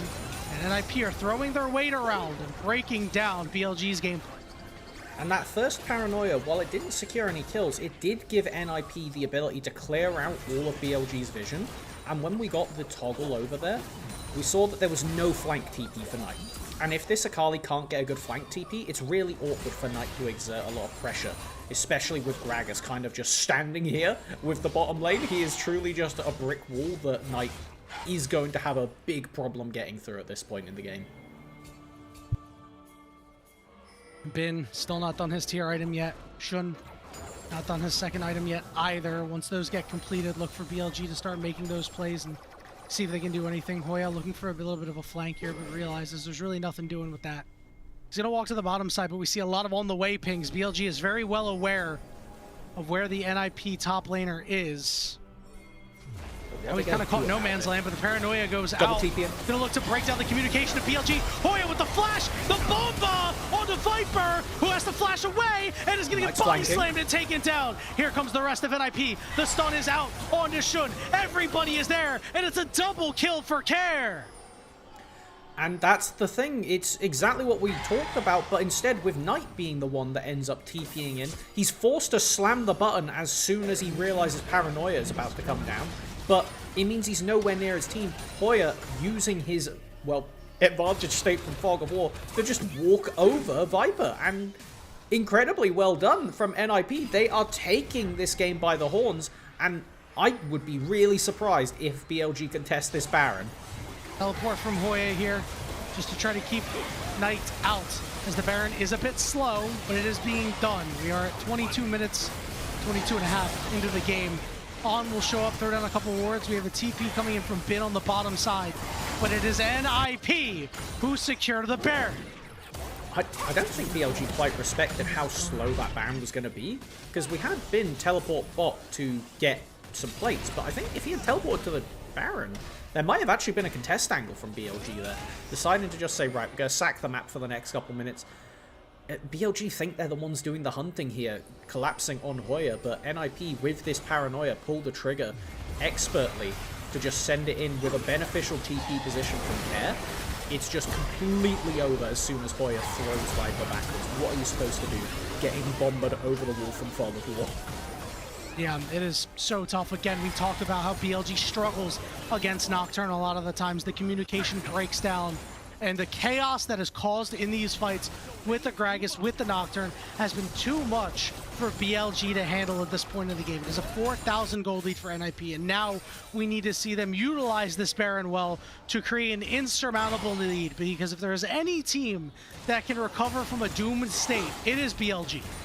I mean, we nearly saw it last time. It was a Nexus defense that kept BLG holding on. They are not going to give up because the game looks tough.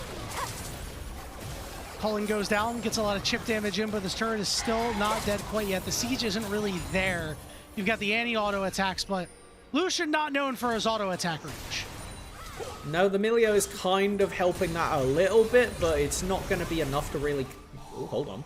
Paranoia is out, looking for the mid lane. Here comes Guan! And they're going to be able to find Bin once again. 0, 3, and 1. They have shut down the BLG top laner. And now Knight feels the pressure. He wants to go up, but Hoya goes golden. Shun is here as well, looking to pick up Hoya, but they lock down Knight. Shun's going to drop that ultimate, that Crescent Guard, trying to defend as much as he can, as Guan is going to finally fall. But it's Shun, who's very low. They tag up Carry does Knight, but he's not able to go in. It's a 2-for-1 for NIP. BLG's bot lane has to come over. Now they're going to look for Care. The big stun is out, but Care gets blown up. But look what's happening on the bot side. Awesome and Zhuo are using that Baron push and pushing all the right buttons. They siege up to the inhib tower, but they aren't going to get it. Knight really thinking about it. He went in for it. He got hit by the explosive cask. Now he really wants Hoya. Gets the buffs from On, but is not able to do more. A really cute rocket belt from Hoya after getting the bomber to just scoot out of Knight's Q range. If he tags with one singular Q, there is an angle for Knight to just walk you down. But after that, we need to look at who is going to be able to complete their Zhonya's. Hoya not able to finish his yet, so he is actually susceptible in these plays. He may be a Gragas, but he's not actually that tanky if focused down. There was a very serious amount of time during this series of play that it looked like Hoya could just die. Didn't notice that at the start of the play because we weren't looking. Oh my god, he missed everything, and it just doesn't matter because Guan's got Paranoia. And hey, you know, to his credit, he's strong. And I think Hoya's played a really good game. That was not exactly the most flattering replay, but he has played a very nice game. Second dragon for NIP. It's the 4th dragon overall, as they are stacking up these ocean drakes. God, Gragas truly is a champion where if everything hits, you just die, and if nothing hits, you still just die. It's really impressive, honestly. But no, back to the actual seriousness of it. We do have Baron. What are you doing? When you use the summoner spell that says, hey, I call my Nocturne over. It's a pretty powerful summoner spell. We should really get that removed. BLG should be, you know... Crazy, right? Let's hope we're not getting a bug report on this one. But the Baron setup, it's up in 2 minutes. No pauses this game. Dear God, no. We have another Guan ultimate here, and Bin is forced to flash again. Bin is 0, 10, and 6 in this series right now. He has not been able to get anything going. Shun, once more, his ultimate will run out, which means he'll take Culling to the face, take him down to about half HP. Has Bin and Knight are trapped on an island here on this top tier 2 turret. The rest of BLG will coalesce and force NIP away. And I feel like this is a safe time to compliment Guan, where it's not going to caster curse him. But given how well he has been playing this game, just the fact that Nocturne is still as prevalent right now, you are at the point where this champion only gets less effective with every extra item. Even the Guardian Angel is like, it's good because it means you get to go in and die and then get back up for an objective. At this point, Guwon is not getting functionally stronger compared to all the other champions in the game, and yet he has still been able to constantly find those windows, press Paranoia basically off cooldown to make BLG beat down summons. Awesome up a little bit too far. Shun coming in from the side, but a great play by Zhuo to kick Shun away. And that means Awesome is able to close out the kill on Bin. I mean, there's cheating mid-pro, and then there's doing whatever the heck that was from NIP, and they know that they have softened up this bot lane tower. Knight is looking to get on the hunt here, but what are you supposed to do? Are you going to run into the Nocturne? Then you're going to get Stride, and it's going to get really rough from here. Hoya exerting pressure, and BLG want to do something. You're trying to step up here. You want to find Care. It's going to be Rocket Belt for Rocket Belt. We have, I think that puts us at 3 Rocket Belts, by the way. Yep. So I think is going to have a lone time on the top tier too. I think this is a really rough state for BLG because while they're able to hold off the inhib towers, losing everything else on the map is going to make it so awkward to walk up and contest this Baron. The real silver lining is because they were able to secure those first 2 dragons, it does mean that there is at least 7 more minutes before NIP is threatening a soul. If they get to a soul, that whole thing about BLG being able to fight a long fight doesn't work. Look how low Awesome gets off the back of this. Look at Zhuo, look at Zhuo, boom, right there. That's the difference. That was it. Chef's kiss, honestly. Like, it just got the job done, and it's what this bot lane is so well regarded for. We didn't really get a lot of them being the big playmakers in Game 1. There was the off arrow, the off encore that did a lot of work, but that was a moment right there that we prize this bot lane for. A reason they are contesting for that top tier in the league. And if they beat BLG here, why they should have a really serious case for being, you know, MVP of the week candidates in their world. No doubt about it, Melvin. They just need to slam the door, seal the deal right now.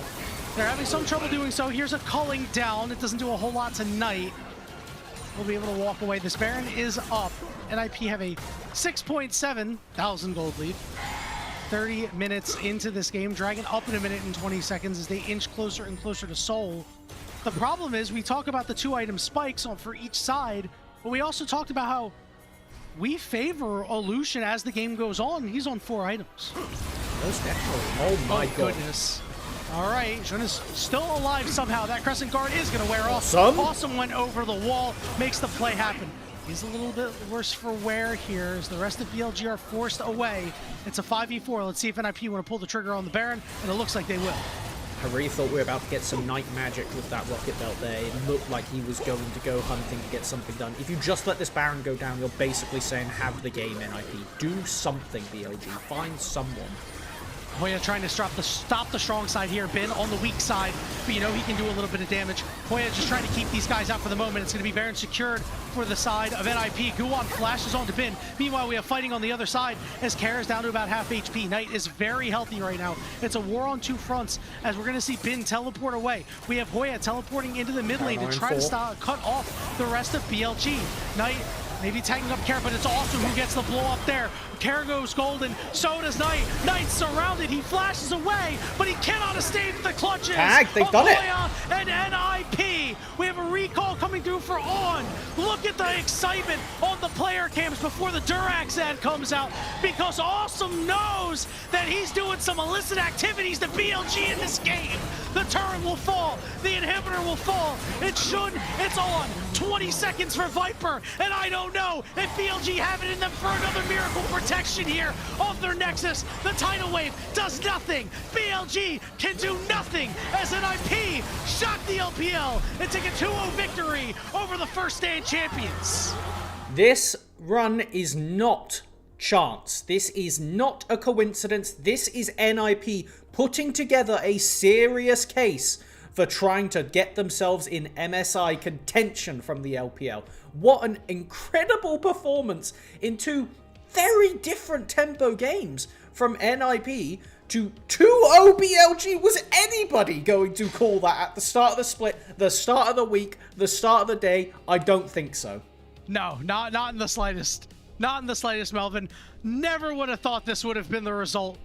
And a really well-crafted game plan by NIP. Honestly, disrespect by BLG in that first draft to just let them have Ashe Seraphine. And it was bad from there, right? They had the early lead, but eventually that's going to catch up with you when you have to deal with tools like that. And then in this game too, Guwon with the bullying, they took advantage of Knight coming down on the bottom side, able to disrupt the BLG jungler earlier. We talk about that a lot.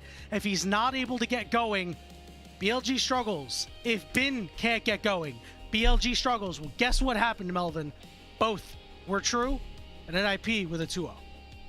Just so impressive. There was no real weak link from NIP. They kind of just stood strong together, and that was it. I would say in both games, they gave themselves easier execution, and that's something that potentially BLG need to go back to the drawing board and just kind of rethink what they're doing. Like, they are the most mechanically skilled players we have pretty much across the board.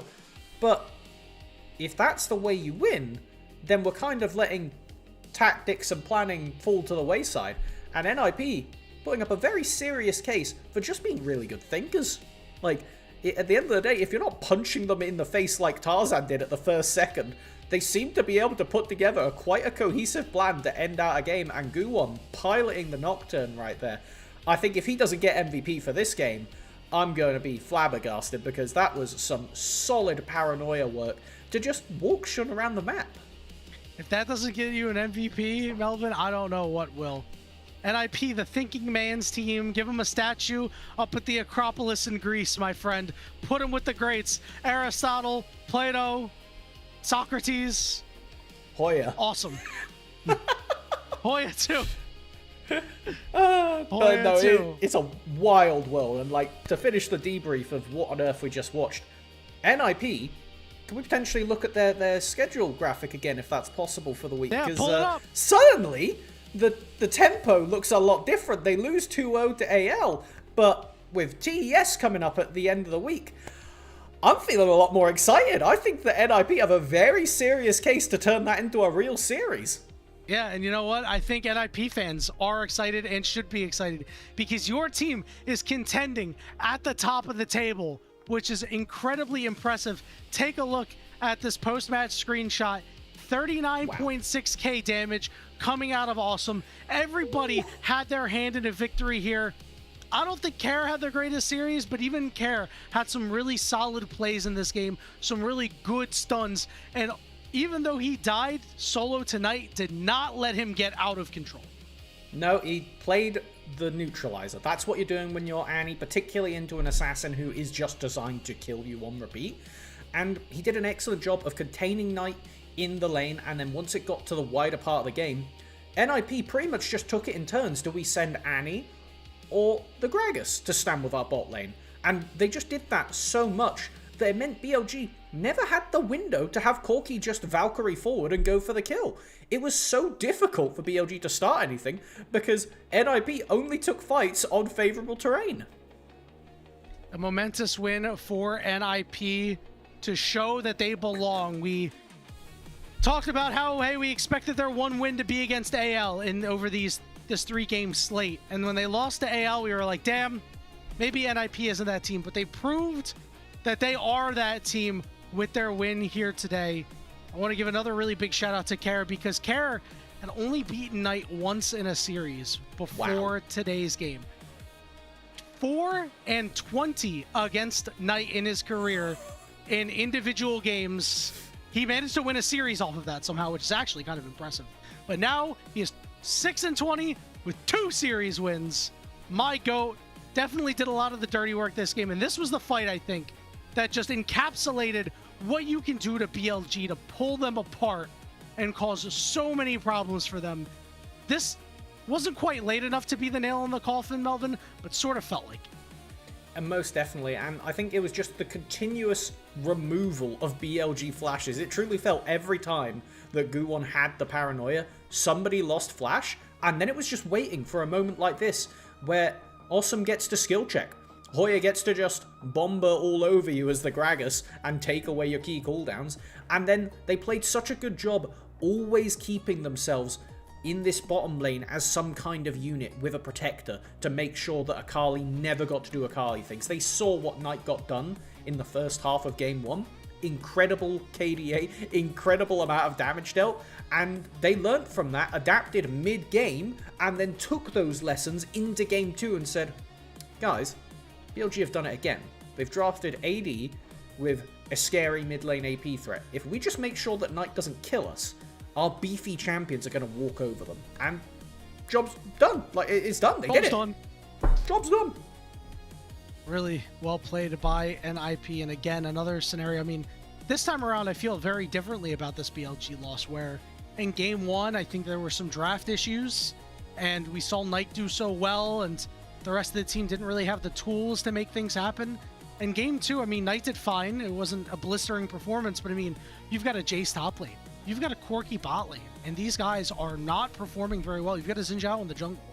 These are champions that can scrap, that are going to scrap early, and they just got beat off the ball for a better, for lack of a better term, right? They had these tools, they had power in their champions, power in their itemization, Melvin, and they could not get it done against NIP. Now, 5-2 is still a really good spot to be if you're BLG, Still top but of the you league, have to just start below. asking some questions now, because we have started to see some cracks in their gameplay form, and now they're starting to get exposed. I'm just checking one key detail. Okay, so, crazy world we live in. If NIP beat top esports, score regardless, we will have top esports, BLG, and NIP all tied for first at 5-2. That can happen. In fact, we will So we find need out the on dragon? Saturday if that happens. The dragon meme with the 2 serious dragons. And Who's the goofy head? Like, who's the goofy head in this scenario? theoretically, NIP is supposed to be. But the if they goofy beat head. both of the others, how are they the goofy one? Listen, we haven't gotten there quite yet, but theoretically they would be. What if they're all just goofy? That would work. I think we can all get behind that. I don't think Gabe is, No, I don't think Again, Gabe is complaining with that one. Talk about Silly Goose University. This is Silly Goose Dragon. How to train Best your region Silly in the Goose? world. I don't know. Best region in the world, by the way. The only place where you can get NIP 2-0ing BLG, Melvin, which is a phenomenal achievement for NIP. Melvin, let's talk player of the game, and let's talk player of the series. Not sure if you saw, I'm sure many people saw, Awesome is currently doing the interview. This leads me to believe that he might be a player of the series. I would give Guan player of the game. I think I'd give Awesome player of the series for what he did. Big shout out to Hoya for making a big play in game 1 and playing a really solid game 2. Really good, actually. He was a mega nuisance for BLG. Like, at the end of the day, if Hoya wasn't such a good neutralizer up in the top lane, then Bin could have been a problem, because one of the areas that NIP could have fell apart is if Bin and Viper just get to stand at a team fight and poke you into oblivion, NIP were going to lose that game. There's nothing they could do if they just get poked down from 2 screens away and only Nocturne can go in. But Hoya made it so Bin was never that kind of threat, and then did a great job. So I completely agree with the assessment. Guwon deserves MVP for this game, because he was the one putting his foot on the pedal and making it so BLG had to keep up, and Awesome was the one doing the driving. Let's get a look at those updated standings, Melvin, because NIP are now 4-2. They are still in third. They are still behind BLG by simple virtue of not having enough games, having 1 win less than them. But they are starting to show that they might be a top 3 team in this league. The group Ascend sandwich that we thought they could be at the bottom, well, turns out they might be the top piece of bread, which everybody knows the top piece of bread is better than the bottom piece of bread. For some reason, you are just correct, but I'm looking at this and, like, BLG lost to NIP, who lost to IG, who lost to BLG. Circle of We Suck! got that just for the 2nd through 4th place right there, which could potentially be just for the 1st place. And damn if regular season doesn't deliver, because this is only the first half of this top group, and it's only going to get more chaotic if NIP can take away that 1st spot and join up with the other 2. By the way, I say Circle of Suck because we don't count Team WE right now. Team WE, yeah, exactly. Yeah, send them back to Nirvana. Make group Perseverance just for them and send them back there. They don't count toward our Circle of Suck anymore. Interview has just concluded, so we're going to wait a couple of moments here to see who our player of the game and player of the series are going to be. Again, we're thinking player of the game for Game 2 should be Guon. Player of the series should be Awesome. Big shots to Zhuo. It's kind of hard when you're Emilio, especially against the team that didn't have a ton of CC like BLG. So you're not getting those. Okay. I respect this. No, that was second. Player of the game. I really think it should have went to Guon, but this is very ethical. And I'm very happy about it. I am worried that Guon is going to get no flowers, though. Yeah, he's this got has to get some close. of these votes. Like, I would be surprised if it's not 5-3 on the votes, because I mean, Guon did incredibly, but Look again, at that, man. there was a reason we were giving credit to Hoya, thinking he was going to be the one getting snubbed for the MVP, because he did an amazing job of putting Bin down basically all series, and with Guon just neutralizing this game in an excellent fashion. And it's something that I pray so badly. It is a dead 4-4. Wow. And, hold on, Guon got completely snubbed. No votes for Guon? Alright, we need to... Cut the feed. Are we... No, don't cut the something feed. else. Don't cut the feed. Cut the feed. Don't cut the feed! Man, are we wrong? No. Are we just wrong? It's the children that are wrong. Yeah, I guess. I mean, like, Ahoya definitely deserved this. I'm not going to say that he didn't, right? Okay, but bringing it back together. The fact that Guon got no votes is what's crazy to me. I think here's our... Oh, sorry. I thought they were going to go into the... Oh, there we go. Ooh, our player of the match is going to be Awesome. No surprise there. He lived up to his name. Yeah. And I think the area that kind of... To bring it a bit back to seriousness, we're having a bit of fun with the MVP talk and everything, but the fact that it is so easy to basically say everybody but Care in this game, and the only reason it's everybody but Care is because he was playing, for lack of a better term, the loser utility in this game. You're playing Annie into Akali, you exist to press stun on important people. Good job, you did it. That's it, you don't get to be flashy. Everybody else played their part perfectly, and it's an area that NIP doesn't rely on just the bot lane when they play like this, and that makes them quite scary, because we saw what BLG can be like if Bin gets completely shut down out of the game. It means that Shun is kind of left wondering what the hell is he meant to do, because NIP's going to play for their bot lane, but if I go down there, what's going to happen? And then we have the silly goose university behavior at the blast cone. So NIP having pretty strong side lanes on both end, and Guon being very, very prepared to take advantage of that and have Care backing him up, gives this team some real legs.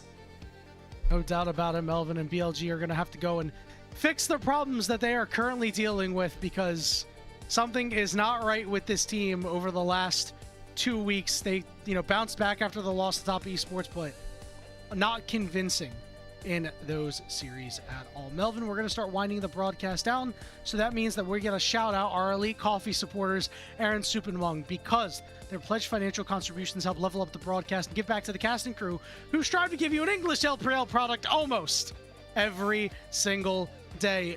We have tomorrow's games, LNG versus OMG, which should be an interesting one. We thought that OMG were going to make a little bit more waves than they have been so far. A team in panic, a team in disarray, making a lot of changes. That'll be covered by Foles and Mazel. And then Quacks and I believe Slayer are going to be on the second slate. That's going to be IG versus JDG, Melvin, which I think should be a pretty interesting game. What do you think is going to happen in that series? Chaos. I mean, it should be middle of the table, because the thing is, it is middle of the table deciding is what it truly is, because IG, like we kind of brought back to several times, were in the spot that NIP is in right now last week, but they fumbled the bag and lost all 3 series. If they can at least get a win over JDG, then suddenly we have a real race going on, and it can give them a bit more of that confidence to keep it going. Otherwise, if JDG wins, suddenly the entire standings just look like... Because we have them back-to-back, the first game on Saturday will be the TES versus NIP one. If NIP win and JDG win, the standings are going to look hilarious, and I will leave it at that. Yeah, we're going to have the grilled cheese at the top and then the soup in the middle, right? And that's going to be a great meal for yourself. But that will do it for us here on today's broadcast. Remember, tomorrow, same time, same place. So for myself, for my co-caster Melvin, for Ilya behind the glass, for the casters that came before us, and for the entire LPL English family, I want to thank you all so much for being here with us today. We hope to see you tomorrow for some more LPL action. I got to go pack.